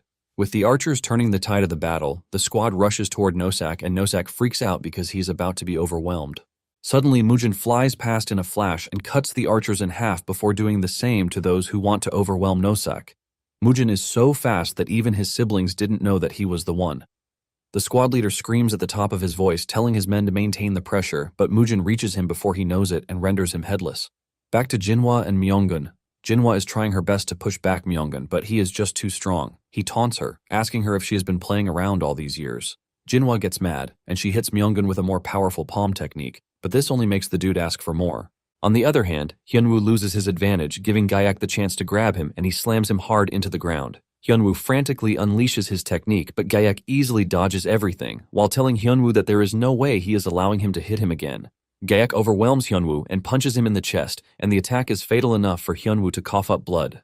After breaking his chest, he grabs Hyunwoo and flings him into the distance like he is nothing. Meanwhile, Jinhwa is about to overwhelm Myeongun with a powerful technique when she sees Hyunwoo being thrown to the ground like trash. She is distracted by this, giving Myeongun the chance to hit her in the tummy before slamming her head into the ground. The two are about to meet their end when Mujin shows up, blocking their attack. He kicks Gaiak into the distance while he engages Myeongun. Gaiak rushes from behind, trying to catch Mujin off guard, but Mujin reacts to this pretty fast, and he makes him pay the price by cutting off his left arm before he could even blink. Gaiak quickly performs a healing technique on himself to prevent himself from bleeding out. Jinhwa helps Hyunwoo up, telling him to pull himself together. Mujin lets the twins know that he might have executed his technique way too early, which is why he only got Gaiak's hand, but he assures them that he is going to make sure to cut off their ugly heads on his next attack. Myeongun turns around and he is surprised that Mujin was able to wipe out 30 first-rate warriors all by himself. He commends Mujin's strength, but Gaiak is pissed and he tells Myeongun to stop playing around because he just wants to take Mujin's head off. Myeongun acknowledges this, and the two start charging up their powers, which they have not done in a long while. Jinhwa sees this and realizes that the two are about to show what they are truly capable of, and she communicates with Mujin telepathically, telling him that he has to be careful because the two are dangerous together. Mujin appreciates the warning and lets her know that he is going to keep it in mind. The two lunge toward him at the same time, but Mujin places his sword in front like a shield, using it to block their initial attack. However, he soon realizes that he is getting pushed back by the two, and before he knows it, he senses that the attack is traveling through the sword, hitting him really hard. Mujin is about to be overwhelmed when Hyunwoo and Jinhwa step in to use their techniques to give Mujin some leeway. However, this grants them another wave of pain as the twins beat them up for interfering in the fight. Just then, Mujin tells the two not to interfere in the fight any longer, saying he is going to handle the twins himself. The twins intensify their attacks because of how arrogant Mujin is, aiming to see how he plans to hold them back all by himself. Mujin fully commits to the fight as he starts fighting recklessly, and he kicks Myeongun in the face before smashing his head into Gaiak's face. He almost cuts Gaiak's head, but he narrowly dodges the attack. Myeongun punches Mujin in the chest, but he blocks it with his sword, and he gets pushed back. The two then unleashed a joint attack called the Fire Dragon Destructive Palm Strike, which Mujin's sword fails to block, and the wave of the attack travels into his body. Mujin is sent flying into the distance and is only blocked by a tree. However, things look grim for him as his chest lights up in flames. Hyunwoo and Jinhwa freak out when they see this because they know the repercussions of what is currently happening. Mujin crashes to his knees and can sense the fire energy moving through his body, and he knows that failure to suppress this means he is going to be burned from the inside out. The twins mock him, telling him that in 7 minutes his internal organs will start to burn, which means he is done for. Gyak then suggests that they tear Mujin apart first, but this only triggers Mujin's fighting spirit. The two dash toward him with their powerful palm technique, but Mujin blocks it with his right hand, and he makes sure to hold them down. The two mock him, asking him if he thinks he can block their attack. A thick armor would even be useless. Mujin then resorts to using reflective energy to deflect the fire energy, and this blows back really hard. Gyak screams out in pain, and the moment Myeongun turns around to check on him, Mujin swings his sword with his left hand, cutting their heads off with a single strike. Everyone watching is left completely astounded when they see this, but the fire is already taking root in Mujin's body. He coughs up blood that is basically fire, and his people start rushing towards him. However, the two elders tell the kids not to come any closer because the fire energy might spread to them if they are not careful. The two watch as their brother suffers in pain, and Mujin struggles as he tells Nosak to get him the lesser purifying pill in his bag. Nosak rushes over to get the pill, and Mujin wastes no time swallowing it. Mujin tells them that he has to purge the fire energy, so he urges them to guard him while he is doing this. He tells them to surround the area and make sure that every direction is guarded, but he urges them not to get close. Mujin gets into the cultivation position and realizes just how difficult the situation is. He figures out that any further delay will put his meridian in danger, so he has to use the inner energy of the lesser purifying pill to suppress the fire energy. By directing all the fire energy into his middle core, he is able to spill out all the fire energy through his mouth, as if he were a dragon. After expelling the fire energy from his body, he passes out and Hyunwoo examines him. He confirms that the fire energy is gone, but Jinhwa suggests that they rush to Ganluo County immediately. Nosak grabs Mujin and carries him into the carriage, and as they travel to Ganluo, his siblings are visibly worried about whether he is going to be fine. Hyunwoo and Jinhwa, on the other hand, are in total disbelief that Mujin was able to take down two dangerous demonic martial artists by himself. Days later, at Ganluo's county infirmary, Dojin and Soyeon enter Mujin's room with a plate of food meant for him, only to realize that he has vanished. Before they start panicking, they hear sounds from outside, and when they look out through the window, they see Mujin training already. Mujin is already swinging his big sword with sweat dripping down his body. He stares at the burn mark on his right palm and realizes just how dangerous the twins' technique is. He's in the middle of this when his siblings show up, and they look totally worried because Mujin is supposed to stay in bed for a month, but he is already moving around. Mujin assures the two that he is fine now, and he tells the two to pack their things so that they can head to Mount Song. On their way to Mount Song, they all had a good time as if Mujin hadn't almost died.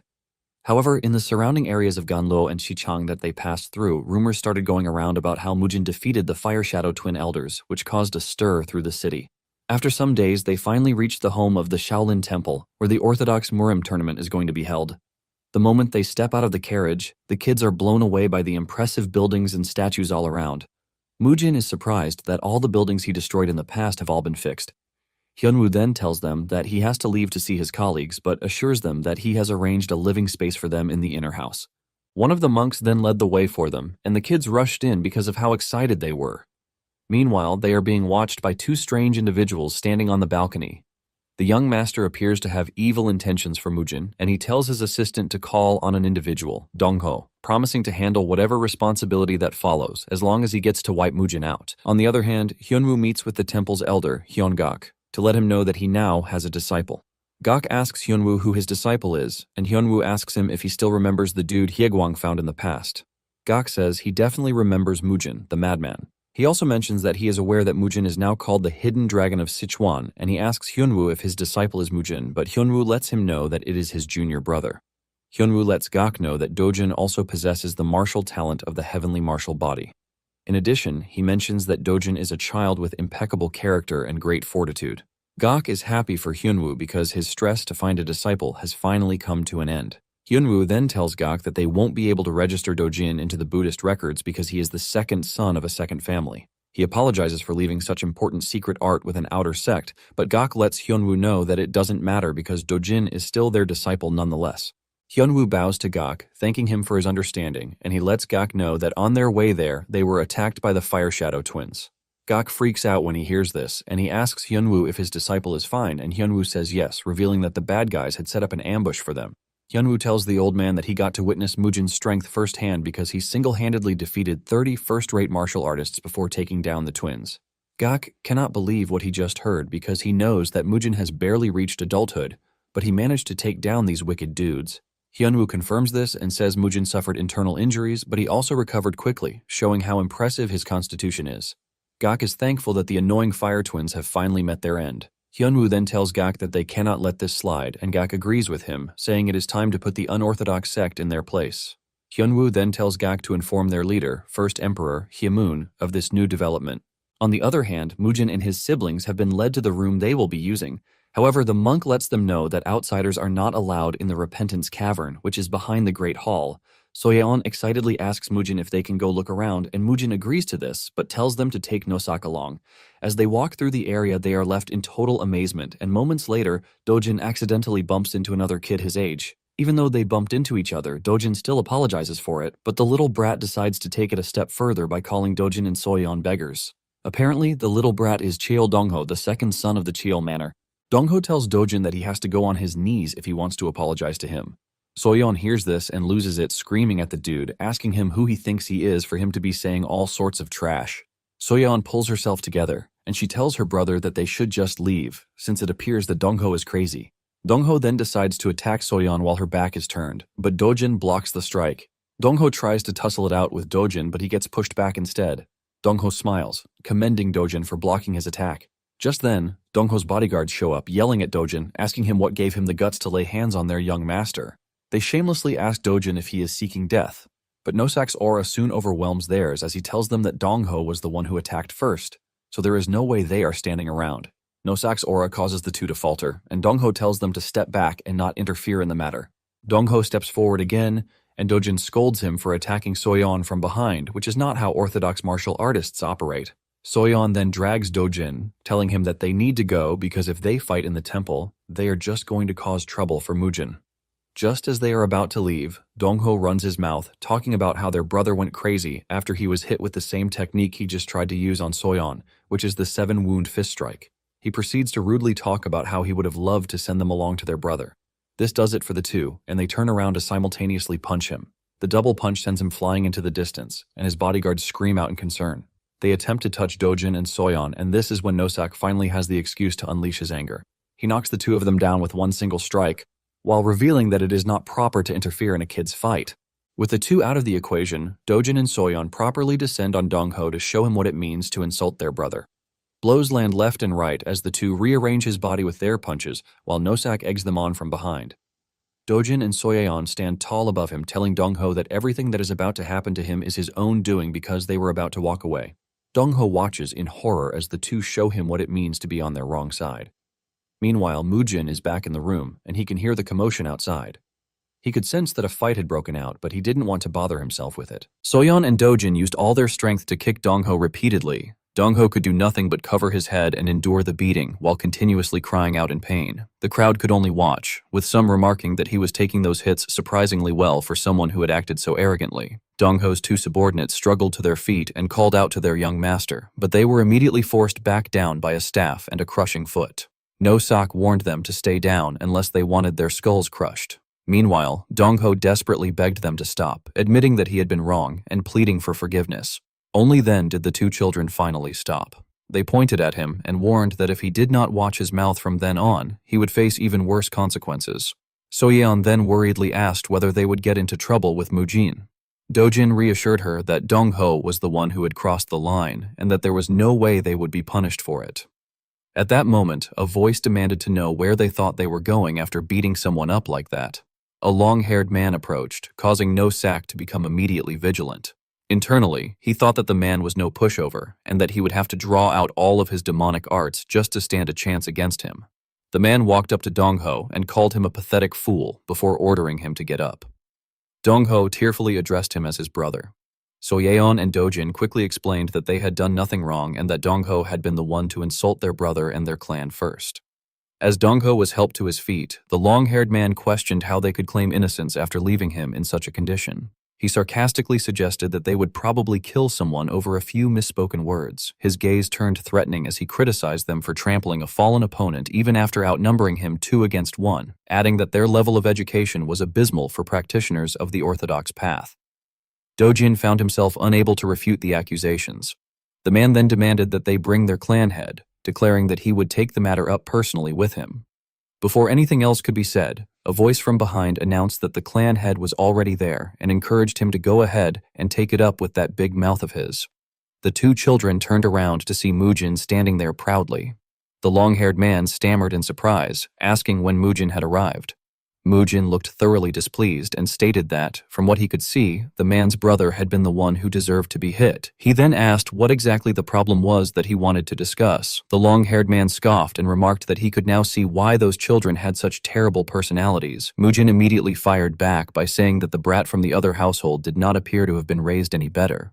The insult enraged the man, who demanded to know what Mujin had just said before declaring that if Mujin truly wanted to do this, then fine. It was exactly what he had hoped for.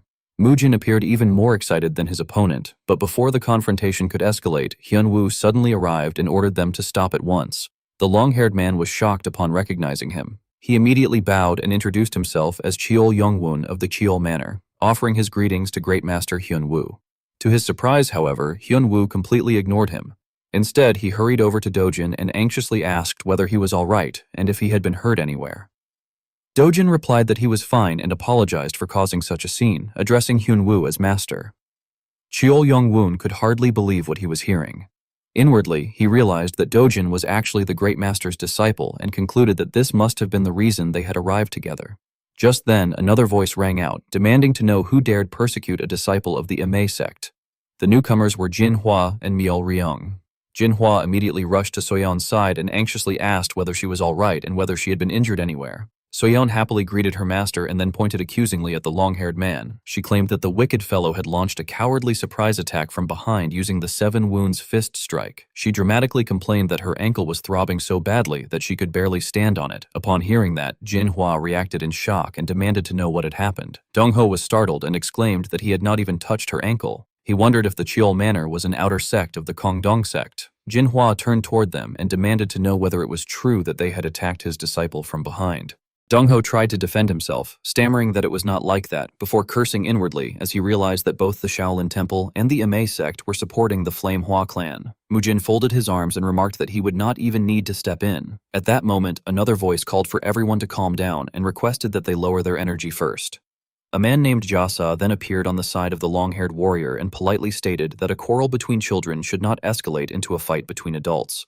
He added that, with so many people watching, it would be best to end the matter there. Jinhwa greeted him respectfully, saying that it had been a while since they had met and that it was unfortunate they had to meet under such circumstances. Nevertheless, he insisted that an apology was required for the attack carried out against their disciple from behind. Jasa became irritated and questioned why everyone was speaking as though the Cheol Manor alone was at fault. He pointed out that they had ganged up on the second son of the Cheol Manor and left him in a terrible state. He argued that there was no reason for the Cheol Manor alone to apologize, and further claimed that it had been a warrior of the Flame Hua clan who had attacked the Cheol Manor's bodyguards. In his view, the Cheol Manor should have been the side receiving an apology. Mujin commented that the situation was repeating itself once again and wondered why the Kongdong sect never seemed to know when it should interfere and when it should stay out of a matter. Jasa reacted angrily and demanded to know whether Mujin had finished speaking. Mujin replied that he merely felt pity because it seemed Jasa still had not come to his senses after what had happened at Sangryu. Jasa furiously asked what he meant by that. With a provocative expression, Mujin stated that the issue was fundamentally a dispute between the Flame Hua clan and the Cheol Manor, and therefore the parties directly involved should settle it themselves. He proposed that he and the long-haired warrior fight a duel, with the loser offering an apology to the winner. The proposal was exactly what the long-haired warrior had hoped for. Internally delighted, he thought that Mujin had fallen for the trap. Gripping his wooden sword tightly, he questioned whether Mujin truly believed he could defeat him and vowed to repay not only the humiliation he had suffered, but also what had happened to Senior Jia Yul. As the two stepped forward to compete, the long-haired warrior declared that he would settle everything once and for all in that match. Without saying a word, Mujin struck first. The duel ended swiftly. The long-haired warrior was left sprawled on the ground with countless bruises and injuries across his face. Pointing his sword at the defeated man, Mujin coldly remarked that the fight had not even been enough to serve as a warm-up. The surrounding crowd erupted in shock. They could hardly believe that Cheol Yong-woon, one of the strongest candidates to win the Orthodox Murim tournament, had been defeated so thoroughly. Many were stunned that he had been turned into a bloody mess almost instantly. Jasa was equally astonished. He admitted that Jia Yul's claim about being unable to perceive the path of Mujin's sword had been true. He further confessed that even someone like himself who had reached the peak realm could not confidently say he would have been able to block such a strike. Mujin then turned toward him and asked whether he was truly the great sword pavilion master. Jasa, confused, asked what Mujin wished to know. Mujin solemnly reminded him that the person responsible for driving him into madness 17 years earlier had been an outer sect disciple of the Kongdong sect. Yet the very same 7 wounds fist technique had been used that day to launch a sneak attack on his sister's back. He pointed out that, just as at Sangryu, the Kongdong sect had once again involved itself in matters concerning the Flame Hua clan. He questioned whether the sect had always intended to interfere in their affairs and threaten them, and demanded to know what exactly their intentions were. He asked whether the Flame Hua clan had somehow committed an unforgivable sin against the Kongdong sect. The spectators were visibly surprised and began wondering aloud why the Kongdong sect would do such a thing. Realizing that the situation was turning against him, Jasa urged everyone not to engage in such baseless speculation. He insisted that all of the incidents in question had merely been unfortunate accidents. Mujin repeated the word accidents and accepted the explanation for the moment. However, he warned that he would be watching closely to see whether such accidents happened again. He declared that if the people of the Flame Hua clan were threatened once more because of another so-called accident, those responsible would come to face a very different Hua Mujin. He told them to remember that warning well. Afterward, Mujin told Yoseon that it was time to leave. Yoseon immediately agreed and followed him. As they departed, Jasa grew increasingly uneasy. He wondered what Mujin had meant by saying that they would face a different Hua Mujin and questioned whether it had been a direct threat. He bitterly convinced himself that Mujin was acting arrogantly only because he had the backing of both the Shaolin Temple and the Emi sect. He then ordered his subordinates to wake Cheol Yong-woon and prepare to return. His subordinate acknowledged the command, and the group began making preparations to leave. From that day onward, everyone looked at Hua Mujin differently. By crushing Cheol Yong-woon with overwhelming skill and showing no sign of intimidation even before Jasa, the sword sovereign of Kongdong, he had left an unforgettable impression on all the martial artists present. Although no one voiced it openly, they all sensed the same thing. A new era had begun in the murim of the Central Plains. Mujin watched the group depart and wondered whether that man was Hua Mujin of the Flame Hua clan, while Jungsu-ae of the Ime sect looked on in curiosity. As sunlight bathed the fortress walls, Hyun-woo respectfully recited Amitabha and admitted that he was too ashamed to face the clan head, apologizing for the unfortunate incident that had occurred in the front yard of the Shaolin Temple. The person beside him interrupted, saying that it was karma he had brought upon himself and that, since no one had been hurt, there was no need to worry. The two immediately began arguing. One demanded to know what on earth the other had been doing and reminded him that he had specifically asked him to pay close attention. The other replied with another Amitabha and explained that so many guests were arriving for the Orthodox Murim tournament that the situation had become difficult to manage. Hyun Bo-eun then acknowledged that, in any case, it had been his oversight. Mujin could only smile awkwardly and responded that the matter had originally arisen from the Flame Hua clan's personal grudges. He said that he was the one who should apologize for causing trouble for the Shaolin Temple because of his clan's affairs. Bo-eun expressed his gratitude for those words and added that, since Mujin had probably been unable to properly sightsee because of the commotion, he would personally guide him around. Mujin accepted the offer and asked if he might trouble him to do so. The group stood before enormous statues as sunlight streamed across the pristine white stone figures. Bo-eun led the tour with a lengthy explanation, but Mujin's thoughts wandered elsewhere as he noticed that all the stone statues had been restored. He recalled that he had smashed their heads off at the very end. Afterward, the group continued climbing a long flight of stairs through a peaceful landscape of clear water and tranquil surroundings. Mujin noticed a spoon being offered to him. Jungsu-ae shyly told clan head Hua to have a sip. While avoiding eye contact to hide her blushing cheeks, she looked away. Mujin accepted it awkwardly and thanked her. Nearby, the two children and Nosak watched the scene with admiration. After a long climb, they finally reached the summit. Mujin suddenly became alert when he found himself standing before a forbidden area covered in talismans, where a sword had been sealed high above. The weapon radiated a fierce sword aura. Startled, he wondered what it was and questioned why it was there. Bo-eun smiled and explained that, as expected of someone possessing the heavenly martial body, Mujin seemed particularly sensitive to demonic energy. Still doubtful, Mujin insisted that there was no mistake and demanded to know how such a thing had happened.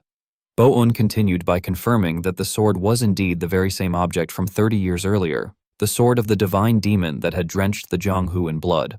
He revealed that it was the demonic spirit sword and explained that its demonic energy had been so powerful that they had been forced to seal it in that manner. He added that there had been numerous accidents at the Repentance Cavern because of it. Mujin reflected inwardly that the explanation about demonic energy was nonsense. In his view, the sword did not leak any energy at all unless its wielder had mastered demonic arts. Bo-un then changed the subject and suggested that they move on, explaining that there was still a mountain of things left to see. Mujin suppressed his emotions and apologized to his master, saying that because of his pathetic disciple, the sect's sacred treasure had ended up in such a state, he promised that he would somehow retrieve it and told his master not to worry. As the moon rose high and dawn gradually broke, Monk Hyun-guk clasped his hands and bowed. He then loudly greeted and thanked all the comrades of the Jianghu gathered at Shaolin Temple. Introducing himself as the Shaolin abbot, Hyun-guk stated that since the event was a festival for the future pillars who would lead the orthodox path, everyone should not harbor personal grudges over the duel results and should instead use the experience as an opportunity for growth. He announced that the Festival of the Orthodox faction was being held for the first time in 5 years and officially declared the opening of the Orthodox murim tournament. He then introduced the long-awaited first duel, announcing that the East River sect would face the Tiger Severing Blade sect and inviting both sects to enter the stage. His speech successfully stirred tremendous excitement among the spectators. Mujin let out a sigh and remarked that the tournament was going to be boring. Someone immediately questioned what he meant by that. Suddenly, Mujin overheard a conversation between two people seated in front of him. One of them asked whether all the participants from the Kongdong sect had withdrawn. The other confirmed that they had and explained that the championship candidate the sect had been supporting had been thoroughly defeated by someone known as the Sichuan Hidden Dragon. He added that the Kongdong sect had truly lost face by being beaten by such a greenhorn. His companion quickly warned him to lower his voice. Meanwhile, the supporters around the arena loudly cheered for the competitors. Some shouted for Kang Duchun to win and land an iron fist directly on his opponent's face, declaring that they were counting on the pride of Henan. Others encouraged Wei Xin, telling him not to get too close to his opponent, to make good use of the butterfly kick, and to stay calm by keeping his eyes open and reacting appropriately. The referee then announced the start of the duel. The two fighters immediately charged at each other, with one attacking while the other defended. Mujin watched silently before sending a telepathic message to Nosak. When Nosak responded, Mujin asked whether he remembered the location of the demonic spirit sword they had seen the previous day. Nosak replied that he remembered. Mujin then asked if he could bring the sword to him. Startled, Nosak repeated the request and pointed out that monks had been lying in ambush to guard the sword. He explained that even at a glance, their martial prowess was extraordinary. Furthermore, since he could not currently use demonic energy, he believed it would be impossible for him to accomplish the task alone. Mujin acknowledged his response and concluded that, in the end, he would have to handle the matter personally.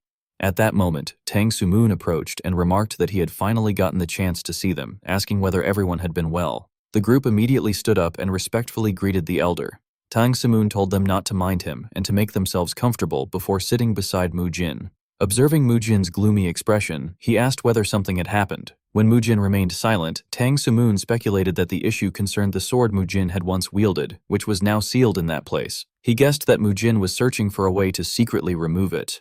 Mujin confirmed that this was indeed the case. Surprised, Tang Sumoon asked whether he was referring to the demonic spirit sword located in front of the Repentance Cavern. Mujin answered affirmatively and complained that the monks had covered it with countless seals under the pretext of suppressing demonic energy.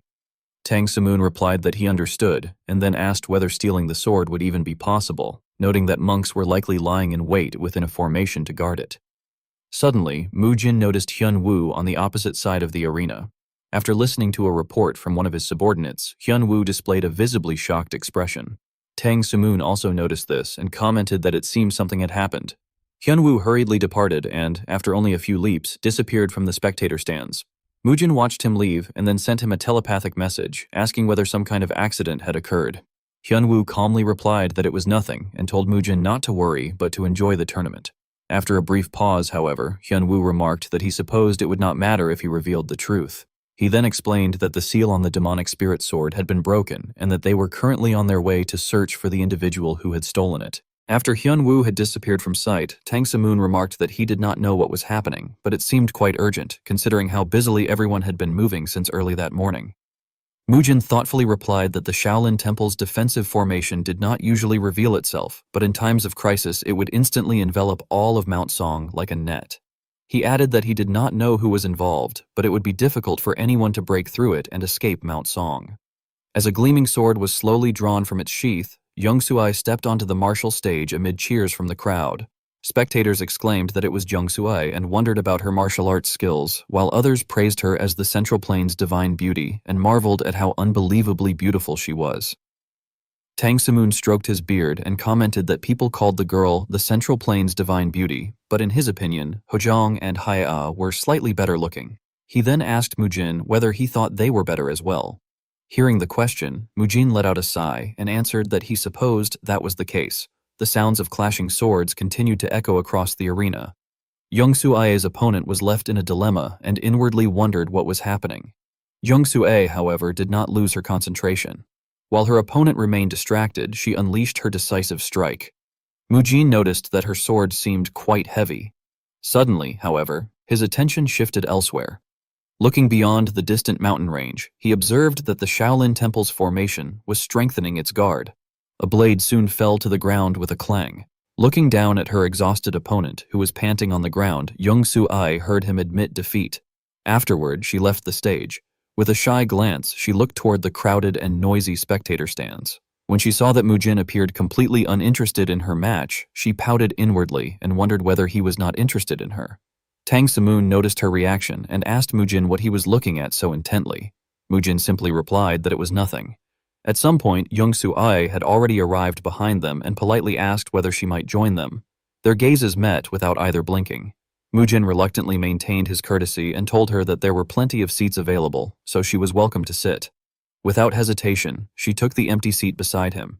The crowd immediately erupted into an uproar. People exclaimed in shock that Young Suai had gone to sit next to some man and demanded to know who he was. Others recognized him as the Sichuan Hidden Dragon, while some could hardly believe that the Central Plain's divine beauty had chosen the Sichuan Hidden Dragon. Tang Samoon silently observed the situation. So Yeon excitedly asked Jung Suai whether she had not been nervous before the match. Jung Suai cheerfully answered that if she was stronger than her opponent, she would win, and if she was weaker, she would lose. Since there were only two possible outcomes, she did not see any reason to be nervous. Nevertheless, she thanked Soyeon for worrying about her. At that moment, a voice called out that she had finally been found after a long search. A young woman approached Mujin and asked whether she might join them as well, addressing him as clan head Hua Mujin. Smiling brightly, she introduced herself as Shimin Jinhee of the Shimin clan, and remarked that he was indeed as handsome as she had heard. Mujin's expression did not change in the slightest. He merely responded politely that she should have a seat, adding that all people under the four seas followed the same path, so there was nothing difficult about it. Jinhee immediately squeezed herself between the two and turned toward Tang Samoon, cheerfully greeting him and expressing surprise that he was there as well. Tang Samoon cleared his throat and simply acknowledged her greeting. Jinhee continued chattering non-stop, enthusiastically remarking that it was a wonderful spot from which everything could be seen clearly. Her endless chatter left the two people beside her speechless. Seeing Mujin seated between the two young women, Tang Samoon uneasily transmitted his thoughts to him, demanding to know what was going on. He reminded Mujin that he had claimed not to be interested in women and wondered whether he actually thought these two were better than his granddaughters. Mujin sighed and explained that it was not like that at all. He said there was another special reason why he had allowed that woman to sit beside him. Tang Samoon immediately asked what that special reason was. Mujin replied that he would explain it later. Completely bewildered, Tang Samoon admitted that no matter how he looked at it, he simply could not understand Mujin's taste. Mujin once again insisted that it was not like that. Mujin was seated in the middle, with Jung Suai, who was admired by countless people, on his left, and Jinhee, who had only recently appeared, on his right. The attention of everyone around them was focused on their seats. The crowd could not stop gossiping, with some complaining that their mood had suddenly been ruined, while others agreed and questioned how it made any sense for both the Central Plain's divine beauty and Lady Simin Jinhee of the Shimin clan to sit beside the same man. Many grumbled that he was an incredibly lucky bastard and wondered how the world could be so unfair, saying that it was already enough for him to come from a good clan and be skilled in combat, yet he also had a handsome face. Even Mujin was left speechless, thinking that they were far too noisy. At that moment, the referee loudly called for the next contestants to come up to the stage. As one of the participants stepped onto the arena, the spectators immediately recognized him as Chong Muhak, the Wudong sword dragon of the Wudong sect. Muhawk cast a glance toward the place where Mujin was sitting before gritting his teeth. The referee then announced that the next contestant was Tang Hocheon, the fourth son of the Tong clan and the son of Tong Jungcheon. Mujin immediately paid attention as a tall and slender figure walked onto the stage. The crowd was once again filled with discussion. Some shouted for him not to use poison, while others argued that without poison arts, the Tang clan would be placed at a severe disadvantage. There were also those who scoffed at such remarks, insisting that the name of the Tang clan was no joke, and that Tang Hocheon was likely capable of putting up a good fight, even without poison arts. Feeling extremely tense, Tang Hocheon thought to himself that his grandfather was watching, and that he would prove his true worth there. Mujin then communicated mentally with Tang Sumun, asking whether Tang Hocheon was his grandson. Tang Sumun confirmed that he was indeed the youngest grandson whom his son cherished dearly, but remarked that the boy had encountered a formidable opponent right from the beginning. The two competitors soon clashed fiercely. Within moments, hundreds of exchanges had already taken place, and sword energy flew in every direction. During the match, Jinhee asked clan head Hua which side he believed would emerge victorious. The two discussed the matter, with clan head Hua admitting that it was somewhat awkward to say so in front of the Poison Emperor, but he felt that the Wudang warrior appeared slightly more composed. Jinhee agreed, saying that now that he mentioned it, it really did seem that way. She then turned toward Tang Sumun and apologized, saying that she hoped he would not take offense. Tang Sumun merely waved his hand and replied that it was fine, adding that it was true Tang Hocheon was at a disadvantage. Tang Sumun narrowed his eyes and thought that Jinhee was no ordinary sly fox and that she was incredibly thick-skinned as well. Before long, Hocheon was struck down onto the arena floor. A cold sword was pressed against his neck. In the end, the referee declared that Chang Muhawk was the winner. Muhawk ground his teeth as he glared at Mujin before turning around and leaving. Watching from the stands, Mujin could not understand what was happening and wondered what the problem was. As he looked at Muhawk's departing figure, he once again communicated with Tang Sumun, asking what was wrong with that man and why he had been directing bloodlust toward him since earlier. Tang Sumun agreed, saying that Muhawk did indeed seem to be targeting him. Mujin let out a sigh and asked whether his clan also had some kind of grudge against the Wudong sect. Tang Sumun replied that if Mujin would tell him that special reason first, then he would tell him as well. Mujin could only respond with exasperation. Tang Sumun then became serious and explained that rather than being interested in that Shimen woman herself, he had become interested in the maids she had brought with her. He revealed that those attendants had been concealing demonic energy for quite some time. At that moment, the two maids standing behind Jinhee radiated an oppressive aura, confirming Tang Sumun's suspicion that they had indeed been hiding demonic energy all along. Tang Sumun glanced at the people behind him while speaking with Mujin, remarking that he could not sense even the slightest trace of demonic energy and insisting that there was no way he would fail to recognize it after living alongside it his entire life. Mujin replied that they were hiding it well, but that it was undoubtedly demonic energy, then advised Tang Sumun to pretend he knew nothing for the time being. Tang Sumun reluctantly agreed. The referee loudly announced that the next duel was about to begin and called Jung Su-ai of MA and Jin Yubong of Dianqiang to the stage. As Mujin looked to his side, he noticed two children enthusiastically cheering for Jung Su-ai, urging her to win. Amid the deafening cheers of the spectators, Jung Su-ai and her opponent pointed their training swords at one another. The crowd repeatedly hailed her as the Central Plains beauty and encouraged her to claim victory.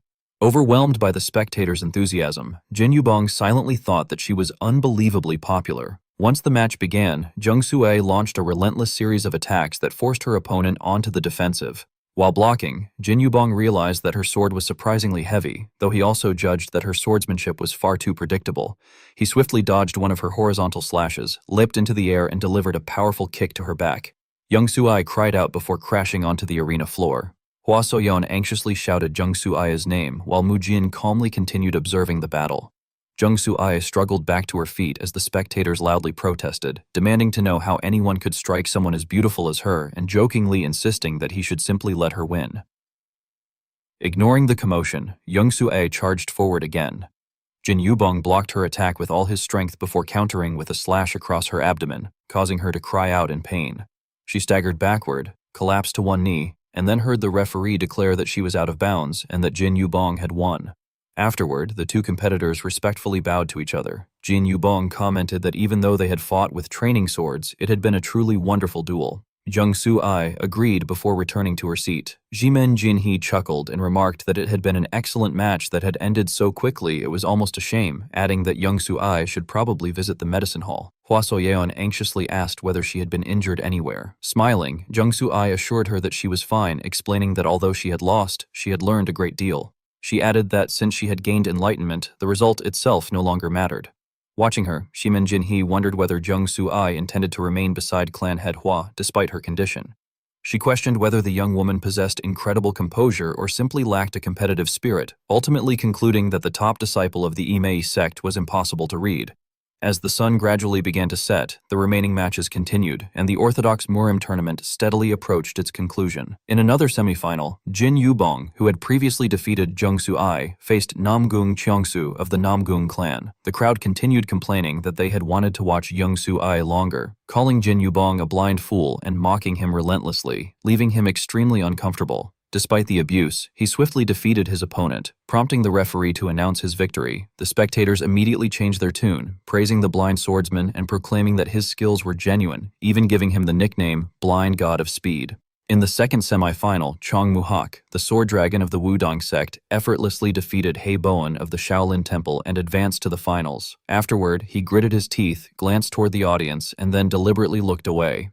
Seeing this, Mujin laughed softly and commented that Chong Mu-hak was a funny fellow, wondering why he was behaving so strangely. Jimen Jinhee replied that there was no way Mujin could understand, then explained that Chong Mu-hak was probably interested in one of the two women sitting beside him and regarded Mujin as a romantic rival. Mujin sighed and remarked that Chong Mu-hak was a fool who ought to focus on improving his swordsmanship instead of wasting time on such matters, adding that the young man had barely scratched the surface of his sect's sword techniques. Jimen Jinhee responded that, from her perspective, Chong Mu-hak already seemed to possess remarkable skill. Recalling the past, Mujin firmly disagreed, saying that the enlightened Taiji sword art used by the man known as the Sword Immortal, whom he had fought 30 years earlier, had been on an entirely different level from Chong Mu-hak's comparatively soft swordsmanship. Startled, Tang Samoon interrupted by asking whether Mujin was referring to Taoist Jin Hye of the Wudang sect. Mujin simply confirmed that he was. Meanwhile, Jimen Jinhee instructed her maids to bring snacks for clan head Hua's companions. The maids respectfully acknowledged the order.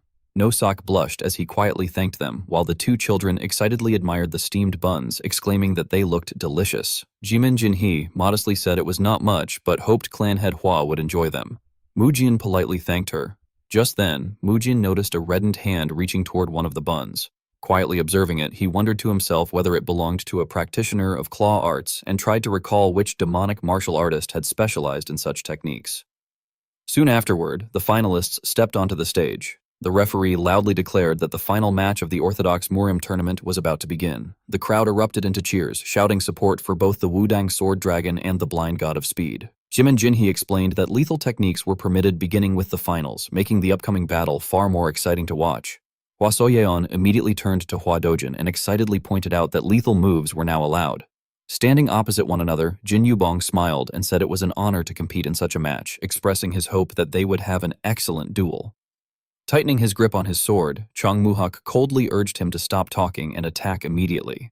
Provoked by the challenge, Jin Yubong became visibly irritated and demanded to know what Chong Mu-hak meant. The instant the match began, both swordsmen rushed at each other. Chong Mu-hak launched the first strike, but Jin Yubong narrowly dodged it. The two fighters proved evenly matched, exchanging fierce blows as metal clashed repeatedly and dust billowed across the arena. Watching attentively, Tang Samoon stroked his beard and observed that, as expected, a duel fought with real swords sounded completely different. Chong Mu-hak then unleashed the enlightened Taiji sword art. His blade suddenly moved like a piece of soft cloth, bending and flowing with unnatural flexibility. Surrounded by countless sword trajectories, Jin Yubong stared around in horror, unable to comprehend what he was seeing. Before he could react, countless cuts appeared across his body. Completely unable to defend himself, he let out a loud scream before collapsing onto the arena floor. The referee immediately declared Chong Mu-hak the winner. As Jin Yubong tearfully left the stage, the audience mockingly congratulated the Blind God of Speed, joking that he had lost just as quickly as lightning itself. Chong Mu-hak stood facing the audience while the referee proclaimed him the champion of the Orthodox Murim tournament and hailed him as the new legend of the Jianghu. Grinding his teeth, Chong Mu-hak pointed his sword toward the assembled crowd before loudly declaring that, as the tournament champion, he formally requested a dragon match with clan head Hua Mujin. Tang Sumun burst into hearty laughter, saying that he had known all along Chung Muhak would do exactly that. Meanwhile, a bewildered Mujin asked what Chung Muhak was talking about and questioned what a dragon match even was. Tang Sumun explained that the winner of the Orthodox Murim tournament was granted the right to challenge one senior martial artist to a duel, adding that it was essentially an exhibition match. After hearing the explanation, Mujin quietly muttered to himself that, in other words, Chung Muhak was practically declaring that he wanted to be beaten to a pulp.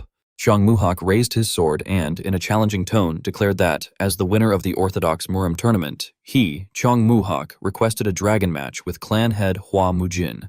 His declaration immediately sent the audience into an uproar as they exclaimed in disbelief that the Wudong Sword Dragon was going to fight the Sichuan Hidden Dragon. They wondered why things had suddenly turned out that way, then turned their attention toward Hua Mujin, discussing among themselves whether the Sichuan Hidden Dragon was not younger, whether such a dragon match was even possible, and whether this was, in fact, the true final match. Meanwhile, Hua Mujin simply remained silent and observed the situation. Chung Muhak frowned and fixed Hua Mujin with a resolute gaze as he patiently awaited his response. Elsewhere, in the seating area reserved for the senior figures, Hyungak stroked his beard and remarked thoughtfully that it was quite a coincidental turn of events. As soon as he finished speaking, the man beside him, Wudong sect elder Myung-hyun, apologized, saying that his disciple's lack of discipline had caused concern for both him and the Shaolin Temple. Hearing this, Hyungak chuckled and replied that there was no concern at all. He said that it was only natural for a young martial artist to be overflowing with spirit. However, since it was the first time someone had challenged a younger opponent, he suggested that perhaps they should advise Chung Muhak to choose a different opponent so that the dragon match would better fulfill its intended purpose. Just then, another voice interrupted, asking whether that would not be perfectly acceptable.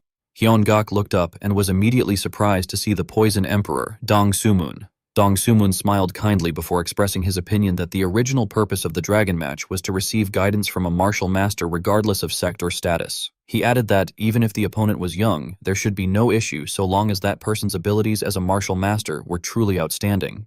His words, which clearly praised Hua Mujin, left Myung-hyun visibly displeased. Nevertheless, Myung-hyun conceded that, since the Poison Emperor had spoken, they should proceed with the match. Inwardly, however, he questioned whether Dong Sumun was implying that Hua Mujin was already a greater martial master than Muhak.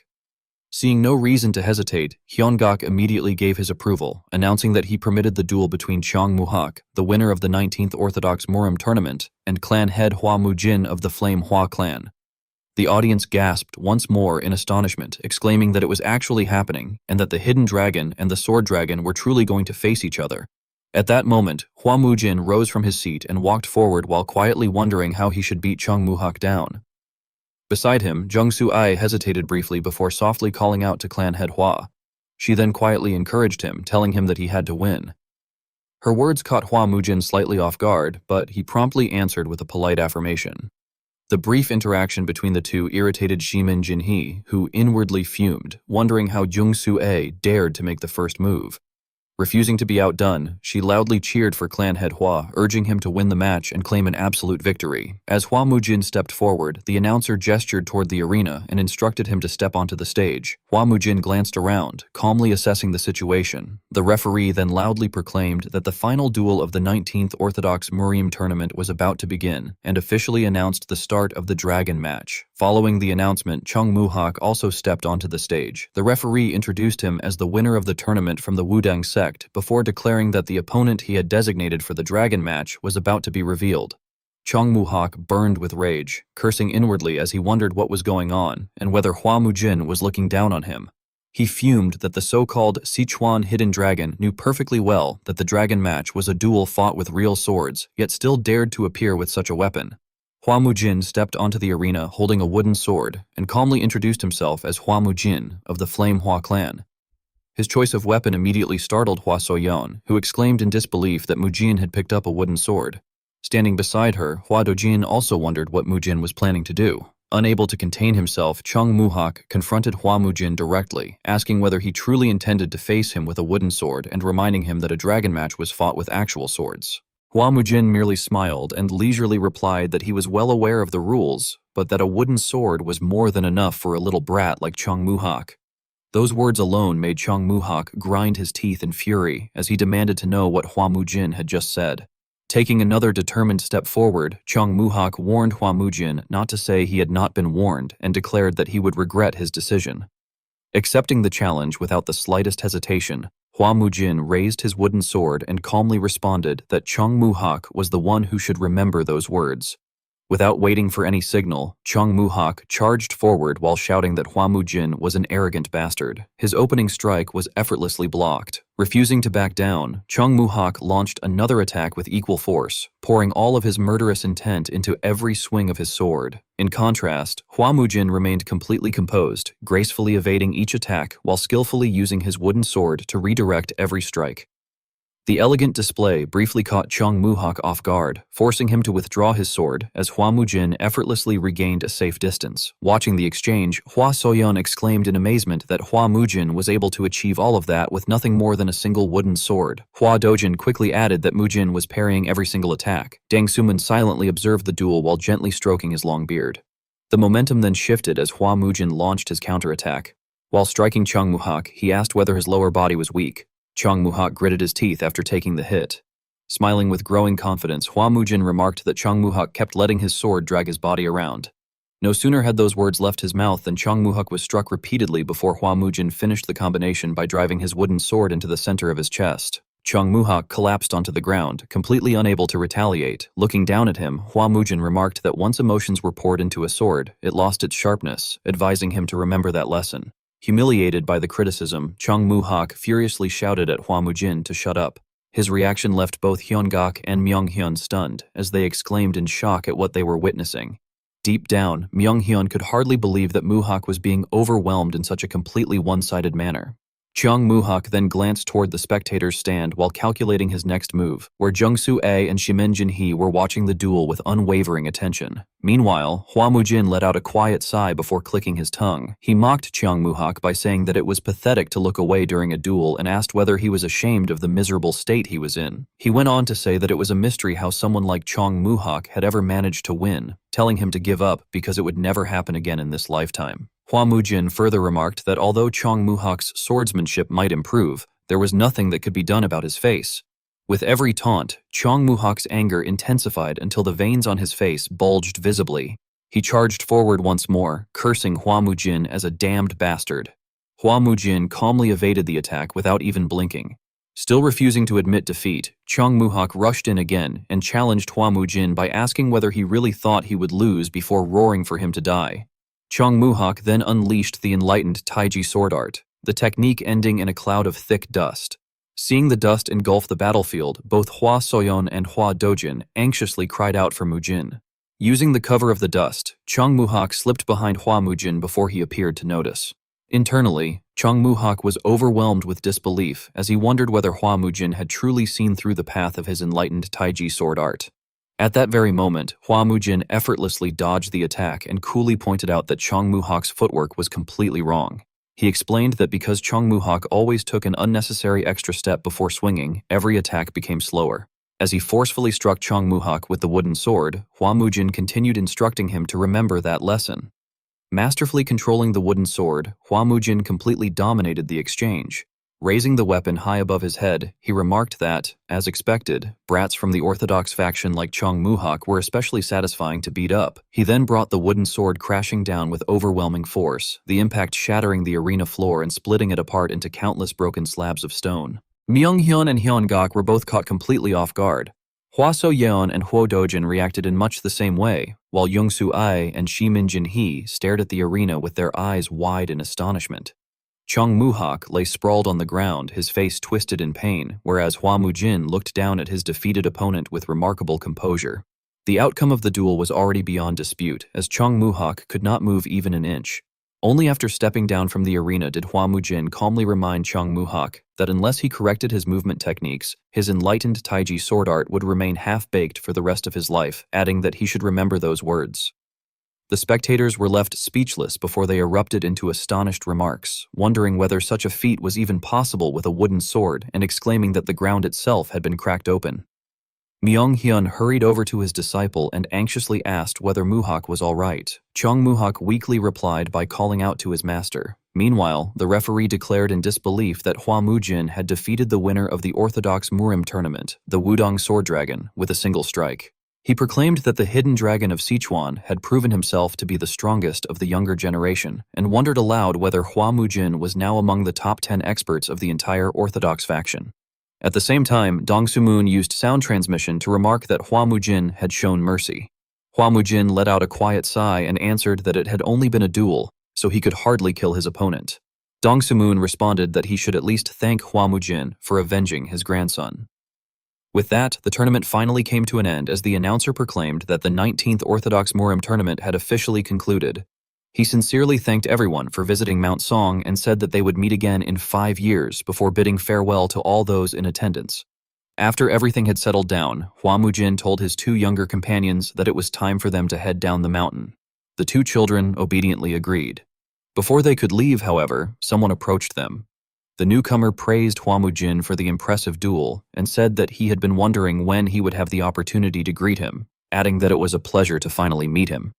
Introducing himself with a respectful salute, Zhou Doyong stated that he was from the Qingcheng sect and said that he looked forward to making Hua Mujin's acquaintance. Hua Mujin returned the greeting with the same courtesy and introduced himself as Hua Mujin of the Flame Hua clan.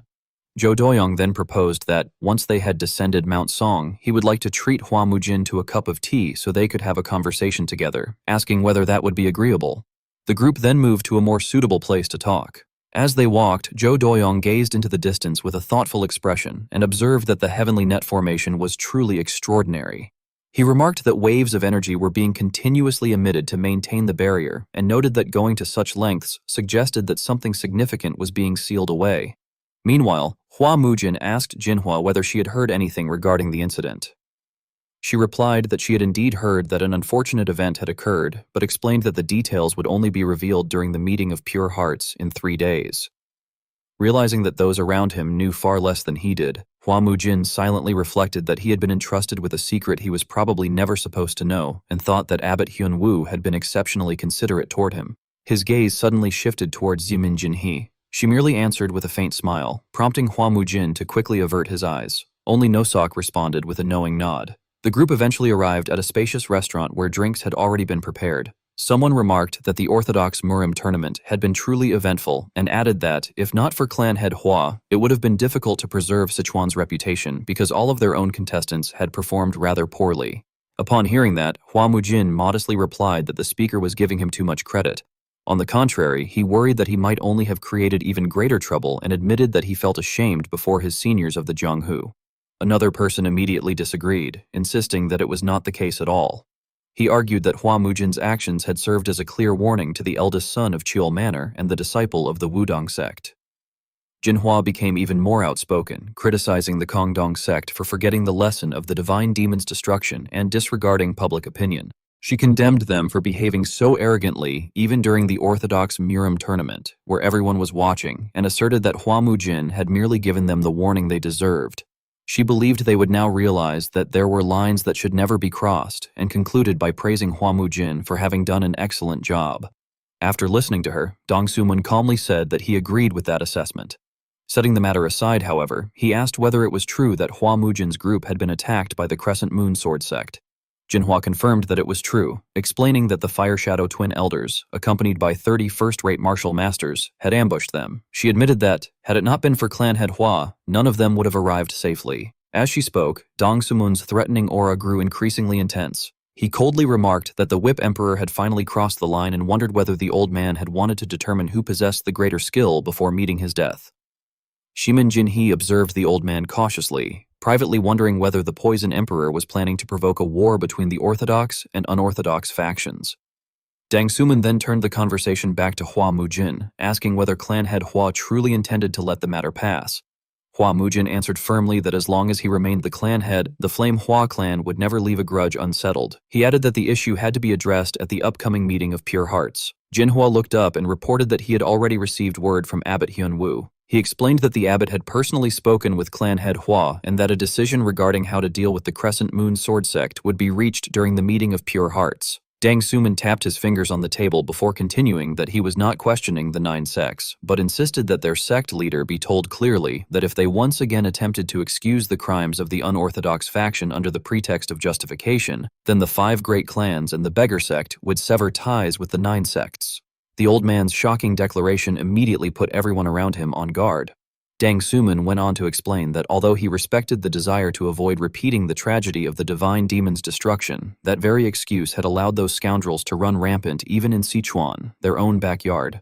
He declared that if the 9 sects refused to act, they would take matters into their own hands and would no longer remain idle. While the discussion continued, one of Shiman Jinhee's maids began behaving suspiciously. At the neighboring table, a sinister aura also started emanating from a certain man. None of this escaped Hua Mujin's notice. After they had talked for some time, night eventually fell. A window was quietly opened, and several shadowy figures immediately slipped outside. Moving with extraordinary speed, they darted gracefully across the rooftops. Among them was a young woman with crimson eyes. Before long, they landed in an open area filled only with towering trees. However, Hua Mujin had already discovered their movements and had been secretly following them. He remarked through voice transmission that, just as he had suspected, it was that old man. He explained that he had sensed something was wrong when the man had been exchanging signals with the maids at the inn. Dang Sumun, who had accompanied him, replied through voice transmission that he had noticed it as well. Hua Mujin answered that of course he had. Both of them fixed their eyes on the mysterious group in the distance, wondering what exactly the old man was taking out. The man who had been emitting demonic energy at the neighboring table that morning inhaled an unknown substance. The moment he did so, his eyes flashed crimson. He then crouched toward another direction, and his body melted into the darkness of the night. In the blink of an eye, he leaped upward and clung to the trunk of a tree like a lizard, his gaze fixed high above. Hua Mujin and Dang Sumun quickly concealed themselves behind another side of the tree. Through voice transmission, they wondered in surprise whether they had been discovered and questioned how it could have happened from such a distance. Hua Mujin carefully observed the situation before warning Dang Suman to stay quiet, adding that he did not believe they were being searched for. At that moment, the strange man's attention settled upon a sword. Watching the group seize his weapon, Hua Mujin inwardly cursed. He realized that they must have coated the blade with some sort of reagent and bitterly thought that he could not believe he had failed to notice it despite having been so close to it. Dang Suman also wondered whether that weapon could be the demonic spirit sword. After retrieving it, the man respectfully presented the sword to the young woman, announcing that it was there. She immediately praised him for his good work. Holding the sword in her hand, she declared that she had finally obtained it and that it would be the finest birthday present for her grandfather. The moment the sword left its scabbard, demonic energy continuously poured from its blade. Examining it, the woman declared that it was the legendary sword which had slaughtered 300 elite martial masters of the 9 sects in a single night. She confidently claimed that if her grandfather wielded it, he would easily surpass the divine demon, adding that the divine demon had probably become so famous only because of that sword. Hearing those words, both Hua Mujin and Dang Sumun silently judged that such was what those people believed. The woman then removed her mask, let out a mocking laugh, and declared that it was good and that they would leave immediately.